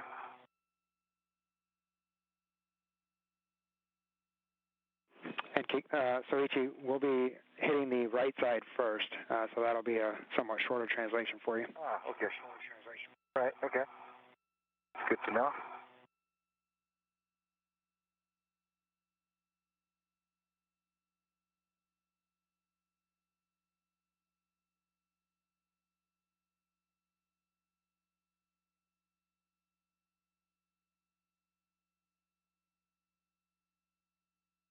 We currently are seeing views from Rubins and Noguchi's helmet cam.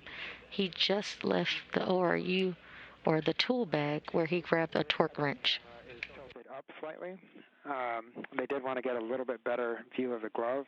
There we go. So I was going to say tilt it down or hold your hand higher. Thank you for tilting it down. Okay, that's a good view. We see it. Stand by.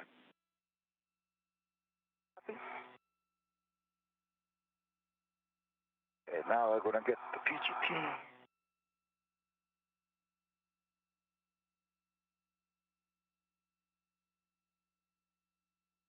And you're on the GFR a little.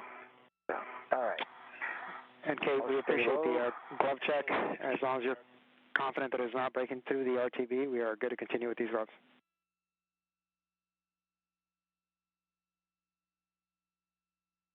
It's through the RTV, but I don't see any Vectran threads exposed. Let's keep an eye on it, though. Okay, copy. Thanks, Kate.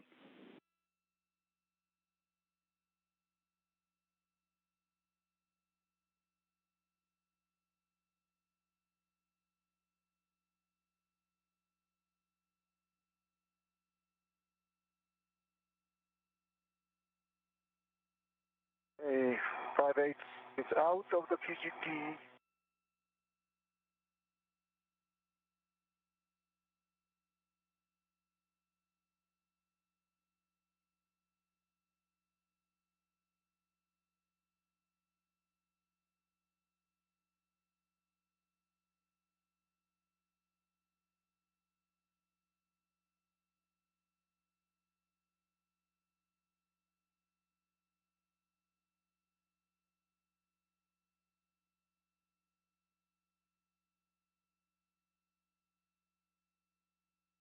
Stalled. Good protest. Work. We see you, Soichi. Good words. Okay, it's still tethered. Let's try to find a good VRT position. What I used earlier. Yeah, that was good when I was working on it. But Enro that you're on right now is about the best. There is one. Underneath? Yeah, underneath. And that's also a good option.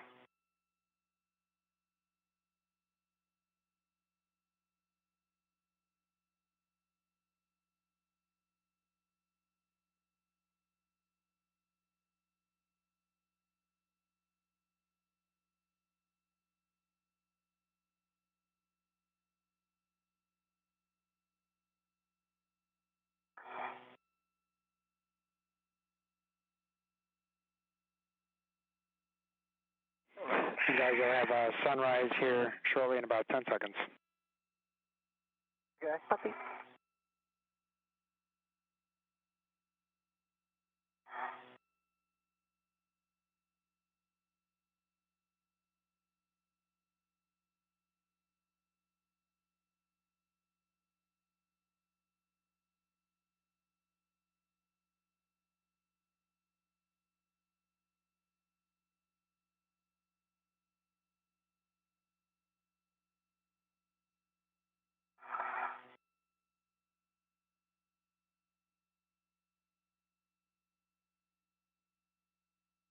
Okay. Tether to me. Copy, Soichi. And you had already verified that it's at 60 foot-pounds and set it clockwise, so you'll be torquing Mach 19 until the wrench is broken over.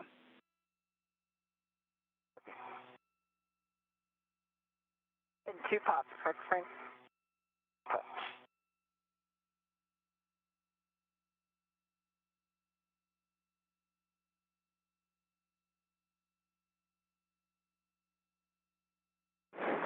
And Soichi, actually, 1 pop is good enough with the torque wrench.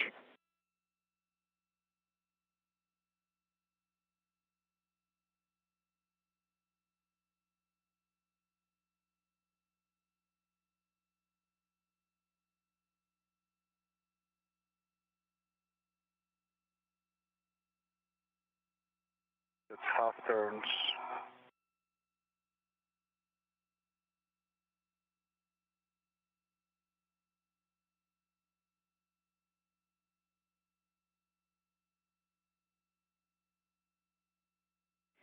And Soichi, just a reminder that on this wrench, you may not get you may not feel the pop over. You have to look at the little screw hitting the side. That's right. Yep. That's right.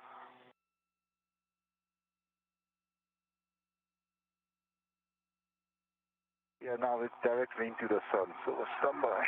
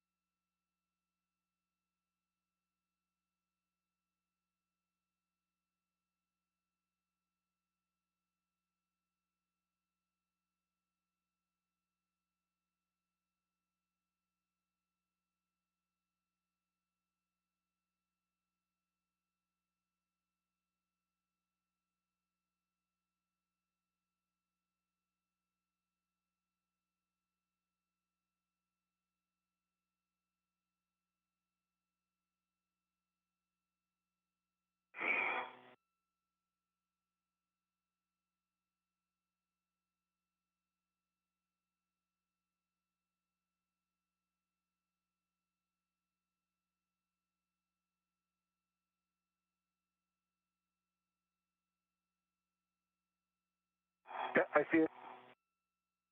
Okay. Yeah, about 1.5 or maybe 2 turns.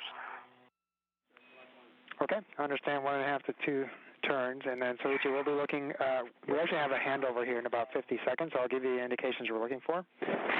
You want the black line parallel to the cylinder, so you want the bolt to be centered like a bullseye. No gap between the strut boss and the bearing surface. You'll also want to do a wiggle test, and let us know the conditions of those.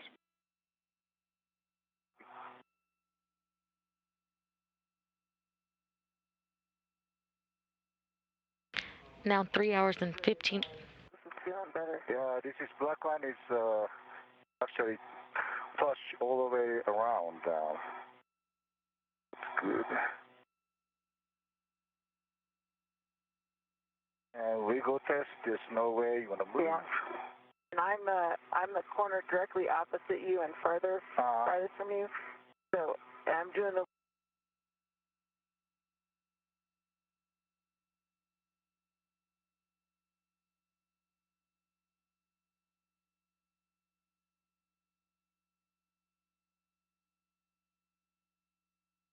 Now 3 hours and 15 minutes into today's spacewalk, recapping some of the milestones. The spacewalk began at 5:37 a.m. Central Time when suits were switched on to internal power. NASA astronaut Kate Rubins and JAXA astronaut Soichi Noguchi turn on their battery power, marking the official start of today's spacewalk. They are currently working. Hey, loud and clear. Loud and clear. Okay, and Soichi, I copied that it was a good bolt, essentially. I just want to verify strut boss and bearing surface, no gap. The strut boss and the straight core bearing, no gap. Okay, and the rest sounded good to us. I added an additional wiggle test on my end, and very structurally sound. Awesome, that's great to hear.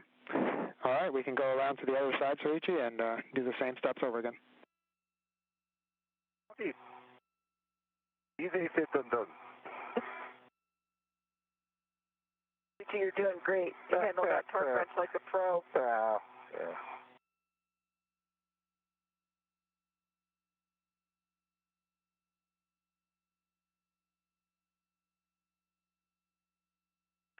Okay.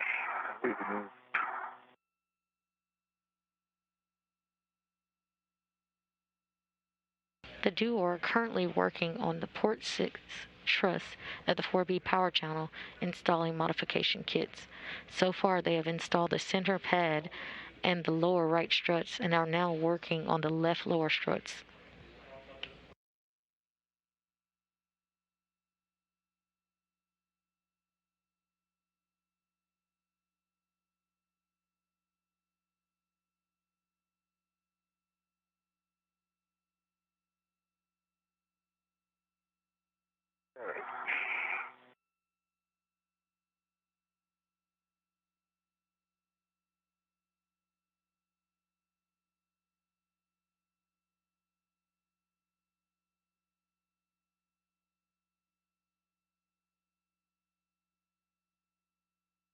A little earlier, you heard confirmation from Soichi Noguchi that the lower strut checked out.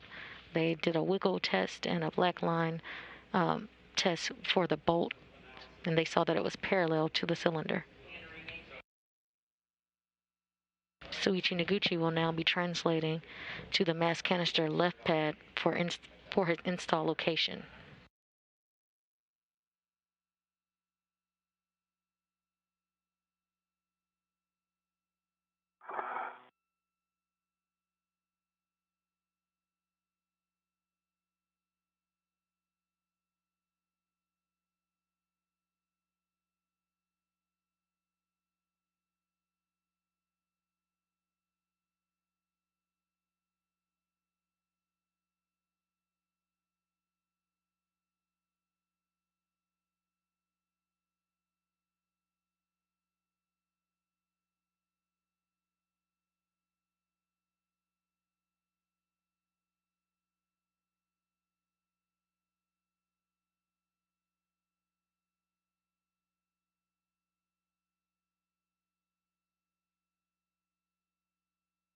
All right, come to the other side.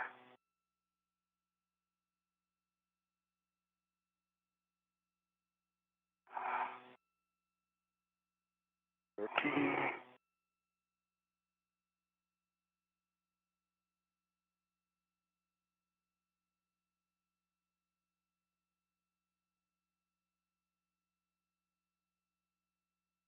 You are currently seeing live views from Shuichi Noguchi's helmet cam.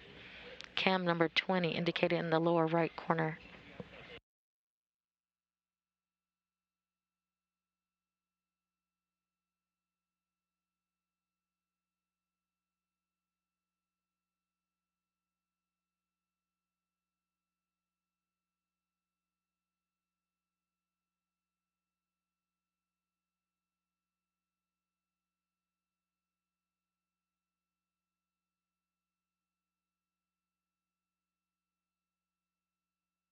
Okay. 60 pounds this time.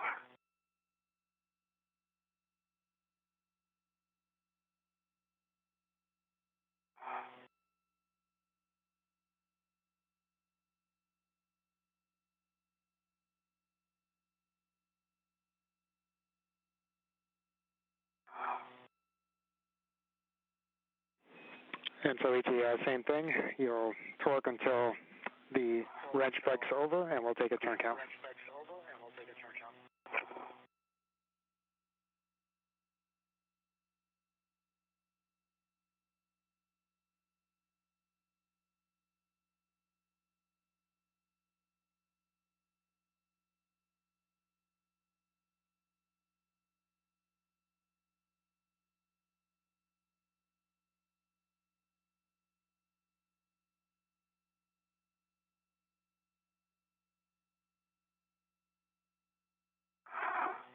Okay.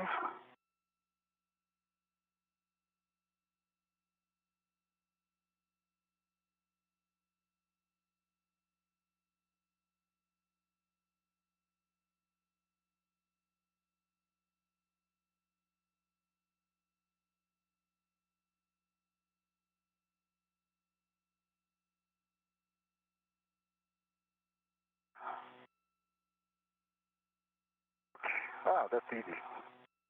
Twice. It's only quarter turn. But it's definitely tighter. And I believe the left side from the get-go is much sturdier compared to the right one. Okay. And the boat is looks more straight. Again, this time it's flush. The black line flush all the way around, and the boat head is parallel to the boss, and circle boss is parallel to the boss structure. Circle bearing is parallel to the boss. Okay, so we copy all. Standby.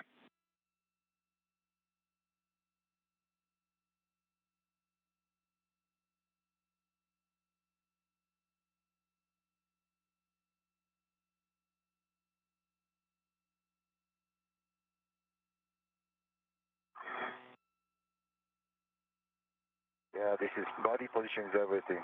So, yeah. That's a great one.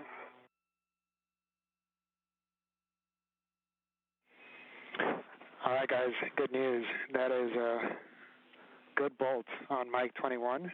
And so with that, Soichi, you can temp stow the wrench near the area where you're at, and we'll go ahead and proceed with left mid-strut install. Wonderful. Okay, I'm going to temp stow this one. All right.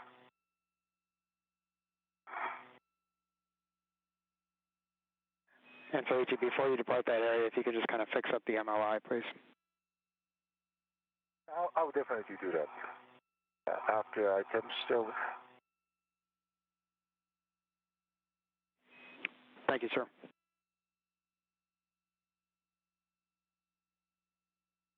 And after this, Frank, this HT number 8, go back to the bank.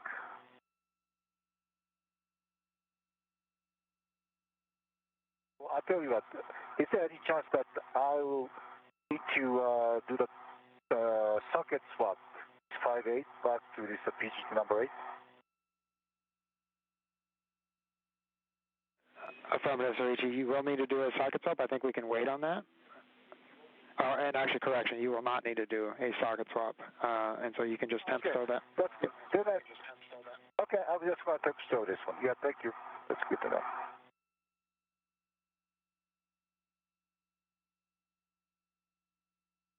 After stowing the ratchet wrench, Soichi Noguchi will translate to the mass canister left pad for installation.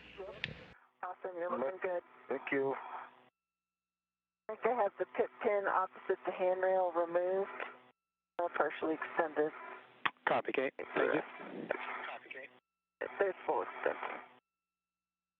Kate Rubins will prepare for the left mid-strut installation.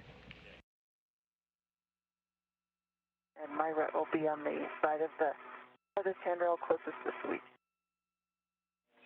Copy that, It is Kate. there now. It'll be there for him to take off.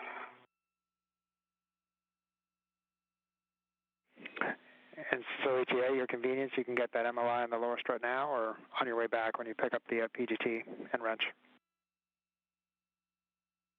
At least we're going to get that MLI now.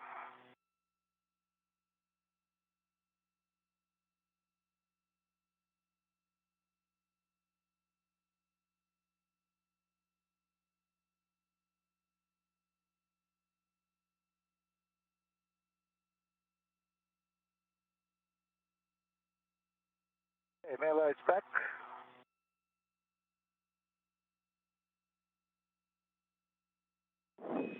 Copy, Soichi. Thank you.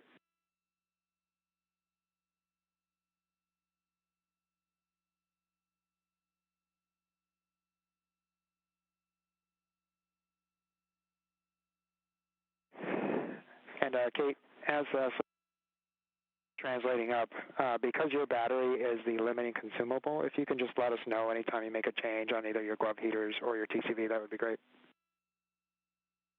Okay, will do.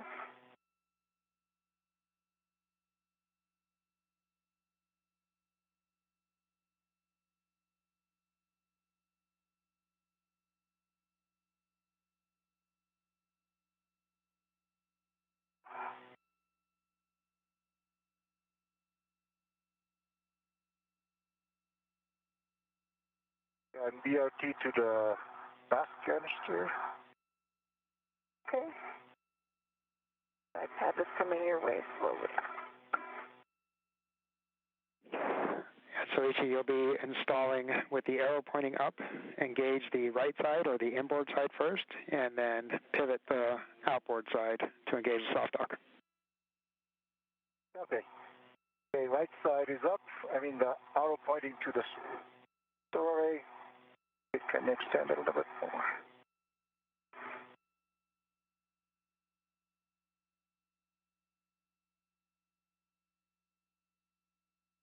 I think it's in. Okay. Thank you. Okay, and I'm just holding loosely here.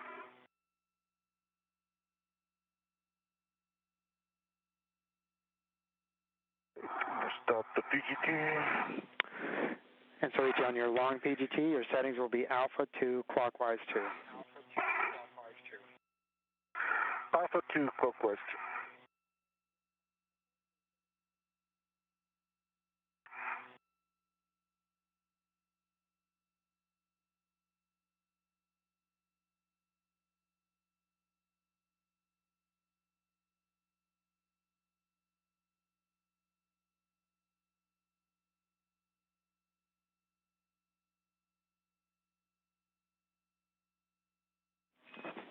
And Soichi, you'll be driving mic 1 through mic 4, any order, and you'll drive them to torque. We anticipate 5 to 10 turns.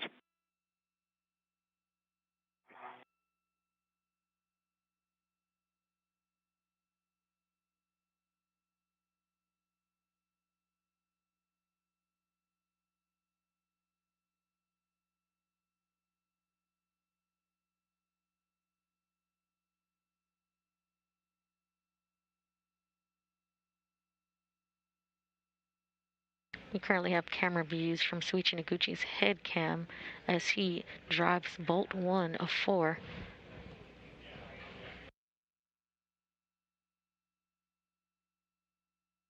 for the left mid-strut install.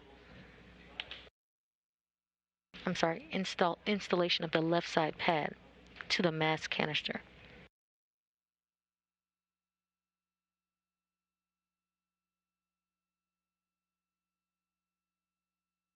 Yeah, I got the green light, the 3.7. Yeah, first I had out on aligning. Now, once it's engaged, it's 5 turns. Okay, understand. 3.7, 5 turns, green light on mic 1. Okay. And so, Ichi, that is a good bolt. And 4. Okay.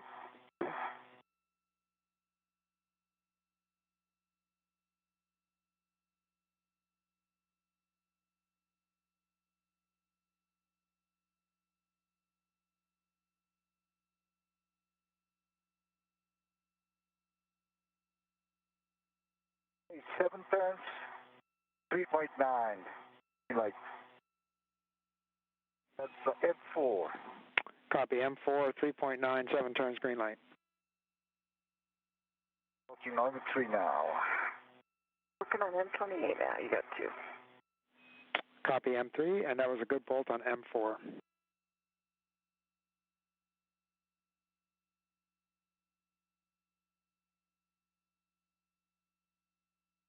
Okay, green light 3.7, 6.5 on M3. Copy, 3.7, 6.5, green light on M3.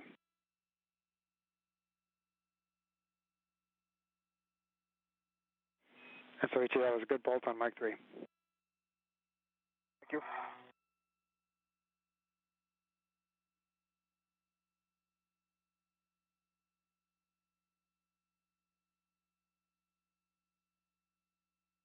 All right, last one is M2, green light, 3.8, and the 7 turns. Copy, M2, 3.8, 7 turns, green light, and that is a good bolt for mic 2. Thank you. And Kate, you can proceed with installing the left mid-strut to the L8 position. Okay.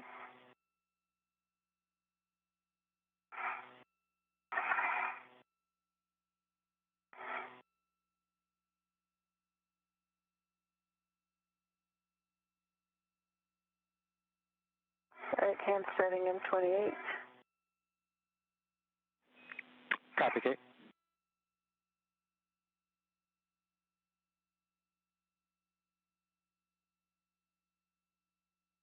Three turns on M28. Copy, 3 turns, and you'll be driving with your short PGT, Bravo 1, clockwise 2. I'm going to grab my rep here. Down here.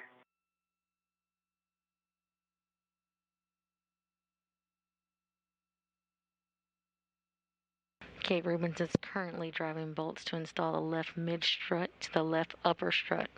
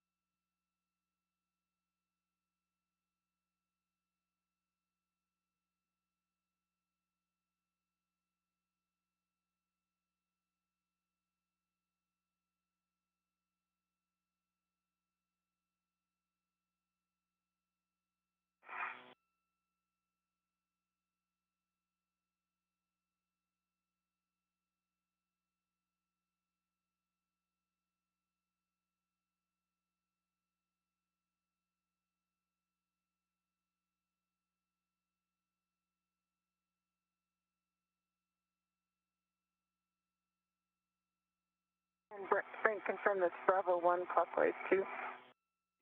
Affirmative. Bravo 1 clockwise 2, and you'll be driving to torque. Copy.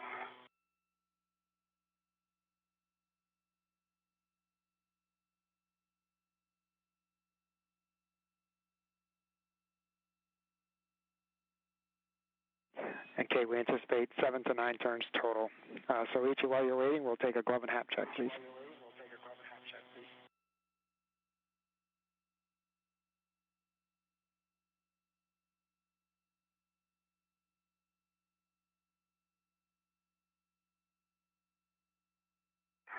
Okay, AB2, I got a little smudge maybe when I touched the boat, but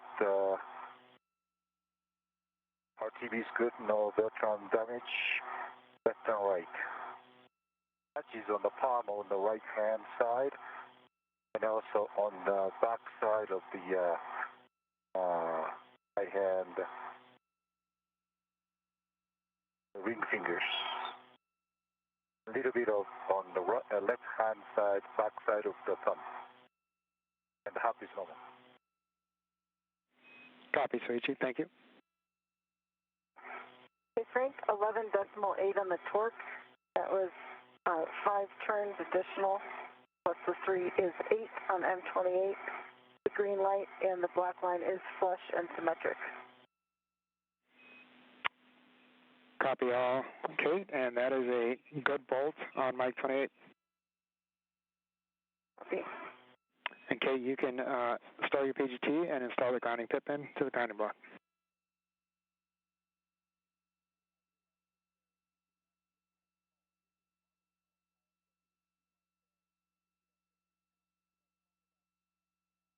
Grounding pit pin is installed. Good pull test.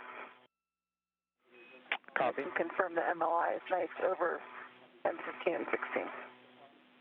Copy, Kate. And Soichi, you can you have a go to release Kate's ret when you're ready. Okay. Kate, are you ready? I am ready for it.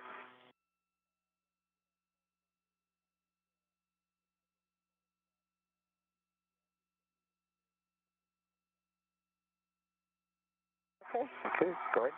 I got it.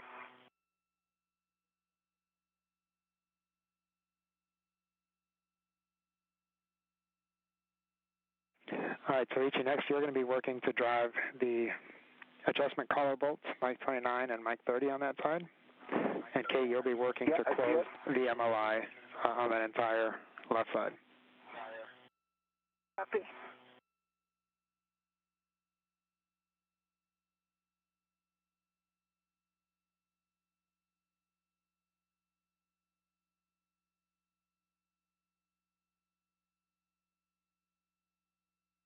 If you're just joining us, So starting 29, I guess.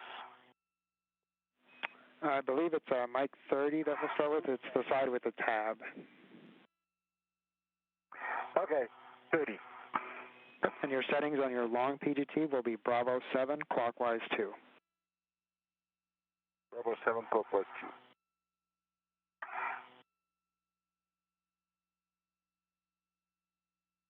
if you are just joining us, we are now 3 hours and 37 minutes into today's spacewalk. Recapping some of the milestones today, at 5:37 a.m. Central Time, NASA astronaut Kate Rubins and JAXA astronaut Soichi Noguchi ventured out to the 6B truss. 30.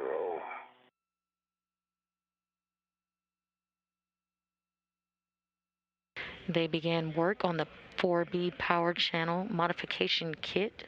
So far, they have installed the center pad and the lower right struts and are now working on the left lower struts. 46 complete, okay, copy.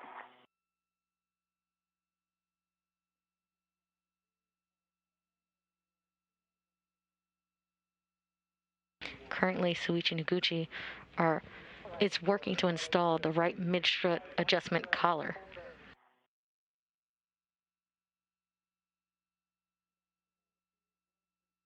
Okay, understand 25.7, 4 turns, green light on Mike 30. Copy, moving on to 29. And I can confirm the Long items are good and centered in the collar. Good. Copy, thanks, Kate.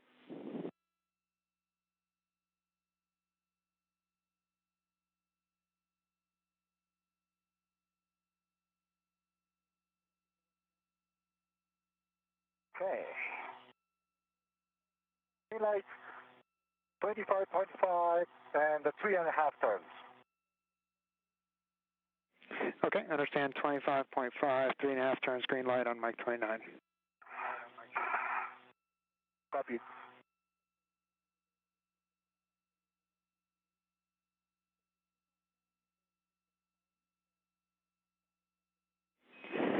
All right, Soichi, we're going to proceed with both bolts again on ratchet clockwise 30.5. Okay.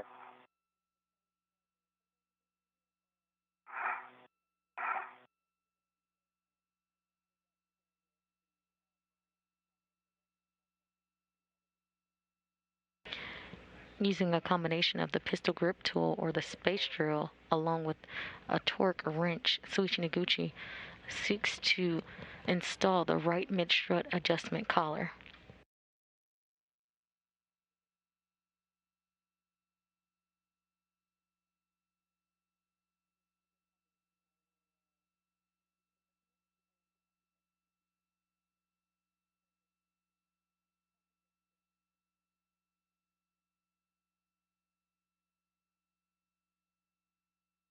Okay, like twice, and it's a turn only. Nice work. Thank you. Understand, break over, and Soichi, say again number of turns on Mike 30? One turn only. Copy, one turn, thank you.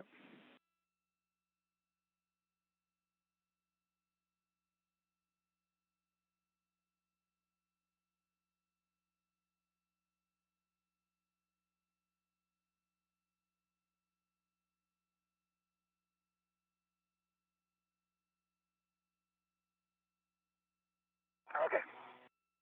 I'm 29 with the ratchet. Also one turn only. Copy, one turn, thanks, Soichi. Good.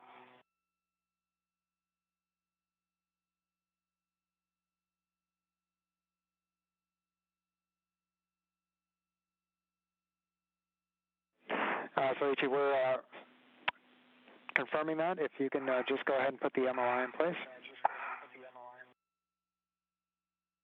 Yes, stand by. And Soichi, first verify the Pippin is in the final stow location. Then zip this on the back side.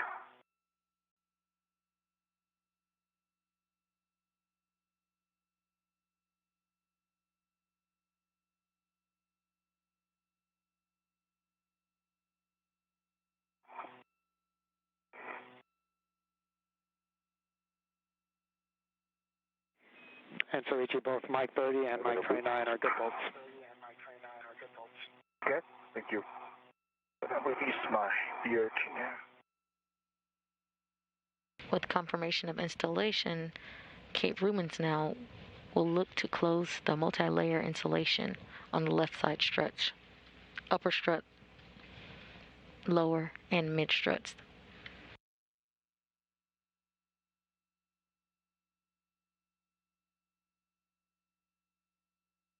All right.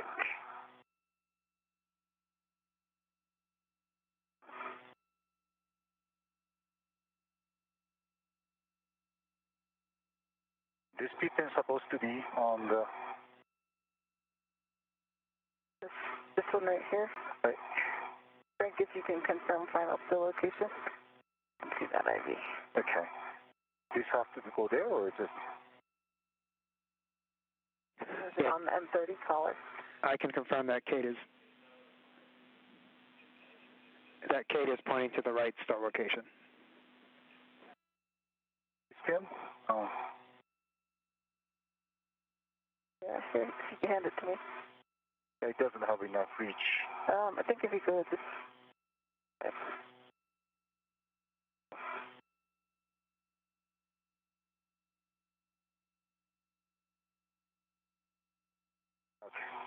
Okay, and good pull test.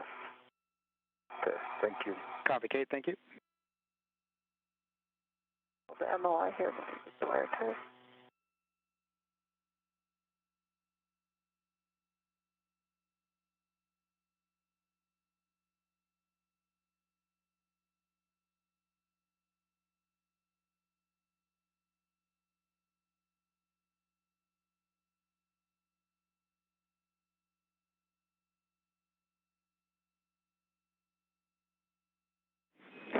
And Kate, if you're comfortable, since you're in that area, if you can complete this MLI, we'll have Soichi start his translation to the other side. Yep.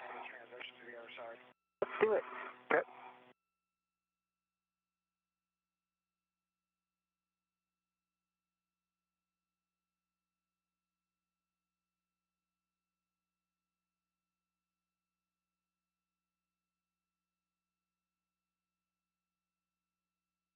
When I go back on the other side to complete the two boats.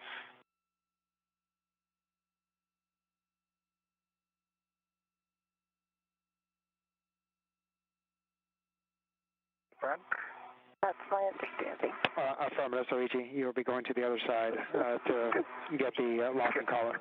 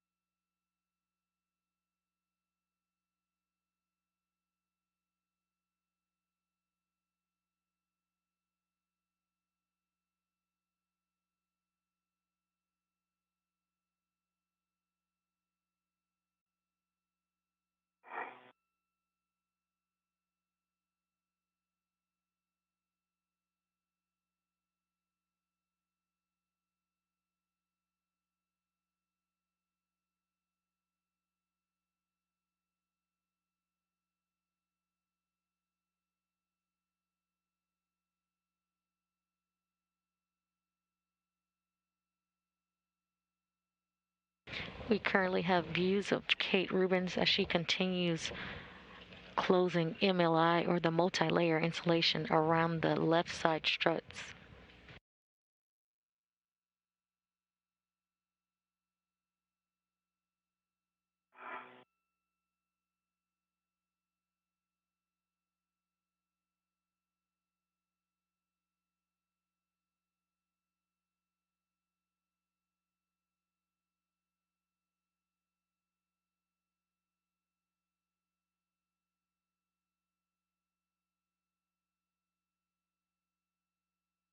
All right, I come to the other side.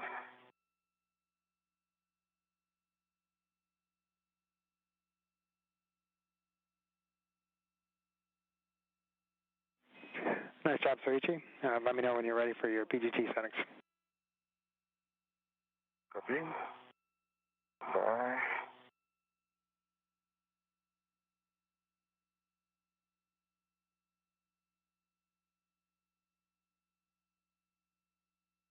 Yeah, they said that we don't have a good place for VRT. I'll do my best.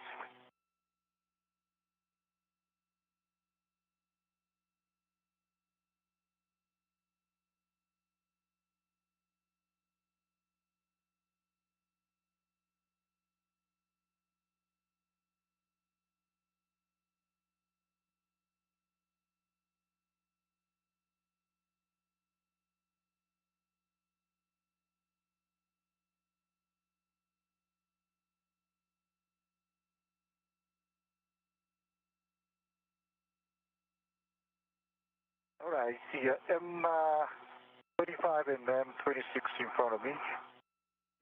Affirmative, Soichi. And you'll be using your long PGT, Bravo 7, clockwise 2. Bravo 7, clockwise 2.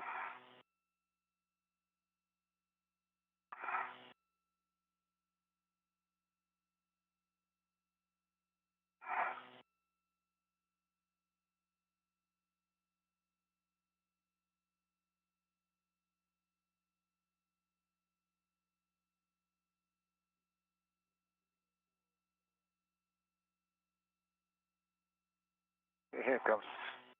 26. Copy, 26. You'll be driving this to torque. Anticipate 4 to 6 turns.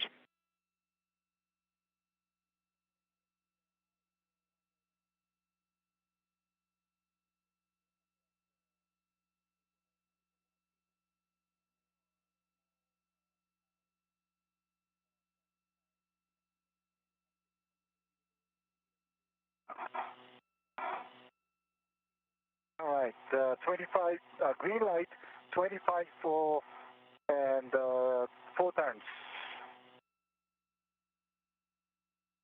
Copy, green light, 25.4, 4 turns for Mike 26.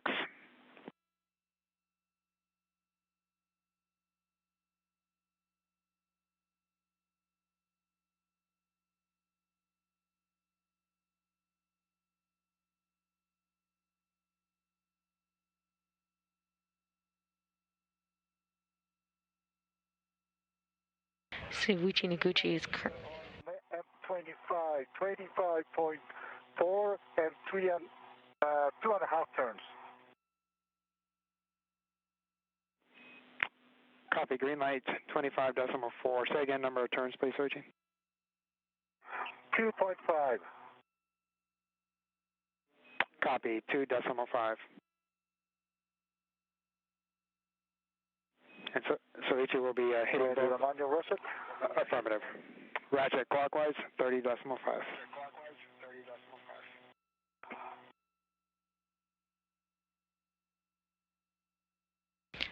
Noguchi is currently driving bolts to install the locking collar while Kate Rubins continues her work of closing the multi-layer insulation around the struts of the structure she just built.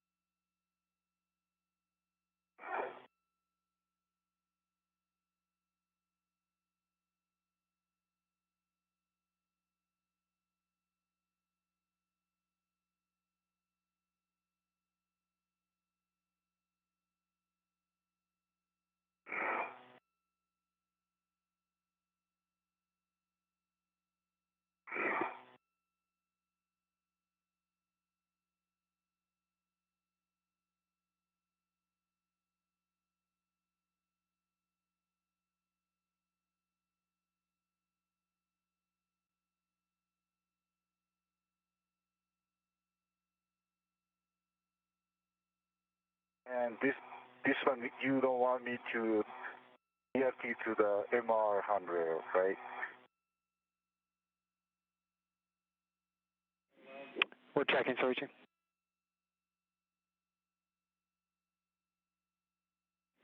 Yeah, Soichi, unfortunately, BRT is not allowed to structure. Yeah, okay, all right.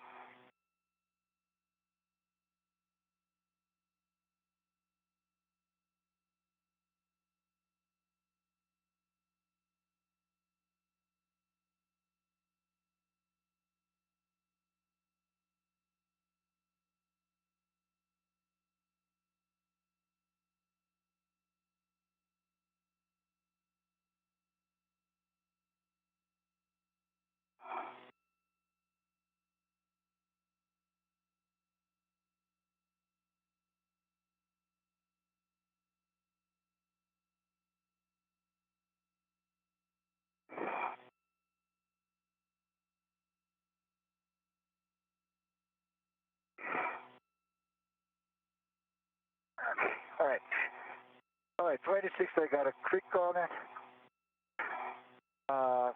It's 1 turn. Copy, 1 turn on Mike 26. Okay.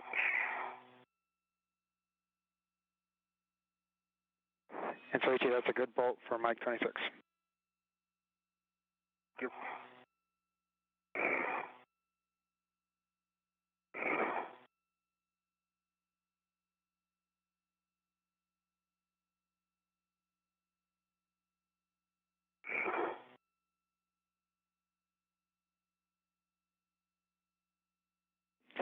Soichi on it. MLI installed Okay. on the strut. I don't want to. Okay, I got it. Okay, one turn, and I got to click on it. So, 25, M25. Okay, Soichi, do you mind trying for that additional click? Or we were looking for at least 1.5 turn on mic 25. 1.5, okay. All right. 25. All right.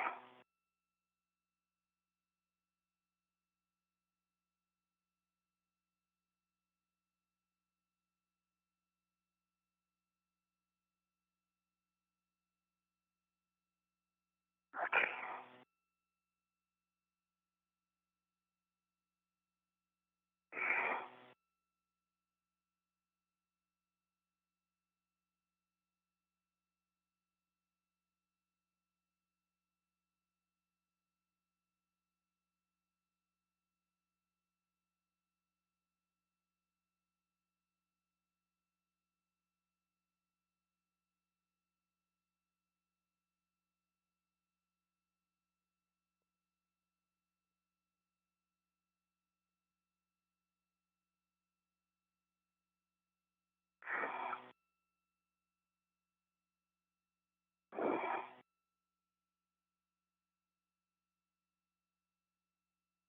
All right, okay. I got to 1.5 turns. And 25. Copy, 1.5 additional turns. Thanks, Soichi. We're checking. And Kate, the MLI on the mid strut there on the left side, if you can try to put that over the bolt. Okay. So sitting on a couple of them. On the lower strut, just didn't quite reach.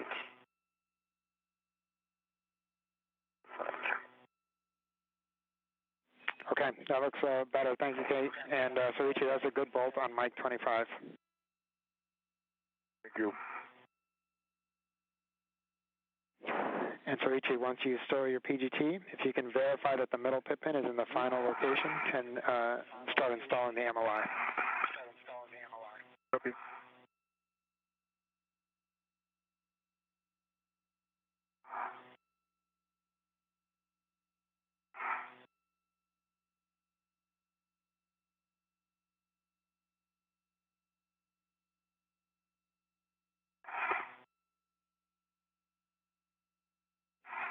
All right, guys, as you continue to work the MLI, I just want to let you know you have a good install on the 4 Bravo entire kit, so great job.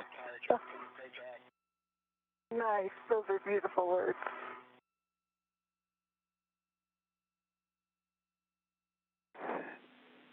And so, Ichi, that pit pin should go in the same location as the left side.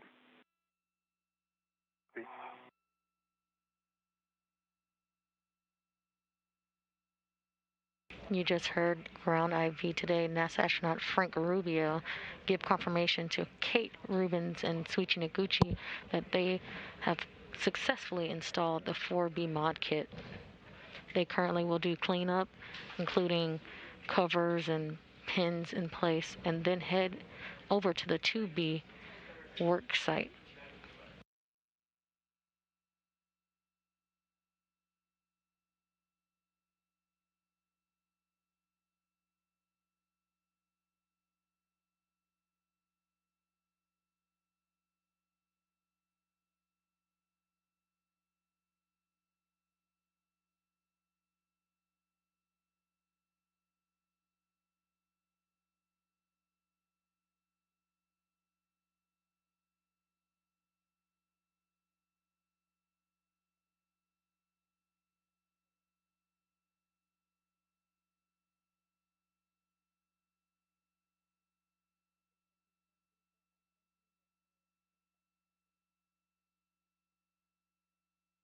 Okay, P-pins in the final storage location. Good.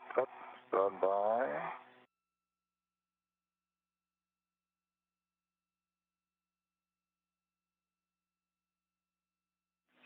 Yep, and so, Ichi, that pin actually goes in the lower diameter telescoping, the smaller diameter metal portion. Yeah? Yeah, that's... Opposite. Yep, where your left thumb. Yep.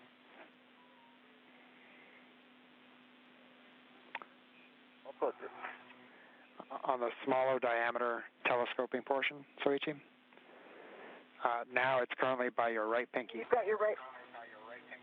Yeah, your right hand on. Here. Okay. Yeah, those smaller silver piece.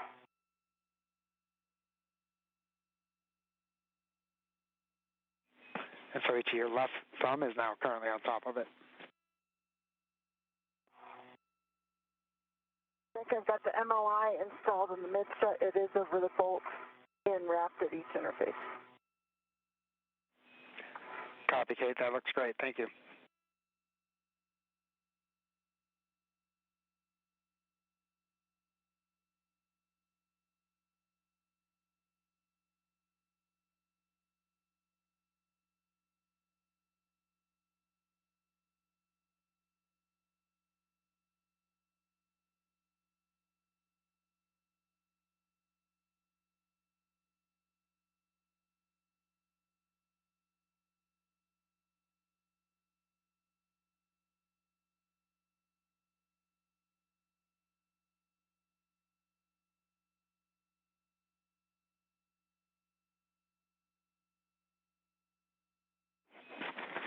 Should guys, this one to the... It only goes one way. It goes one way.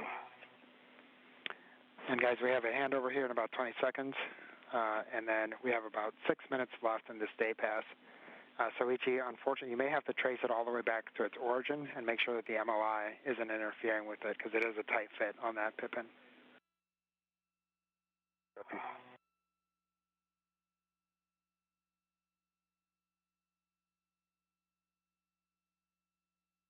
Richie, but we have a date.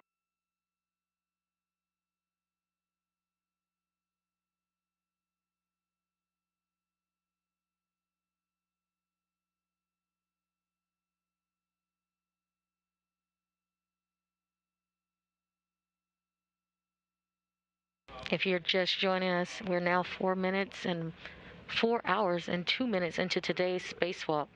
Recapping some of the milestones of today, at 5:37 a.m. Central Time, NASA astronaut Kate Rubins and JAXA astronaut Soichi Noguchi ventured out of the hatch and to the P6 truss for 4B modification kit installation. Oh, now you're in between your legs, actually. Yeah, you're in between the legs, so if I can... Let me help you kind of come down and go. Yeah. Okay. In between the legs. And Kate and Soichi, I'm back with you. How do you hear? Got you loud and clear. Frank, I'm going to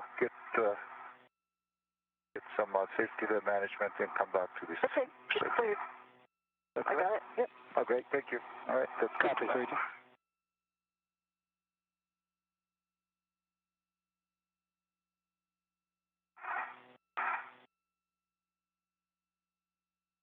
And the pip is in the final location.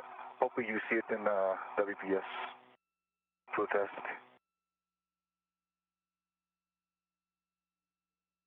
Just Copy, Soichi. Looks great. And then we can start to secure the MOI.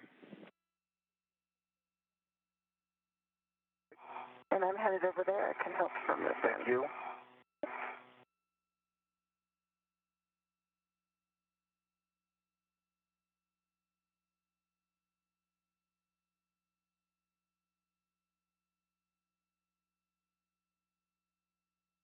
Just moments ago, the crew heard a successful installation of the 4B modification kit, which is the support structures for future IROSA or ISS rollout solar arrays.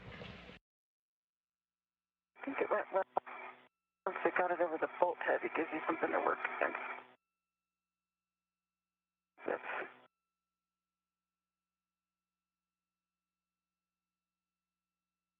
I think that's on your side if you want to thread bolt head through this keyhole here. Oh, yeah, okay. That'll kind of tack it down. Where's the hole? A meter. By a meter. All right. You and me. Venus, reality.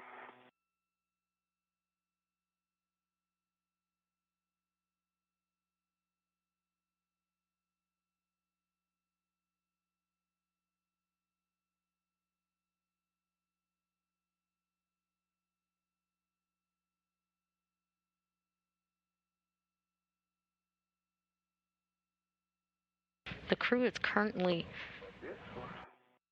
See this bolt in my right hand here? The MLI through that bolt hole. Oh, that's... Then I'll wrap it around up here and it'll tack it down on this side. Okay. Now let's see it. I'm 24. Oh, that's pretty tight. Yeah. Pull it for All right, okay. Now okay. 24, that's in. Frank, not to div any procedures here, but for future folks that do it, it's went a lot quicker once we had it tacked down. That is a procedure step.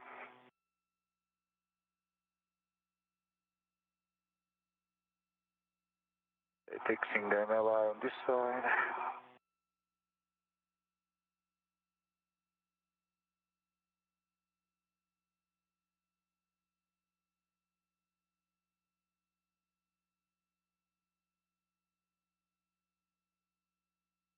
All right. Okay. And I think there's two more these integrated wire ties. I'm pushing them to wrap it and wrap it around. Yeah.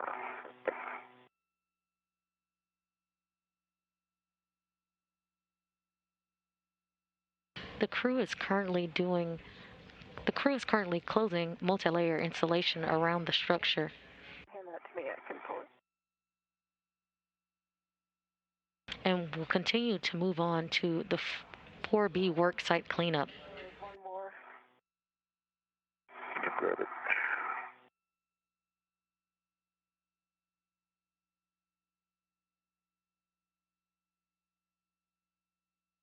This one, okay. Now it's good.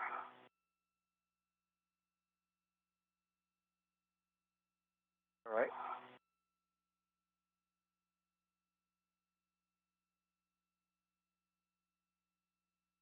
All right, Frank.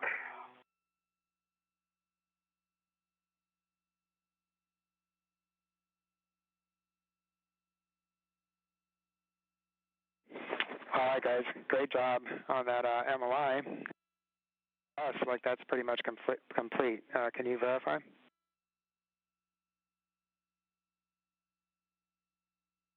Yeah, you get this last. I can't reach on my waist tether here, sweetie. There's one last wrap around in the middle here. One last, okay. Yeah.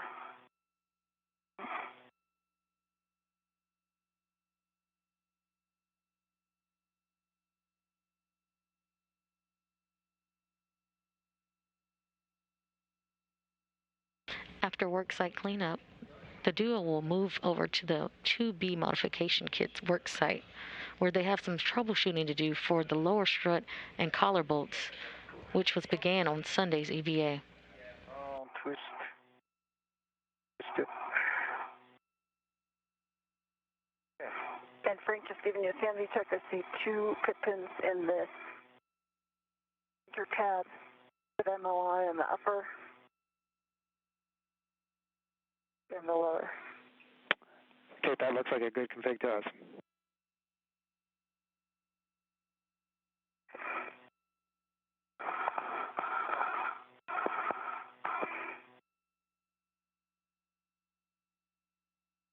Okay. I'm now heading back to the banks, I think. Yeah, you come towards me. On the correct side of the mass canister. Come inboard.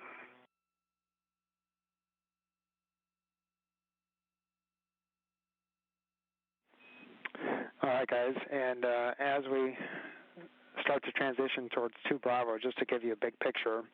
So once we get to 2 Bravo, Kate, you're going to be working the torque wrench operations on the lower strut saw bolt interfaces. And so, Ichi, you're going to be focusing on the mid-strut locking collar operations.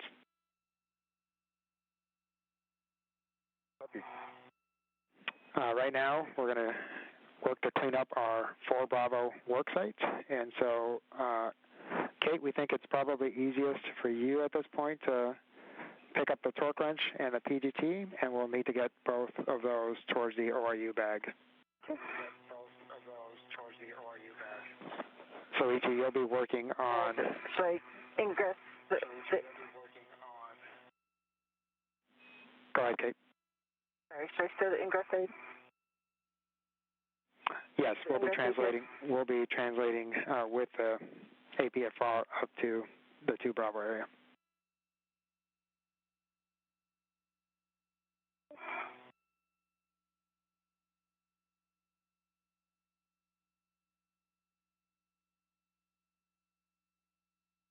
Okay, so Frank, I'll be picking up the APFR, say?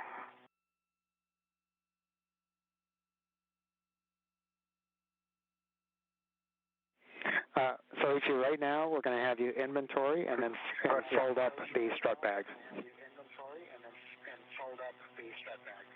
Strut bag, okay. And actually, looking at the work site, Ichi's going to have easier access to the PGT and the torque wrench and the APFR from where he is. I think I can pop down and... I can do either way. This big metal thing is between me and the torque wrench and the PGT. Yeah. Understand. Yeah, whichever way you guys think will work best to get the torque wrench and the PGT into the ORU bag. Okay. When I come, I'm going to have to do 3 sides of the square. Come down and meet you next to the bag there on your inboard side. You guys just check the safety tether config. Matt. Okay. For Houston.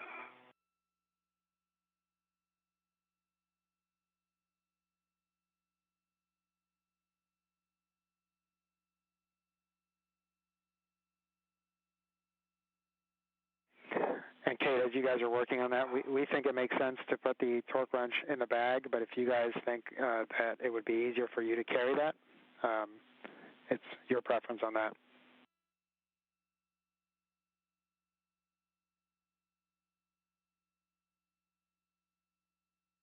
I defer to Suichi, he's the expert at the torque wrench so far. So, when we get down, we need 3 PGTs again? Just 2 PGT plus 1 torque wrench.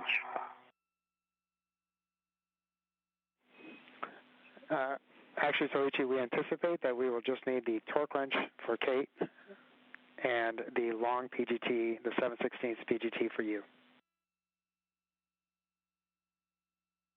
Okay, so why don't I stow the, at least the PGT, the short PGT or the socketless PGT back to the bag, and yeah, I'd be happy to carry the torque wrench on the other side.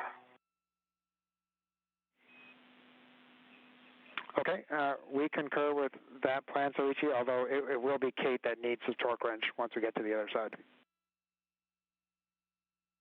That's right, that's right. Kate, yep, I mean, either one works. You can drop it off at the end. I think it's not that bad that, you know, I translated with breadth on inch waffles, but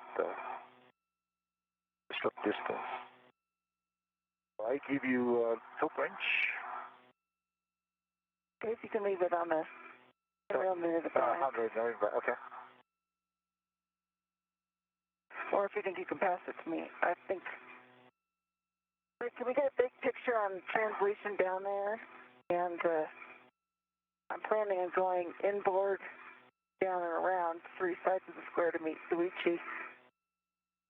But I'd like a big picture on how we're getting to 2 Bravo. Yep. And so, Kate, for you, you have the much longer translation, but you're essentially going to head back to the gap spanner, and take the gap spanner zenith, which will put you on the inboard edge of the IEA.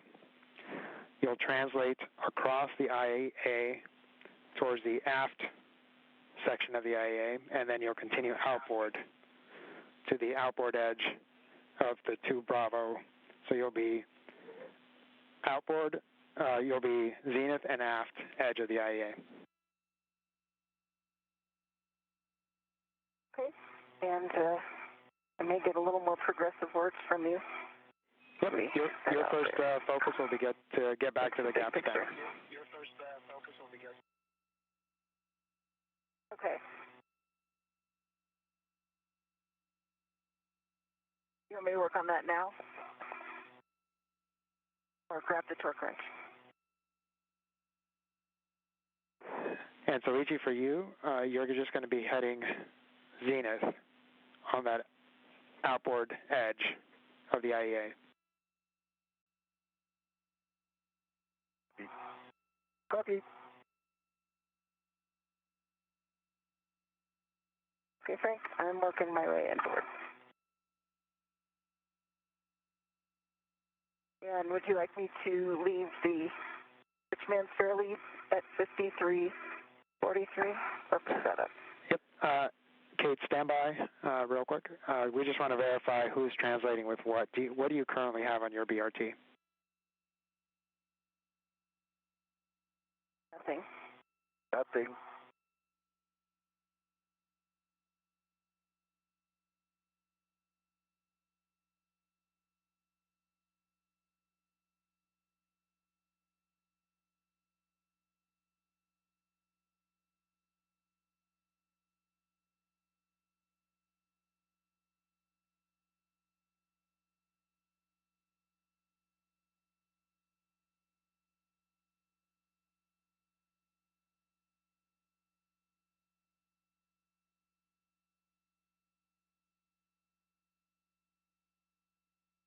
Okay, right now I got SuperCharging PGT and French both of them read it to me. I'm heading back to the bag. Copy, Soichi.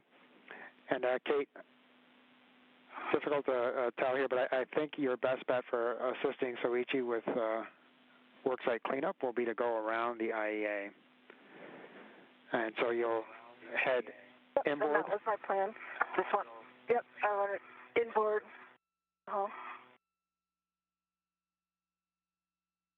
And then aft on the IEA, and then outboard. Affirmative. Good words. Okay, my question is, should I pick up the Richmond Fairlead that I've dropped on the forward edge at 5343, or leave that in place?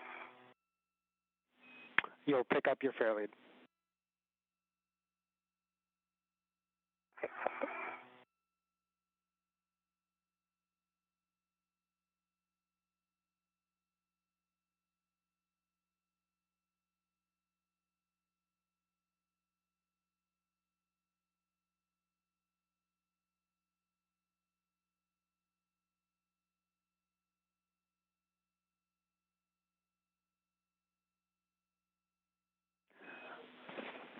Kate and Soichi, once Kate gets over, you will both be working to stow strut bag 1 and bundle that to the ORU bag. And then, Kate, you'll be translating with the bags bundled together, and Soichi, you'll be translating with the APFR. Okay, copy. And for this week, folks, I set my TCV to 5. Copy, TCV to 5, Kate.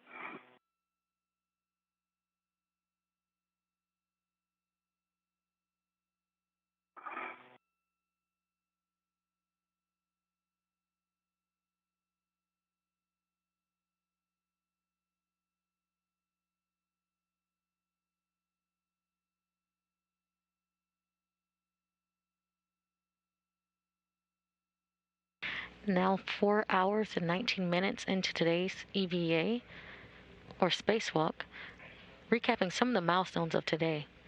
At 5:37 a.m. Central Time, NASA astronaut Kate Rubins and JAXA astronaut Soichi Noguchi turn their suits on battery power, marking the official start of today's EVA, or spacewalk.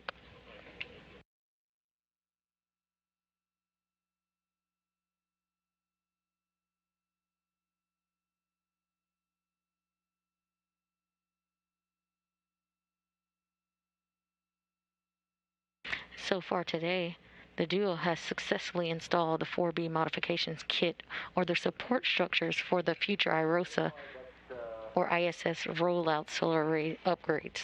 The one red back into the middle bag.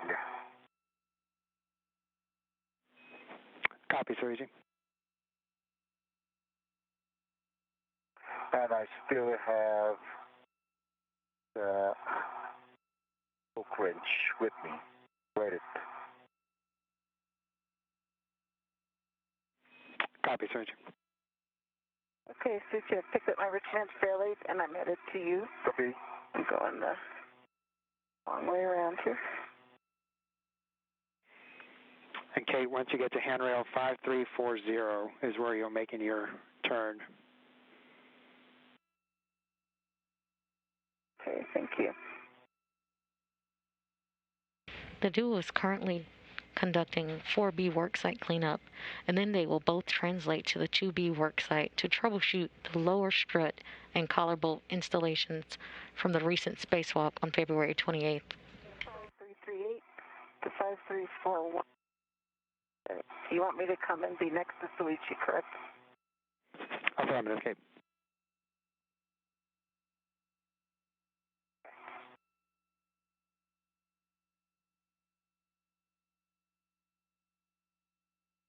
There you go. All right.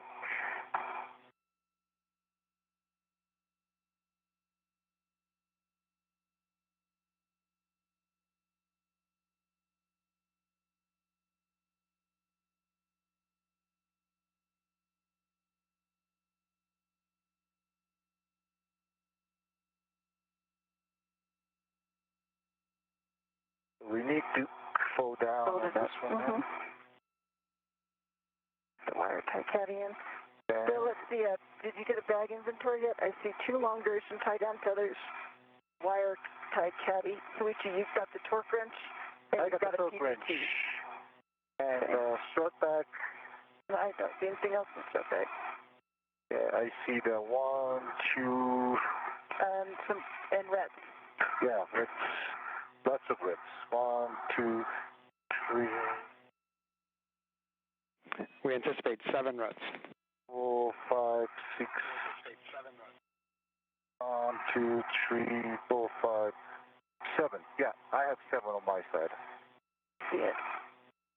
And the 2 long duration tie down tethers. Yep. And the wire caddy is on an adjustable.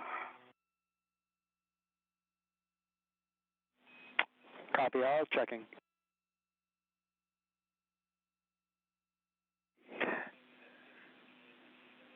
And guys, can you confirm a large, small, adjustable on the outside? Outside. I can confirm a large, small adjustable on the outside. And so right now, Suichi, the bag is tied down to structure by the 2 lid straps. Yeah, I see that this one's, yep. All right, so I have to be careful. We need to All right, guys, that is a good inventory for Modkit bag 1. So you can go ahead and fold that up and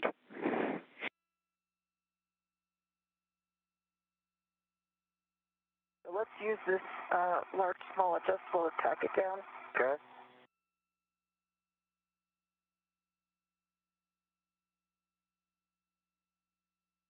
Second, I'm going to drop the DRT.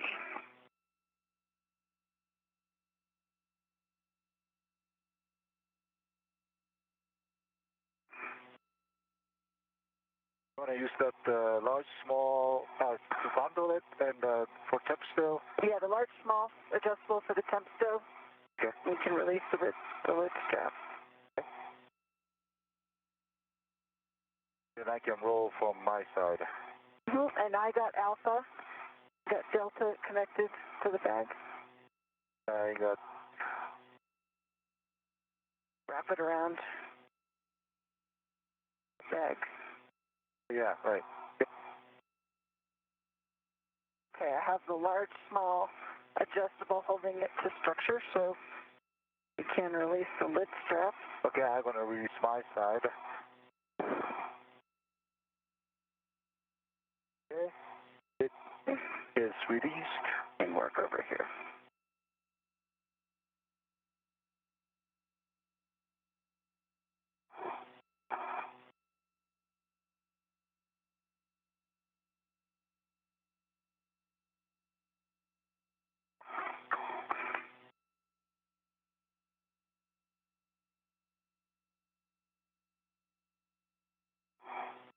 Fold in half.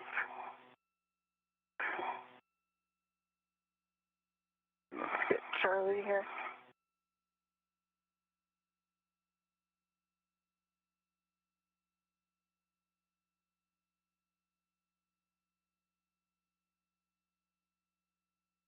Yeah, Charlie's.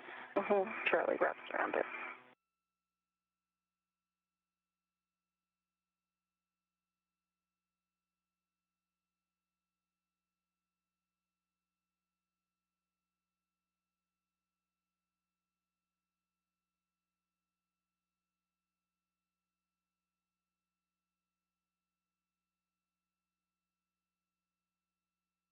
Okay, Charlie's presented. Bye-bye.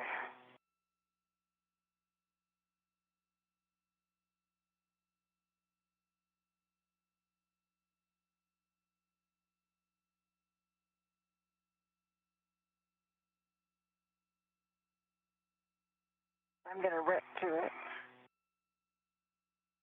Yeah, you got Charlie in.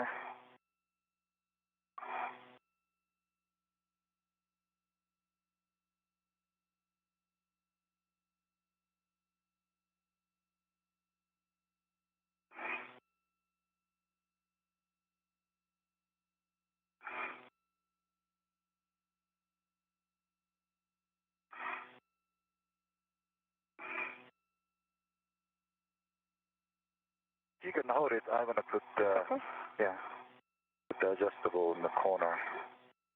I'm going to hold it this way. Yep.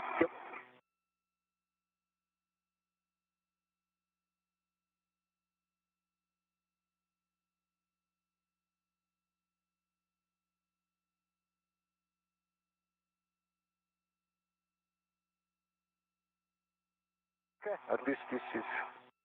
Okay, that's a good package. Okay, good packed.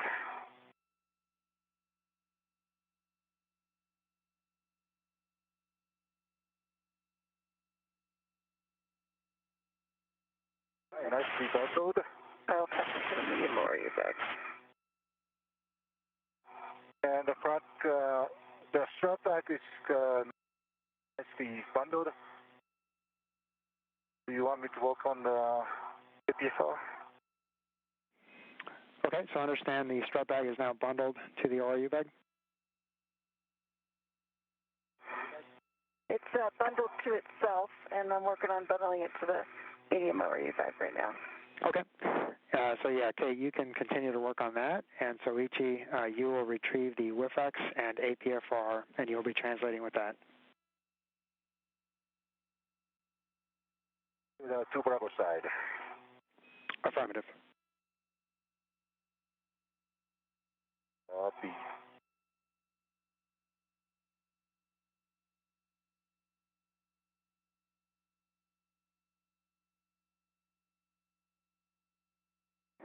And Soichi, the corner that you're currently at is a corner that you'll be translating zenith from. So after you pick up the WIFX and APFR, come back to that corner for your translation. Copy. Copy. Frank, I've got my BRT ret on the medium ORU bag. Got a bag lid strap from the, I rose the bag to the medium ORU bag. I'm going to release the medium ORU bag, large, small ret. Wrap these two together. Copy, Kate. Sounds like a great plan.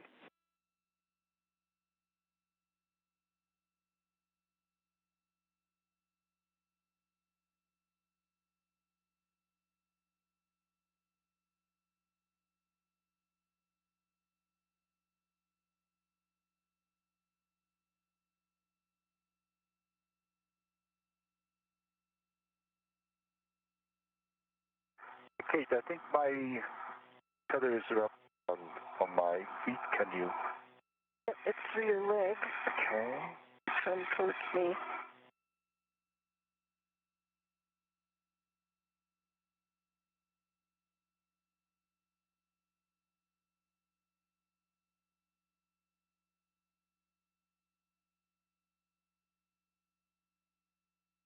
Gonna brace yourself there and I'll work it around you.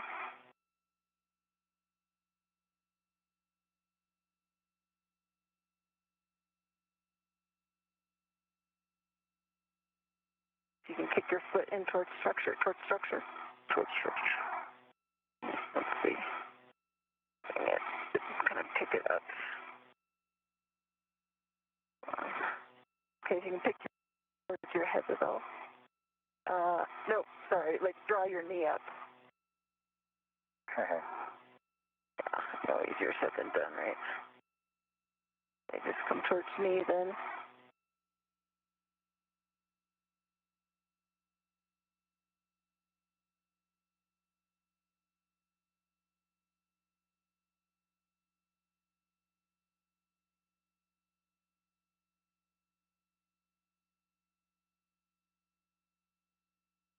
Okay, try picking your leg up towards pick your knee up towards your head. Yeah,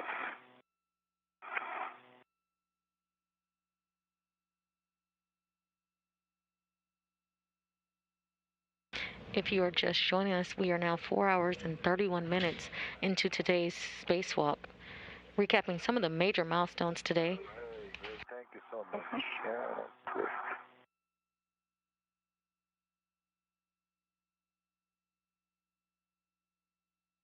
At 5:37 a.m. Central Time, NASA astronaut Kate Rubins and JAXA astronaut Soichi Noguchi turned their suits on battery power, marking the official start of today's spacewalk. They are currently translating to the 2B mod kit worksite. They have successfully installed the 4B modification kit, which is the support structure for the IROSA or the ISS rollout solar arrays.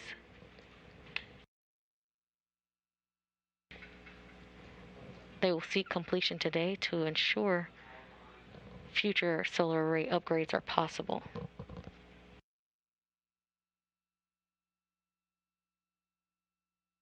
After translating to the 2B worksite, the duo will troubleshoot the lower strut and collar bolts installation from the previous EVA on February 28th.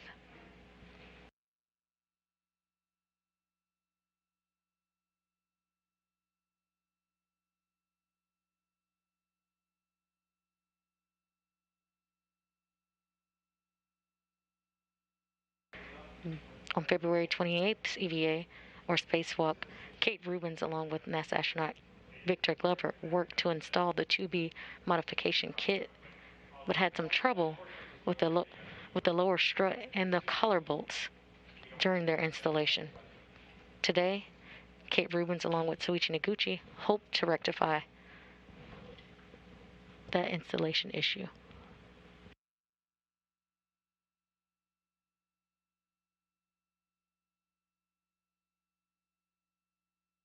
Okay.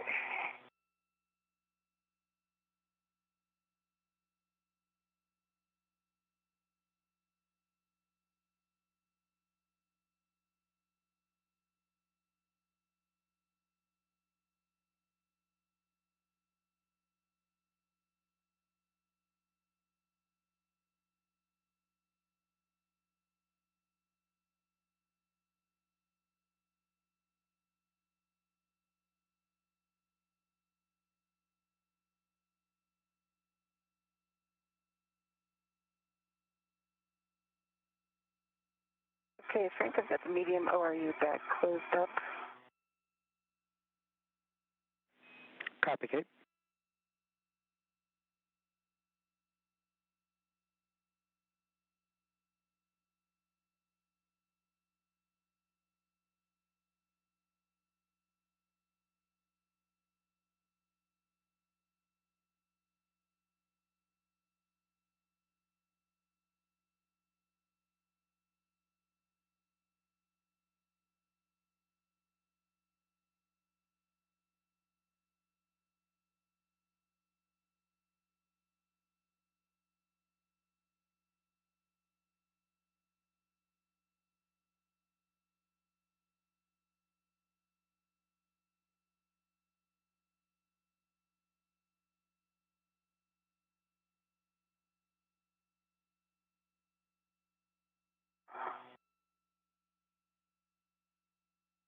Okay, we can fix it if it's tethered to me and it's fitted on my BRT.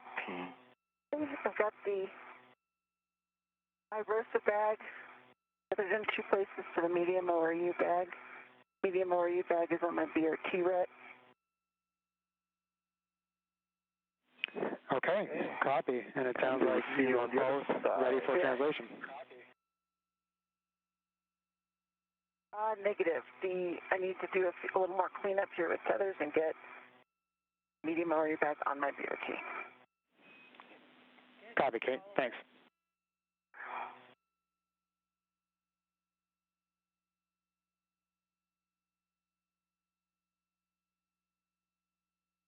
Kate, if you're okay, I'm going to transfer to the Bravo. Yeah, go for it. That APS first. Yeah, APS takes more. Thank you.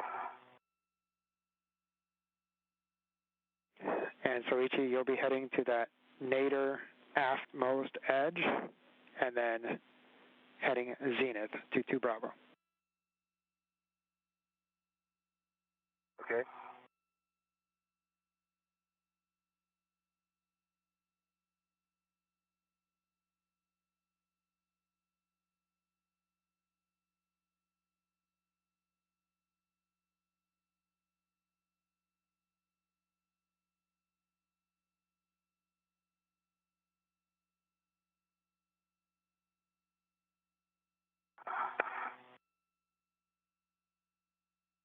I came back to the handrail 5307 where I did the fair lead earlier.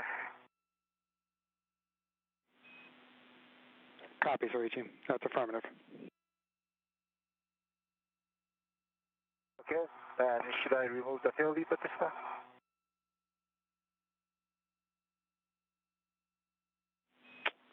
Roger, Soichi. You can go ahead and remove the fair lead when you get to that edge. Yeah, because I'm on the correct side.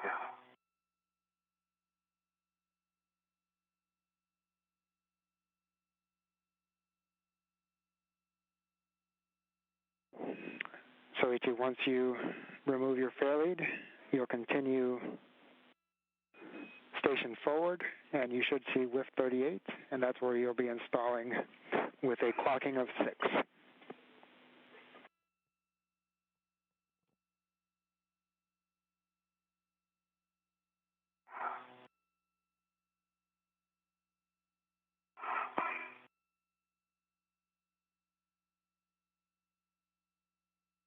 Okay, Frank, I have everything bundled and on my BRT.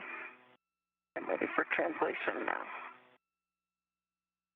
I copy. I'm headed outboard to the gap scanner. First, you're heading inboard, Kate, and you'll be heading inboard. Yeah, inboard. Yep, you'll be heading inboard to handrail 5341. Sticker.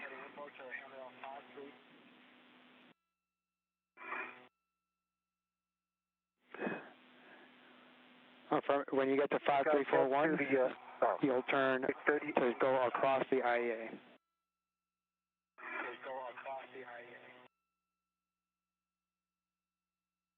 Oh, my safety tether across the IEA. I see it. Affirmative.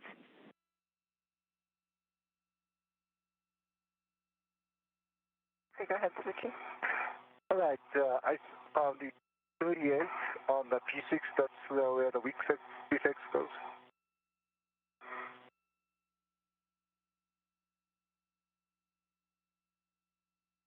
Affirmative, Soichi. WIF 38, clocking of 6 for the WIF-X. And try to remember that the handrail going to the IEA, is that the right orientation? Affirmative. Handrail towards the IEA. And guys, we're going to have a handover here in about 20 seconds. Kate, once you get to the other side of the IEA, you'll be going slightly inboard and up the gap spanner after that. Copy. I am forward at the radiator, heading inboard. Up the gap spanner.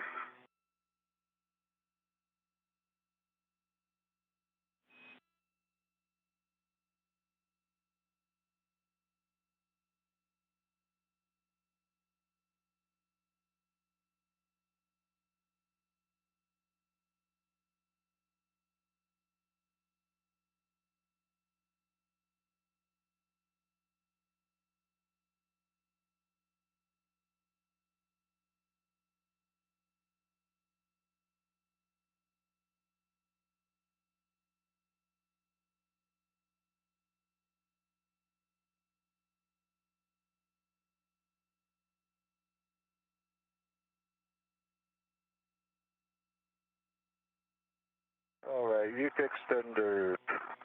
And Suichi, I see ya. Okay. Hey. Hi, coming to you. Black on black, good to test on the WIF 38. Copy, Soichi. That's a good install. Great job. And I've met up with Suichi at the worksite there, Frank. Copy. Get ready to get the torque wrench and head to the sub.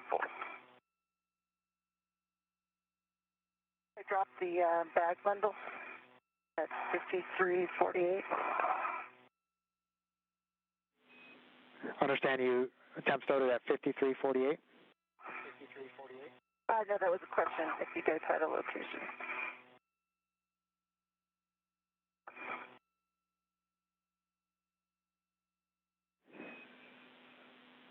Okay, 5348 or 5353 work. You'll just want to be able to access them for the torque wrench when you're working near the mass canister. Okay, and Suichi has the I have torque wrench.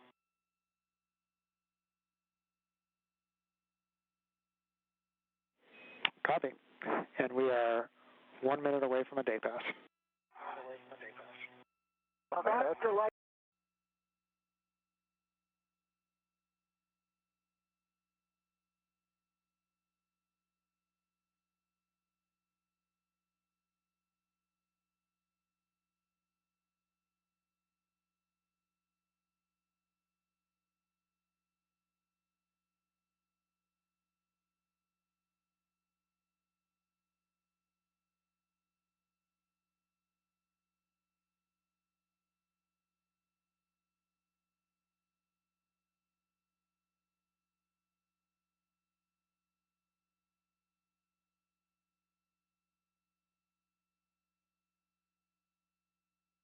All right, Kate, I'm on top of the lab.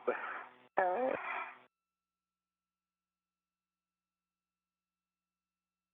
Can see you.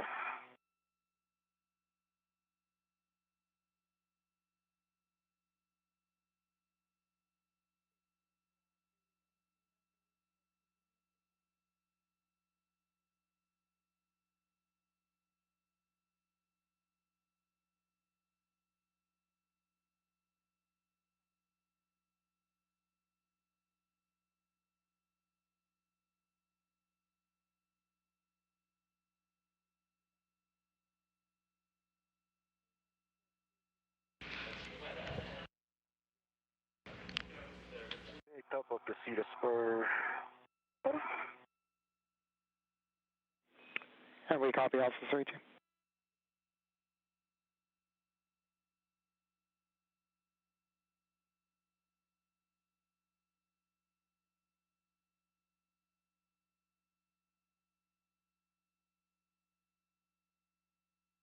If you're just joining us, we are now 6 hours and 12 minutes into today's spacewalk. And guess by You now look great, dude. You're wearing a spacesuit. How do you not look good in that? All right, the best tip in town. I And that's my books. I do, yep. And as you come in, just keep on with your translation. I should be able to help you out there.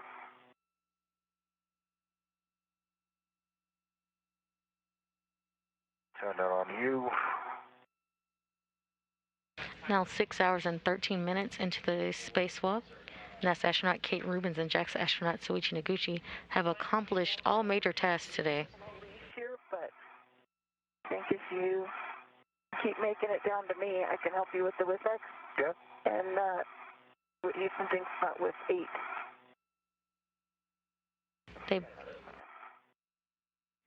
Yep, so we're actually going to put that on ESP2 with 3, which is on the starboard edge of ESP2. Okay. Okay.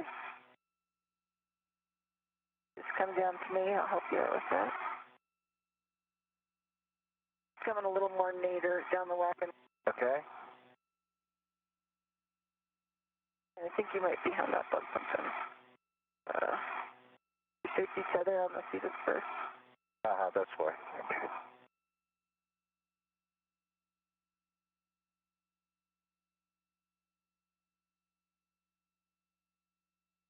You guys are about a minute away from sunrise. Thanks, Frank. You guys just keep knocking out that night translation practice. Yeah. Okay. All right, Kuki, I can get the whip extender. Bringing it around towards you. Oh, that's my... Yeah. The duo are both. Now, I go to USB tube. You want to tighten your BRT jaws up over here? Yep.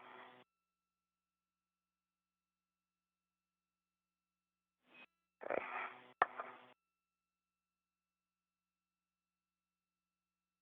The duo has completed successfully the 4B and 2B modification kits or brackets for future IROSA upgrades. Hold those around the, pull the WIFX through the safety feathers. Go. Perfect. Perfect. Good, good.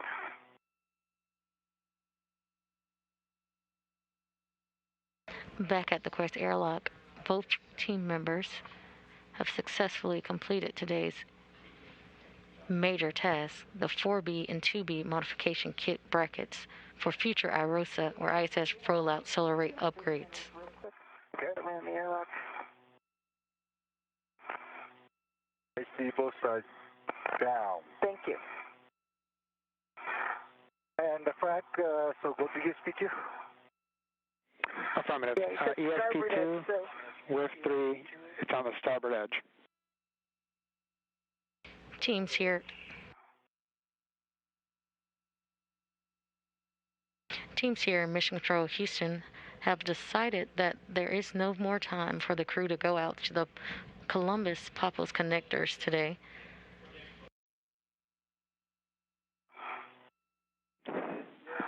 ESP2. The crew will complete worksite cleanup. I installed this 15 years ago.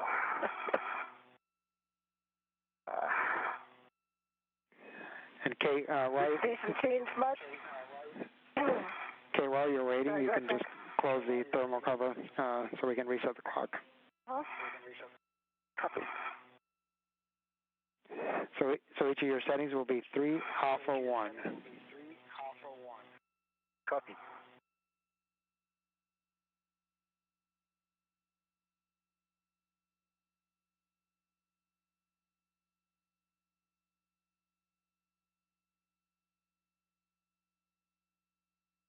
Stowing tools and currently closing the thermal cover. Just forward of your current location. Okay, going forward. Yep. Right by your right hand there. Thermal cover is closed. Copy, okay. thermal cover closed.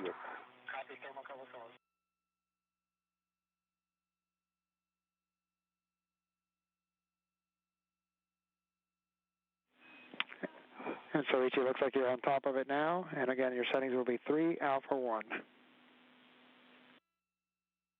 Locking 3 alpha 1.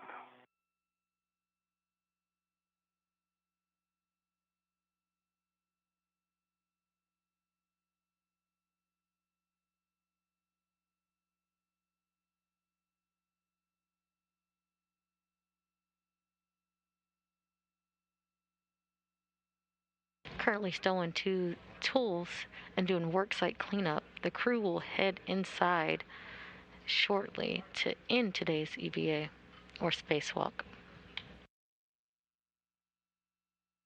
Locking 3.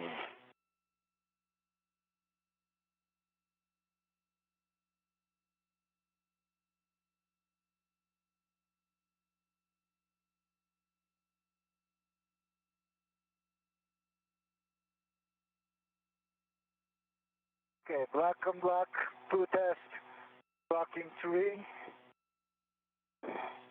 And did you get a twist test? Twist test is also complete. Clocking stays the same. Great. And so Ichi, it'll be 3 alpha 1. The long axis of the width should be parallel to the long edge of the ESP. pointed aft.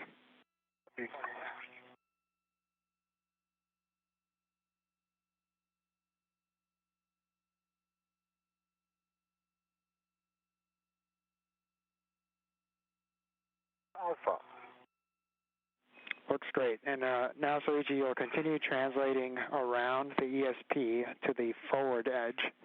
And there is an APFR that you'll pick up there and relocate to the airlock. Okay.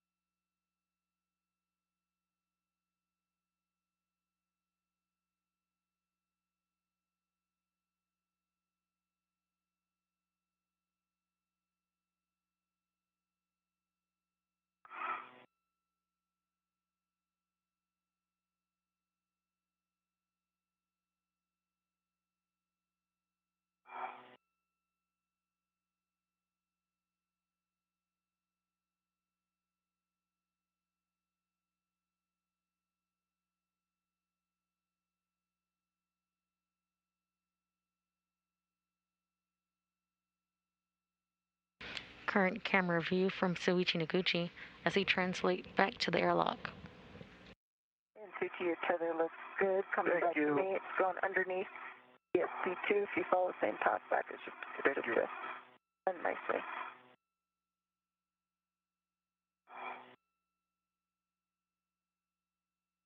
I see the next APFR.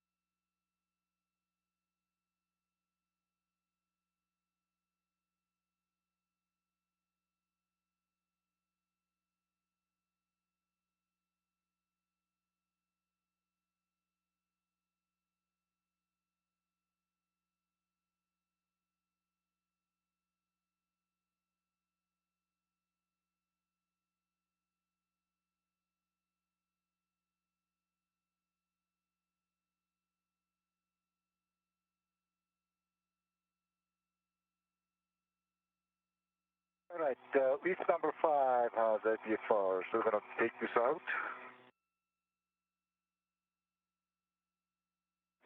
Affirmative, Soichi. That's the one you'll be taking back to WIF 12 on the airlock. On the airlock.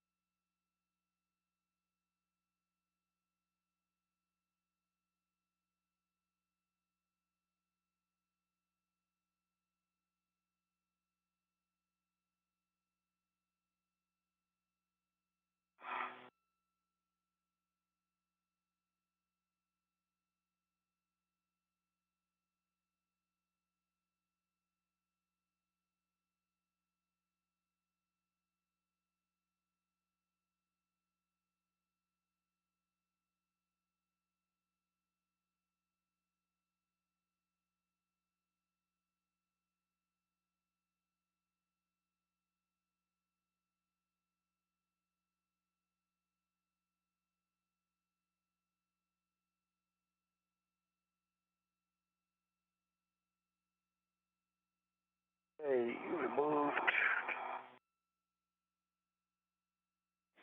Copy, Soichi. And you'll follow your translation path back. And again, with 12, it's on the nadir, slightly forward aspect of the wagon wheel near the airlock.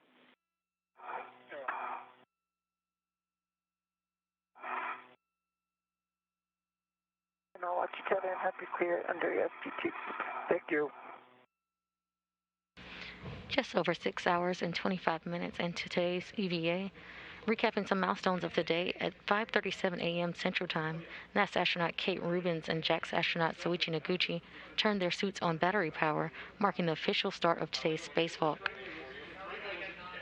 They are currently both back at the airlock after successfully completing the 4B and 2B modification kits or brackets for future IROSA or ISS rollout solar array upgrades.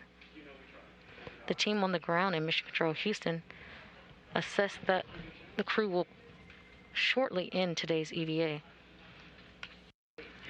Early in the spacewalk, Kate Rubins reported a pinpoint hole on her right-hand glove, but the teams in Mission Control did not report change in pressure or a leak. Today's spacewalk is wrapping up due to limits on consumables, not because of the glove itself.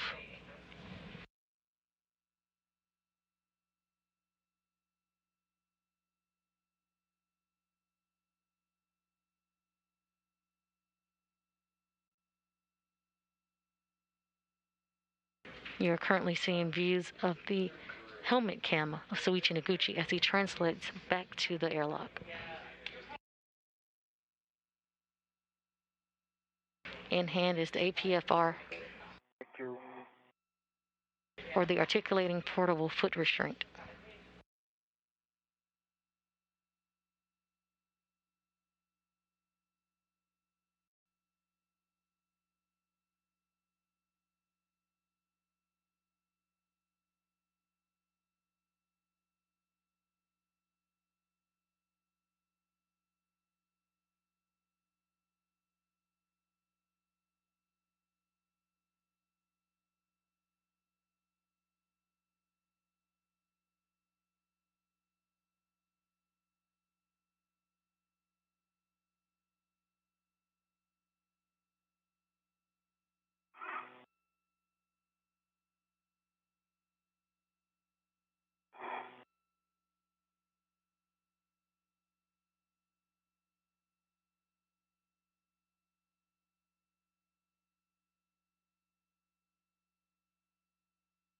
Okay, I see reef 8 and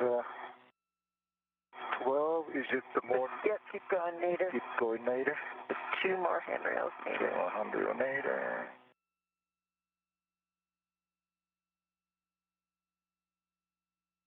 Huh?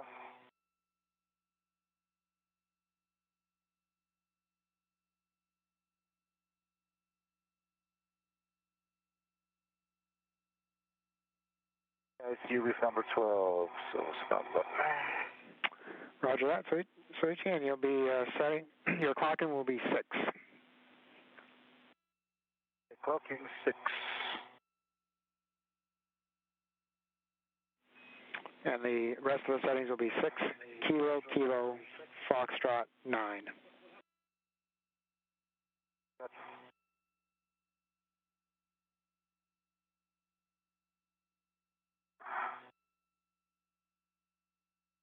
Clocking 6. Yep, and Soichi, that's really the only setting that we need, clocking of 6, and if you can just read us the remainder of the settings, they can stay as is.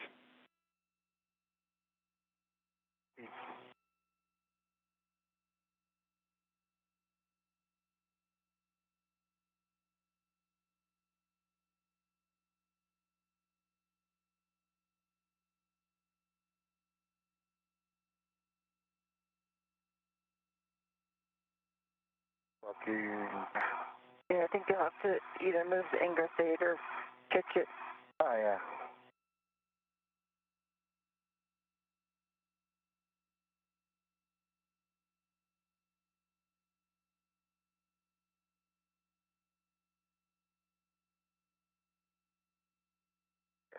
You hand it over to me, I can. the Ingress paper. Yep, you guys can do that or just yaw the foot plates around 90 or 180. Okay. Oh, okay.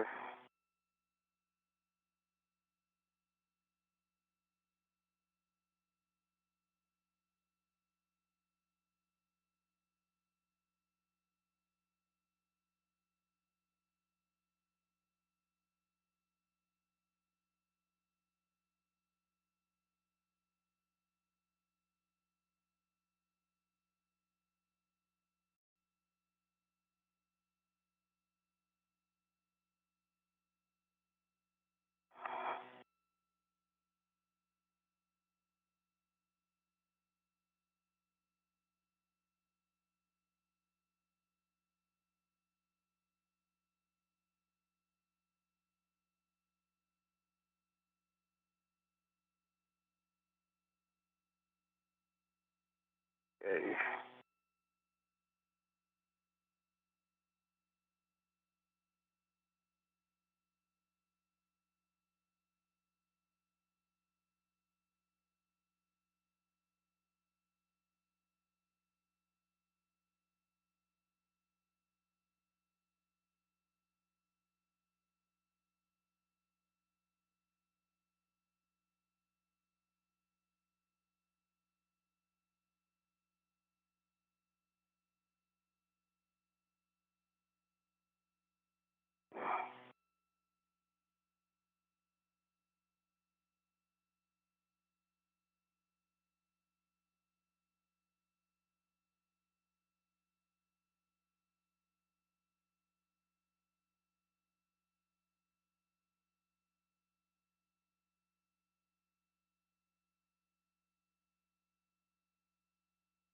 Okay. Black on black. Good test. Can we go? Great. I'll get to the test too. So Ichi, we copy good pull test and black on black. We'll take the settings if you have them. Greenberg can tell you that Papa. Yep, Papa, Fox, clocking 9, post 9. Okay, 6 Papa, Fox 9. Thank you.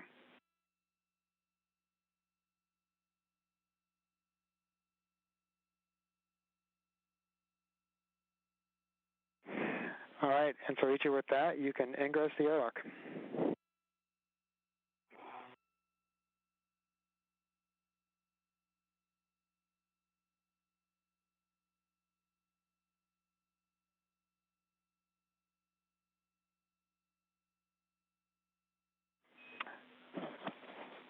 So Ichi, stand by. I have to remove the red.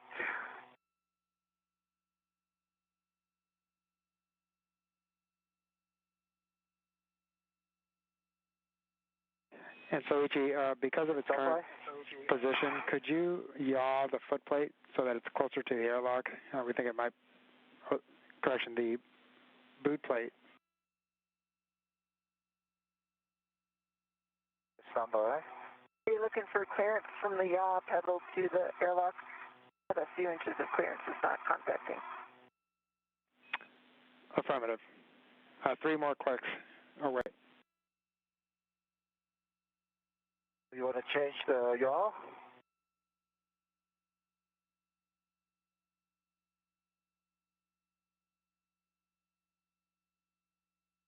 I think it is not contacting if that's what you're worried about. Boot plates. Yep, they just want to give it a little more clearance. And so just yawing the foot plate away. Plate away. Like this? That was the yaw of 11. Great. 1 more click, Soichi, and that looks great.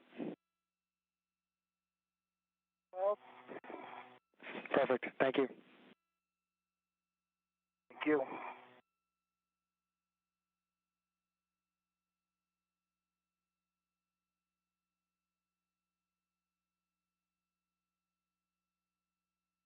Okay, Frank, thermal cover is coming open. Thank you. I am aft. I am forward. Our tether's right there. Waist tether, that's good too. And EV2 is ingressing the hatch.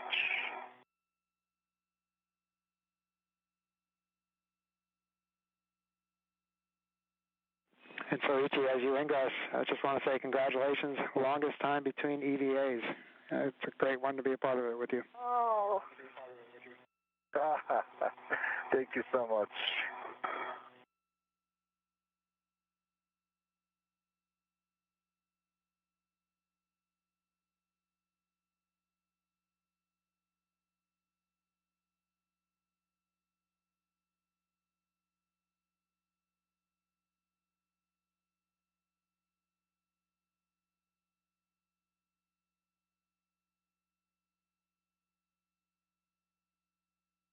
All right, you look good. Tethers look good. They're coming in after you. And Kate, as you prepare to ingress, you'll turn off your HECA and verify green LED is off. All right, it's been fun, Hecka. This is an awesome capability. Green LED is off. And Frank, my waist tether is attached to the airlock gearing extender. Copy, Soichi. And Kate, you can ingress the airlock. Soichi, you can remove the SCU from the stowage pouch, remove DCM cover and Velcro to DCM, and connect the SCU to DCM. Okay, I'll let Soichi get settled here. Yeah, just a couple bags, so trying to away from the bag.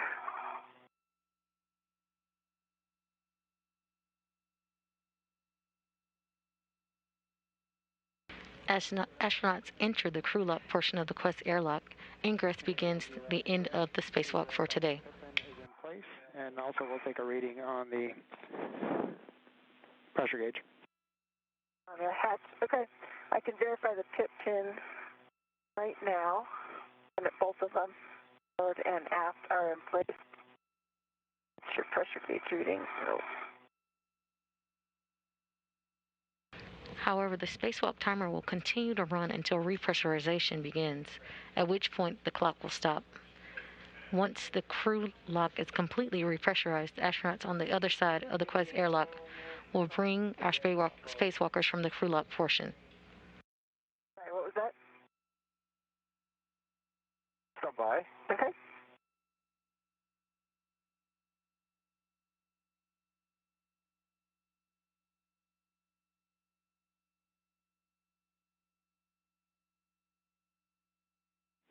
And Kate, we can also take that pressure gauge reading when you're closing the hatch. Doesn't have to be now. Okay.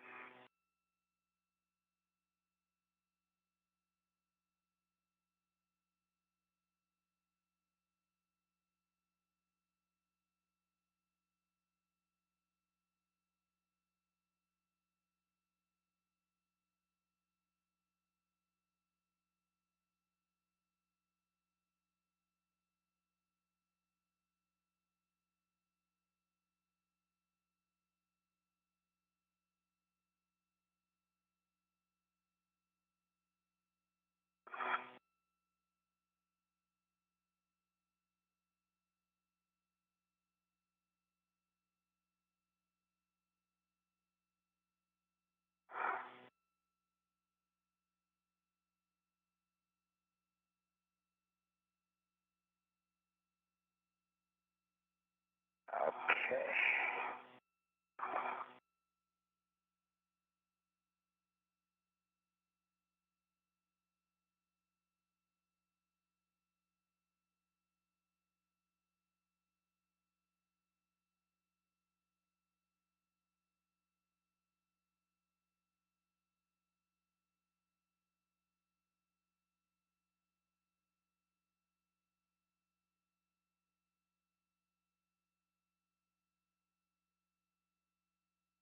Current views from Soichi Noguchi's helmet cam as he stows and puts away tools from today's spacewalk.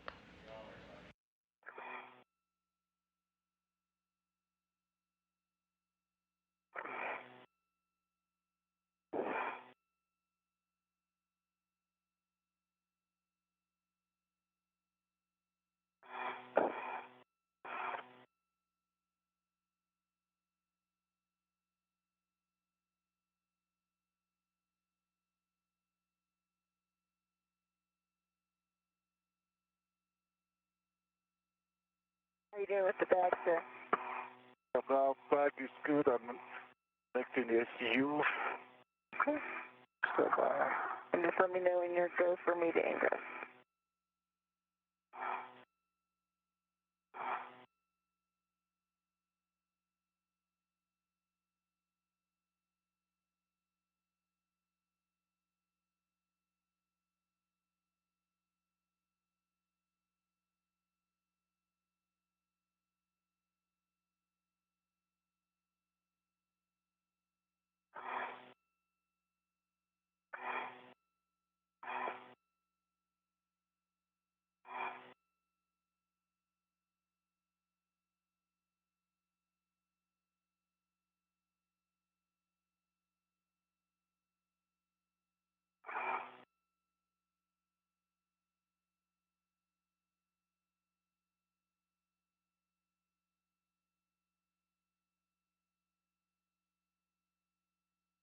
all right, I got the SCU connected, and I'm going as far close to the ID hatch. Okay. And push all the bags. All right. And you're clear to come in. Copy. And get your feet zenith. That is perfect. Okay, I am coming in.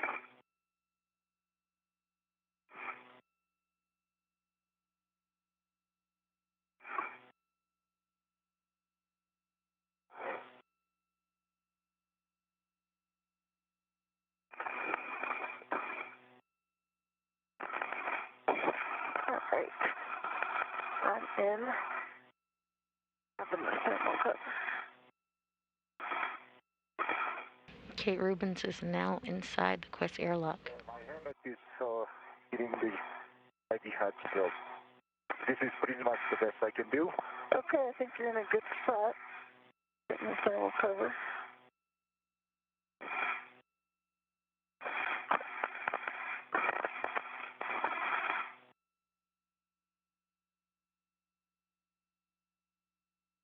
And so, ET, as Kate is closing the thermal cover, can you check that your SCU is locked? SCU is locked. Double check. Copy.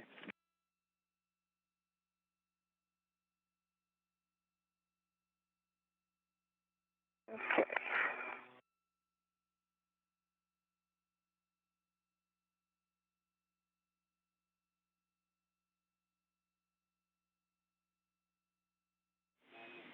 And Kate, just a reminder that D-ring can interfere with the magnet, so you'll have to clear that to make sure that it closes properly.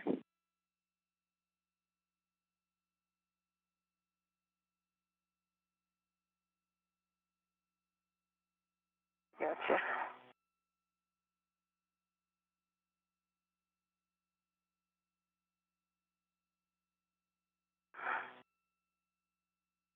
All right, that was a helpful tip.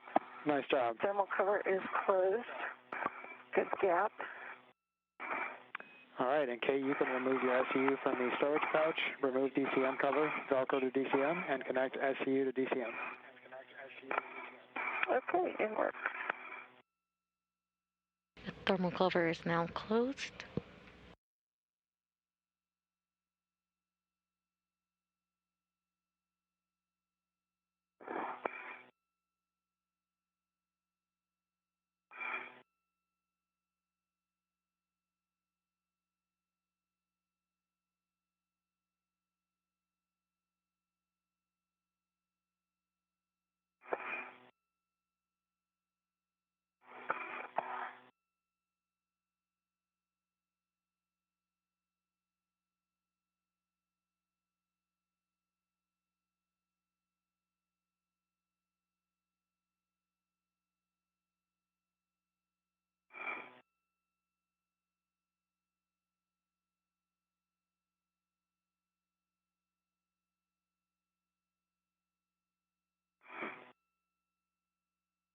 V1 SCU is connected and locked. Copy, SCU locked. Note that a TCV setting of 8 to max cold minimizes time for SCU cooling. For both of you, switch water off, forward position. Expect H2O is off message. EV1, water is off. EV2, water is off. Copy. Water off for both. 2-minute timer started. Copy.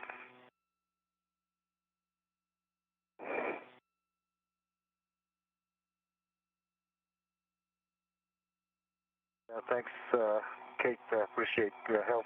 That's great. Hey, thank you, and I really appreciate the help from Art and Miranda and Chris, Evelyn, and all the folks they pulled in, and all the IROSA folks that have been working on this mod kit.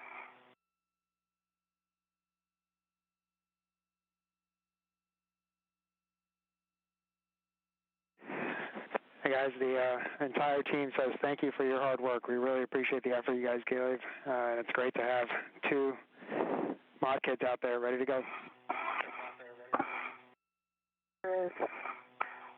And I'd like to thank my instructor team, Derek, Sandy, Costa, Malik. You guys are great. Thanks for your great effort. Made me possible to come back to outer space. And all the JAXA folks, EVA team, ありがとうございました。素晴らしい体験でした。Over to you. Thank you, Soichi. Good words. We have 10 seconds till a handover, and on the other side of the handover, we should have our 2-minute timer complete. Copy. Copy. Some thoughtful words from Soichi Noguchi and Kate Rubins to their ground team. Ground IV Frank Rubio reflected on the hard work of the crew and the support that was made possible during the spacewalk.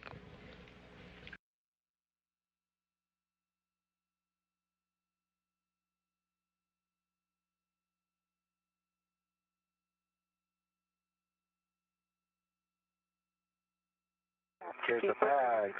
Yeah. Okay. And Kate Soichi, back with you. How do you Move the bag away. I got you, Ed. Clear.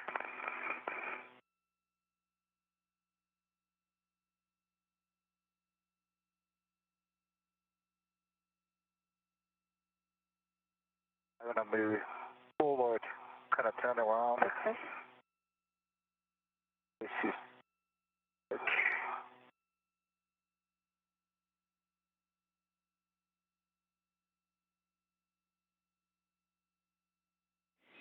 All right, Kate, verify outer hatch clear of hardware. Affirm, outer hatch is clear of hardware. Verify handle position per hatch decal, and report hatch gauge reading. Okay. Per hatch decal, and the gauge reading is about 0.2. Copy 0.2. You can close and lock hatch. We'll need to do a little airlock rearranging. If you can help me get my feet down. okay.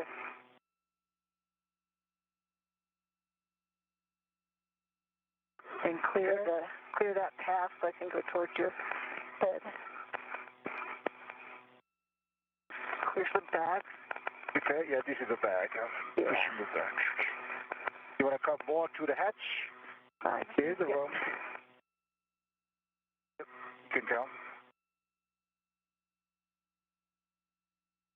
You want me to hold your leg? Yeah, if you can push my legs down. Later. And towards you. Toward me.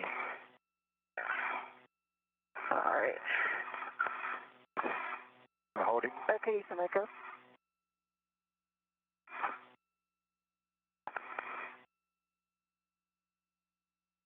Current camera views from Kate Rubins' helmet cam. We see as she prepares to close the hatch to the Quest airlock.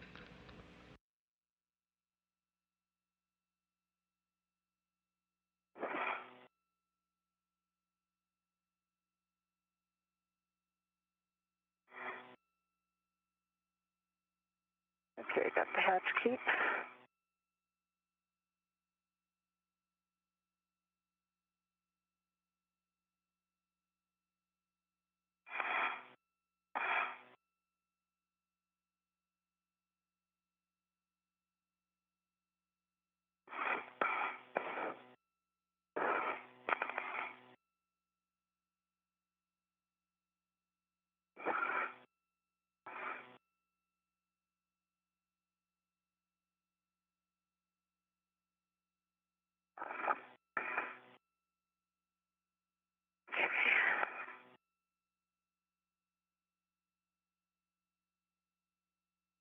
Hatches down.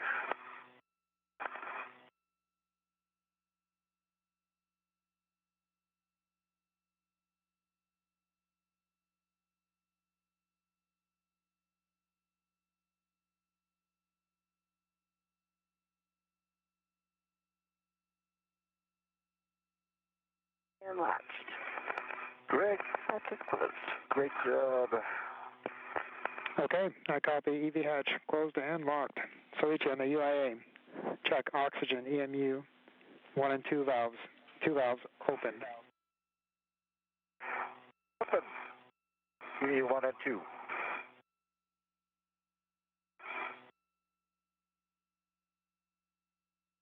Perhaps both the valves open. Copy. Switch power, EV 1 and 2, 2 switches on, ON. EV 1, EV 2, 2 switches open with LED on. Copy, good. LEDs. Check power, EV 1 and 2 volts between 18 and 19. 18.6, 18.6. Copy, 18.6 for both. On your DCMs, switch power to SCU. Expect warning tone.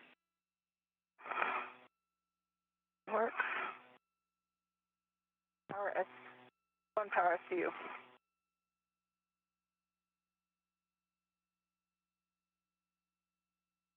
Stand by.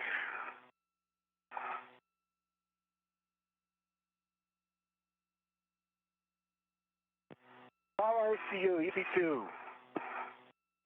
Okay, and with that, once again, the team, thank you. It says thank you to both of you guys. Great job out there. And I'll turn you over to Hop and Ike. Hey, Frank, Thanks, Frank. You are an amazing ground IV. I can't wait to IV for you when you're up here. Thanks, Frank. I'll take you up on that, Kate. Okay, Frank, thank you. Houston, thank you. Kate and Soichi, welcome back. We're ready to continue with the crew lock repress. Copy. So we're going to take O2 actuator to press. Work.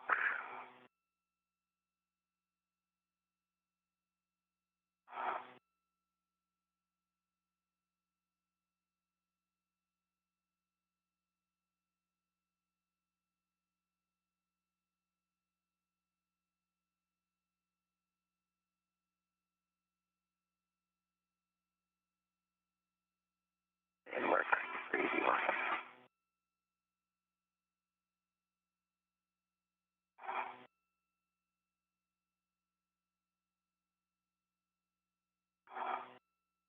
Current views of NASA astronauts Mike Hopkins and Victor Glover. Stand by.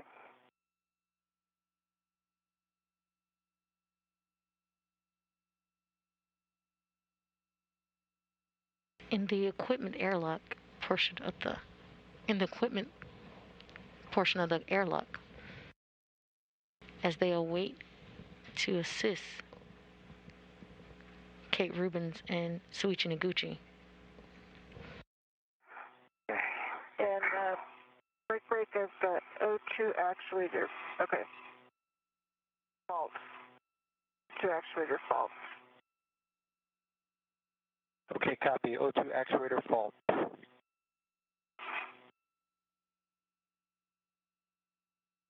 They just ladled out of press. Now I've got O2 position press. Okay, copy. O2 position press for EV1. Yeah. And I did confirm it was in press. Roger. And O2 is press, EV2.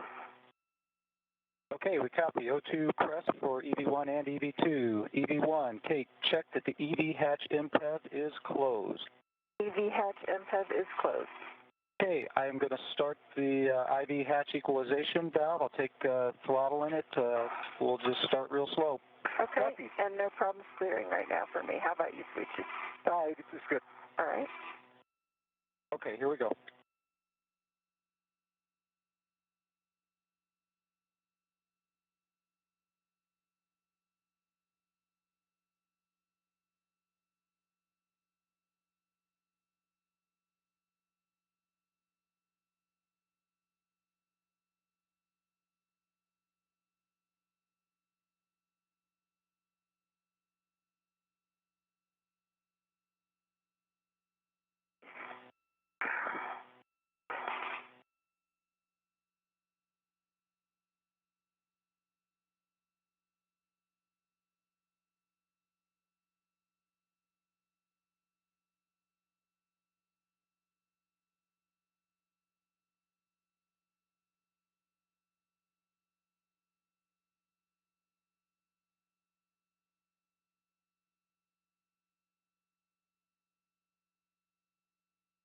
And Kate, Soichi, we're starting off nice and slow. When the crew lock is at the 4.0, you can expect an alert tone. And Soichi, let me know when you get to 5, and we'll take the equalization valve to off. Okay, copy. EV to copy.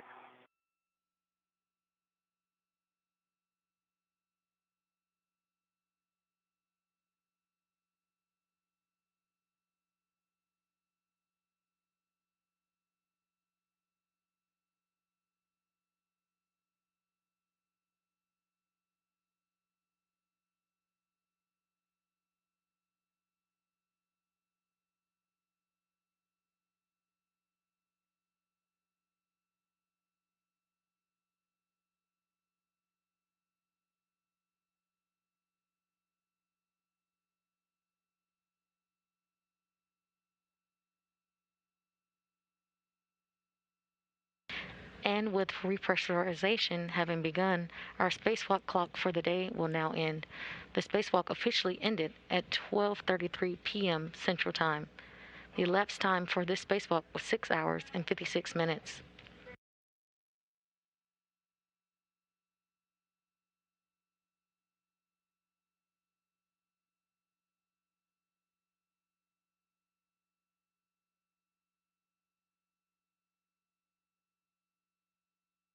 And Hopper, I'm doing good. How about you, Soichi?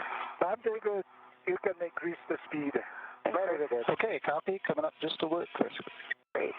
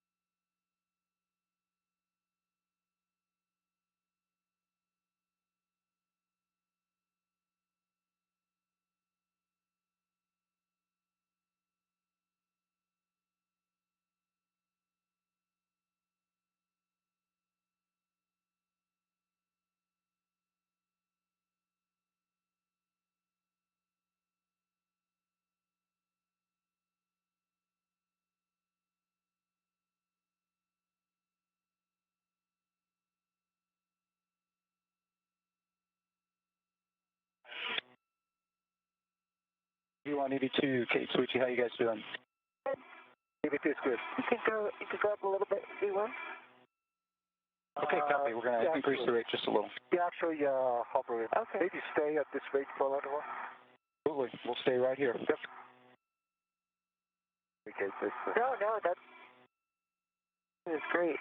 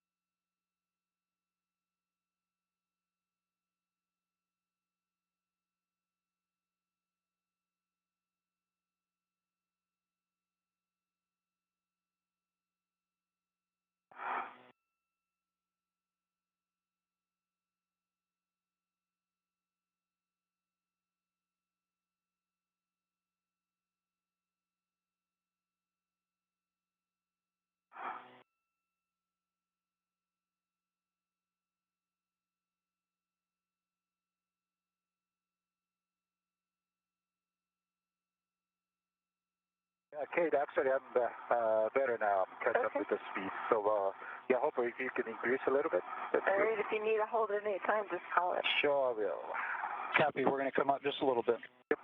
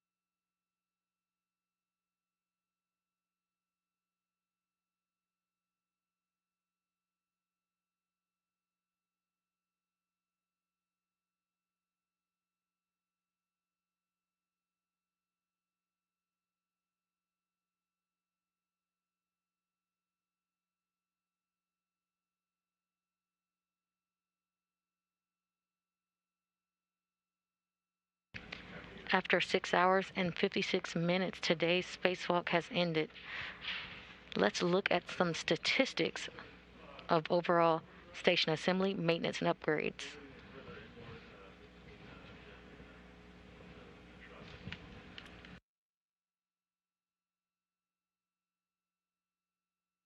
Today marks the 236th spacewalk in support of ISS assembly, maintenance, and upgrades. The 4th spacewalk of 2021, the 5th spacewalk during Expedition 64, the 4th spacewalk for Kate Rubins, totaling her of 264 hours and 46 minutes. The 4th spacewalk for Shuichi Noguchi, totaling him at 27 hours and 1 minute.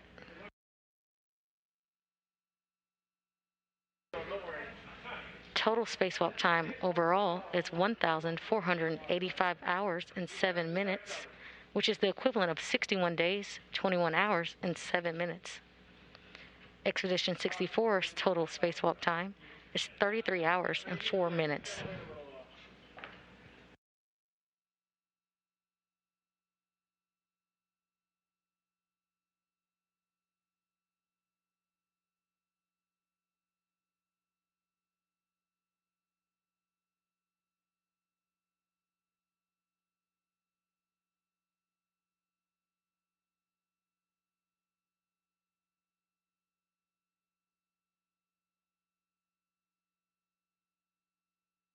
We are currently in a short satellite handover period. Okay, I'm good too. Increase. Okay, copy, increasing just a little. Thank you. Thanks, Hopper.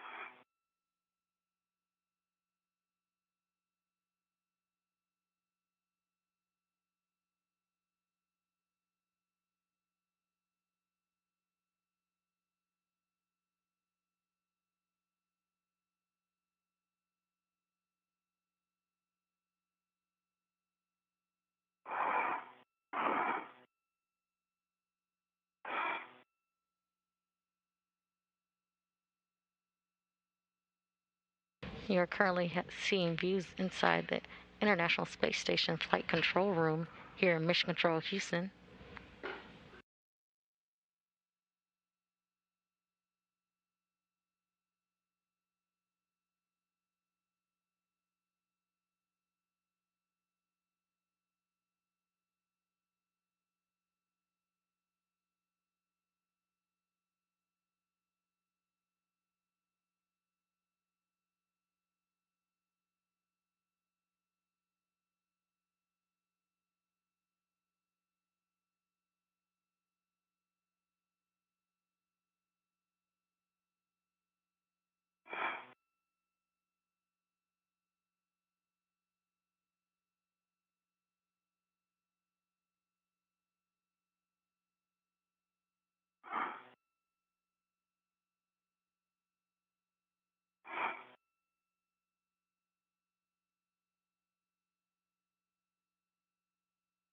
And again, just a reminder, at 4, expect an alert zone, and Shuichi, let me know when you hit 5. EV2 copy. EV1 copy, thanks.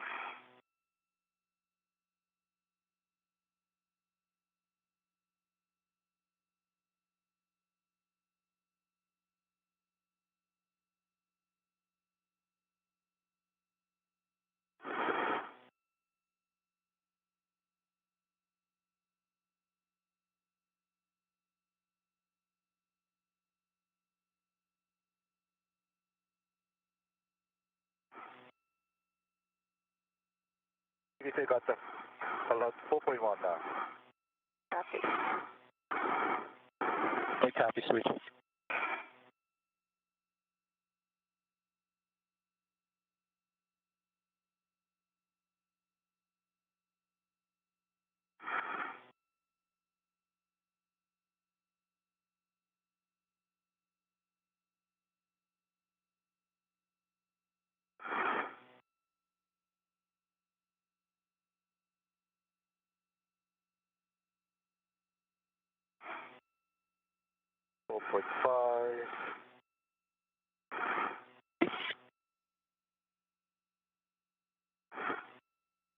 I've got 4.6.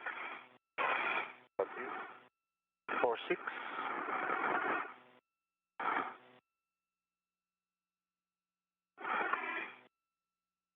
7.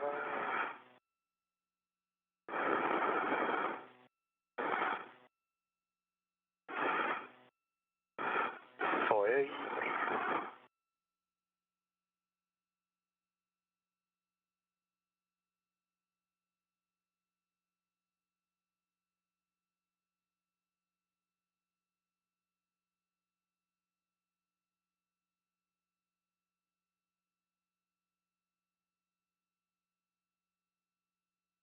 We got just a delta between our shapes.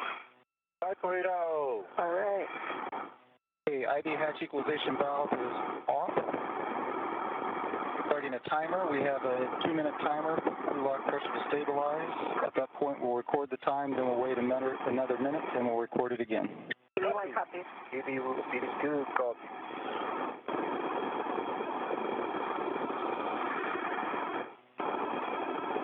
My glove heaters are all fast. Good. Mine are as well. Checking my Copy gloves. that. That is step 8. I have no contamination, Hopper. I do not have contamination.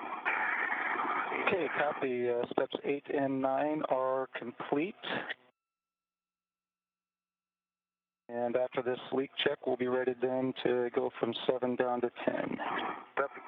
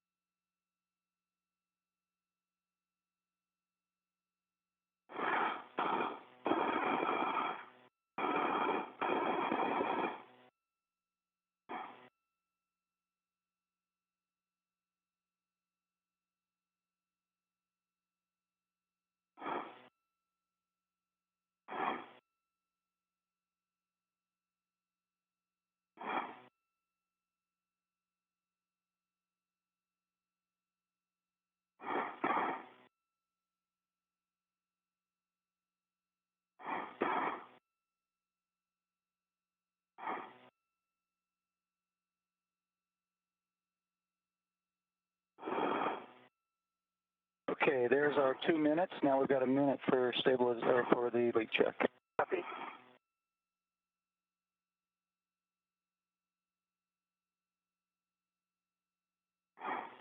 In the equipment lock portion of the airlock, you see Mike Hopkins and Victor Glover, who will help our spacewalkers doff or take off their spacesuits once they bring them in from the other side of the hatch after repress is concluded.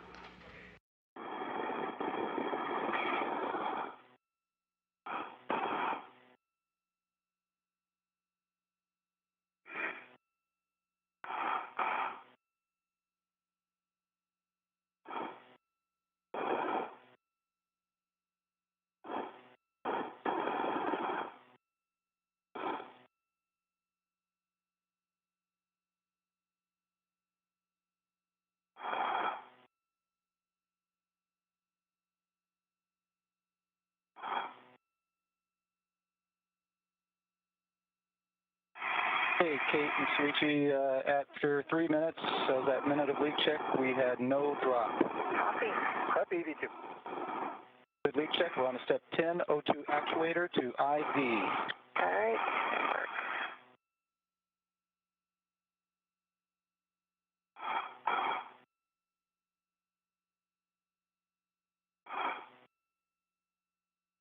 EV1, O2 actuator, IV. Copy. EV2, IV. Okay, copy that. I'm now going to take the hatch equalization valve, and we'll start continuing the repress. Sounds good. Copy, EV2.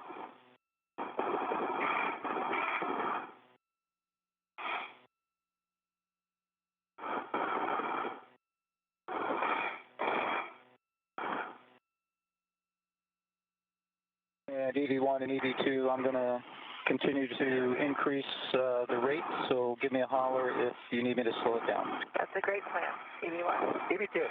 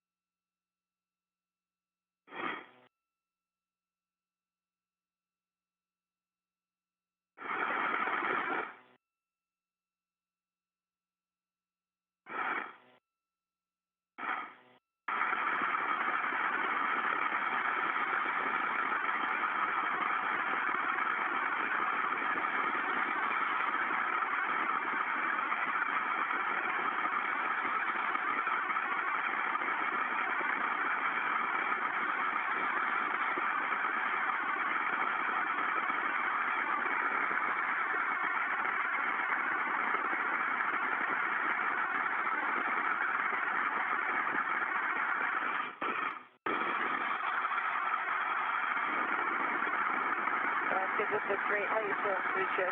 Yeah, I'm good. I can increase. Yeah, you can increase. Hey, we're basically at norm. Oh, okay. That's good. A little bit more.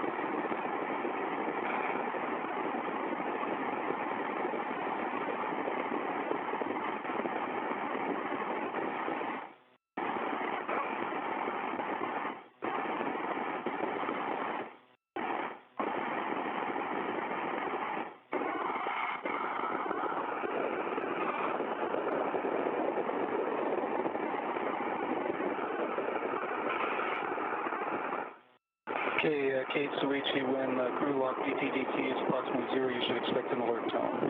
Copy. Copy, EV2.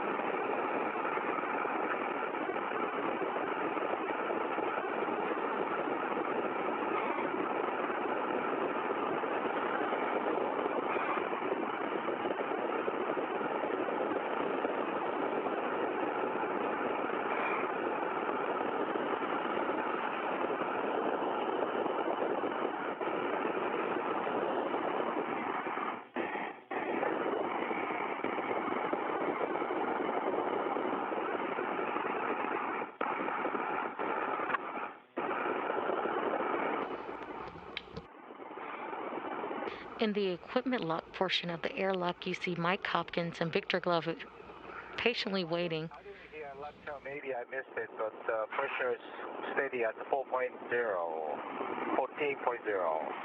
That's Suichi, and we're basically seeing the same thing here. So Kate Suichi and Houston, we're going to 1.240 post-EVA.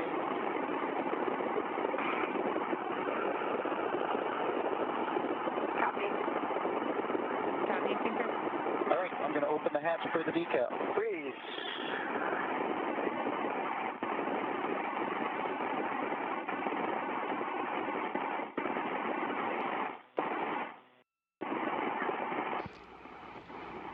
In the equipment lock portion of the airlock, you see Mike Hopkins getting ready to open the hatch, assisted by Victor Glover, to help the spacewalkers doff or take off their spacesuits once they bring them inside and from the other side of the hatch after repress has concluded.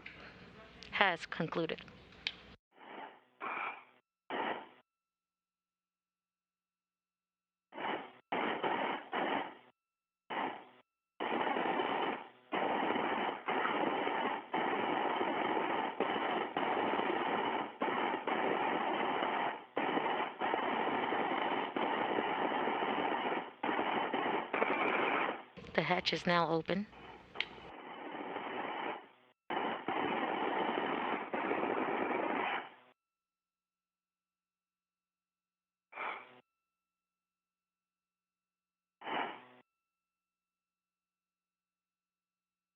And Houston, we show we're ready for step 4.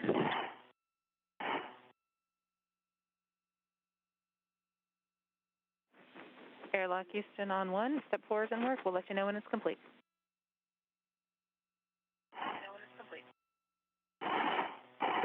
Okay, we copy that.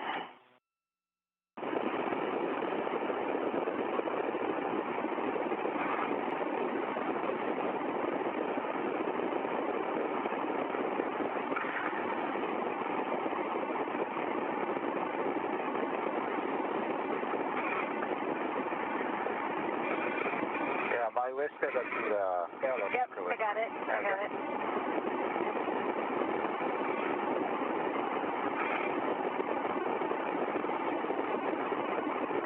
All right, you're free. Thank you.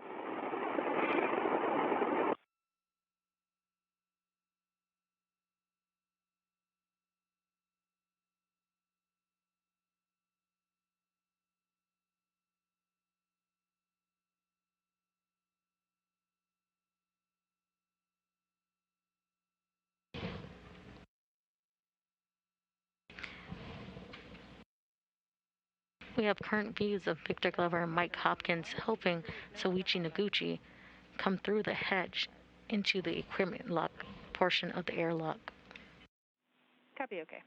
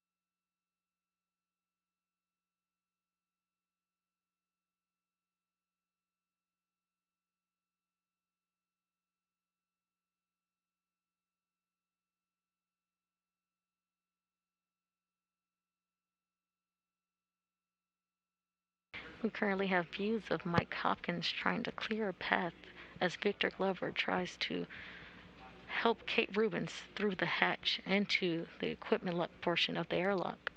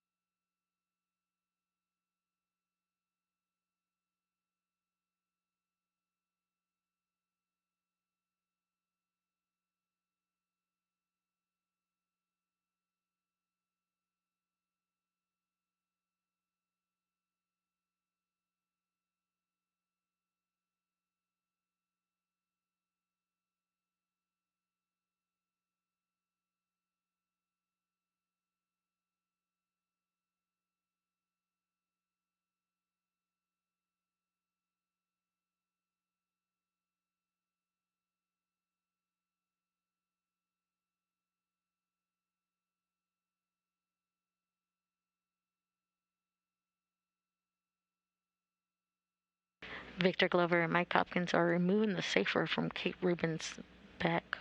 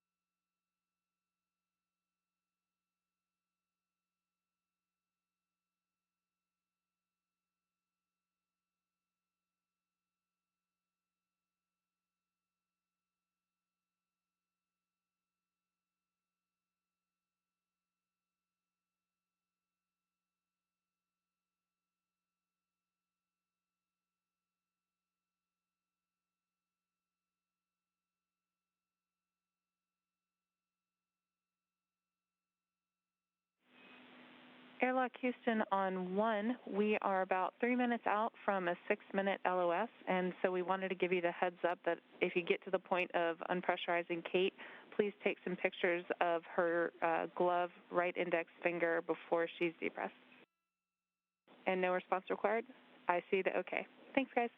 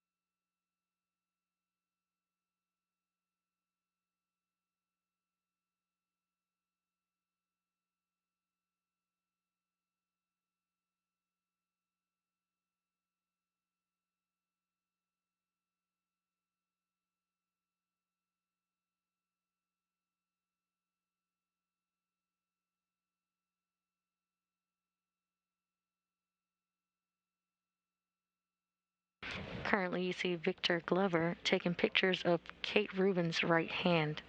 Earlier in the spacewalk, Kate Rubins reported a pinpoint hole on her right-hand glove, but the teams in Mission Control Houston did not report change in pressure or leak to her suit.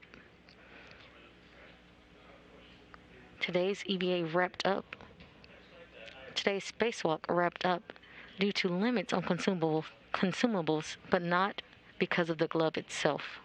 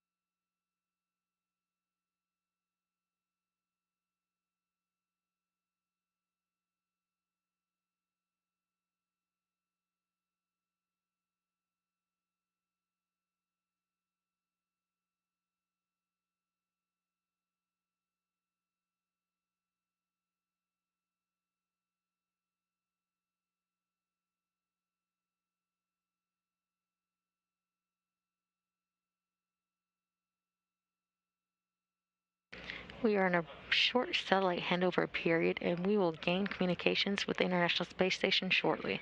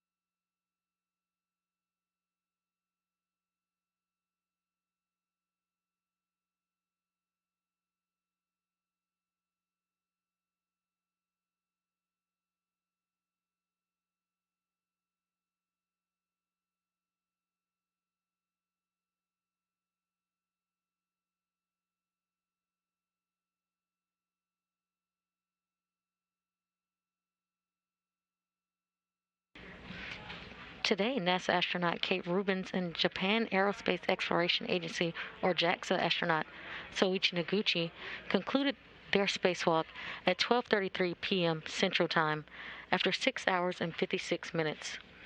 In the fourth spacewalk of the year outside the International Space Station, the two astronauts successfully completed the installation of modification kits required for upcoming solar array upgrades. The duo worked near the farther set of existing solar arrays on the station's left side, known as P6, to install a modification kit on solar array 4B and reconfigured a modification kit on 2B, completing tasks that were started during the February 28th spacewalk. Due to time constraints, the secondary task of troubleshooting the Columbus parking position or PAPOS interface and removing and replacing a wireless video system external transceiver assembly, or WETA, were deferred to a later spacewalk. The astronauts did, however, complete an additional task of relocating and articulating portable foot restraint. NASA is augmenting 6 of the 8 existing power channels of the space station with new solar arrays, which will be delivered on SpaceX's 22nd commercial resupply service mission. The new solar arrays, a larger version of the rollout solar arrays, or ROSA, technology, will be positioned in front of the six current arrays, ultimately increasing the station's total available power from 160 kilowatts to up to 215 kilowatts, and ensuring sufficient power supply for NASA's exploration technology demonstrations for Artemis and beyond. The current solar arrays are functioning well, but have begun to show signs of degradation, as expected, as they are designed for a 15-year life cycle. This was the 4th career spacewalk for both Rubins and Noguchi. Rubins has now spent a total of 26 hours and 46 minutes spacewalking. Noguchi now has spent a total of 27 hours and 1 minute spacewalking. Space station crew members have conducted 236 spacewalks in support of assembly and maintenance of the orbiting laboratory. Spacewalkers have now spent a total of 61 days, 21 hours, and 7 minutes working outside the space station.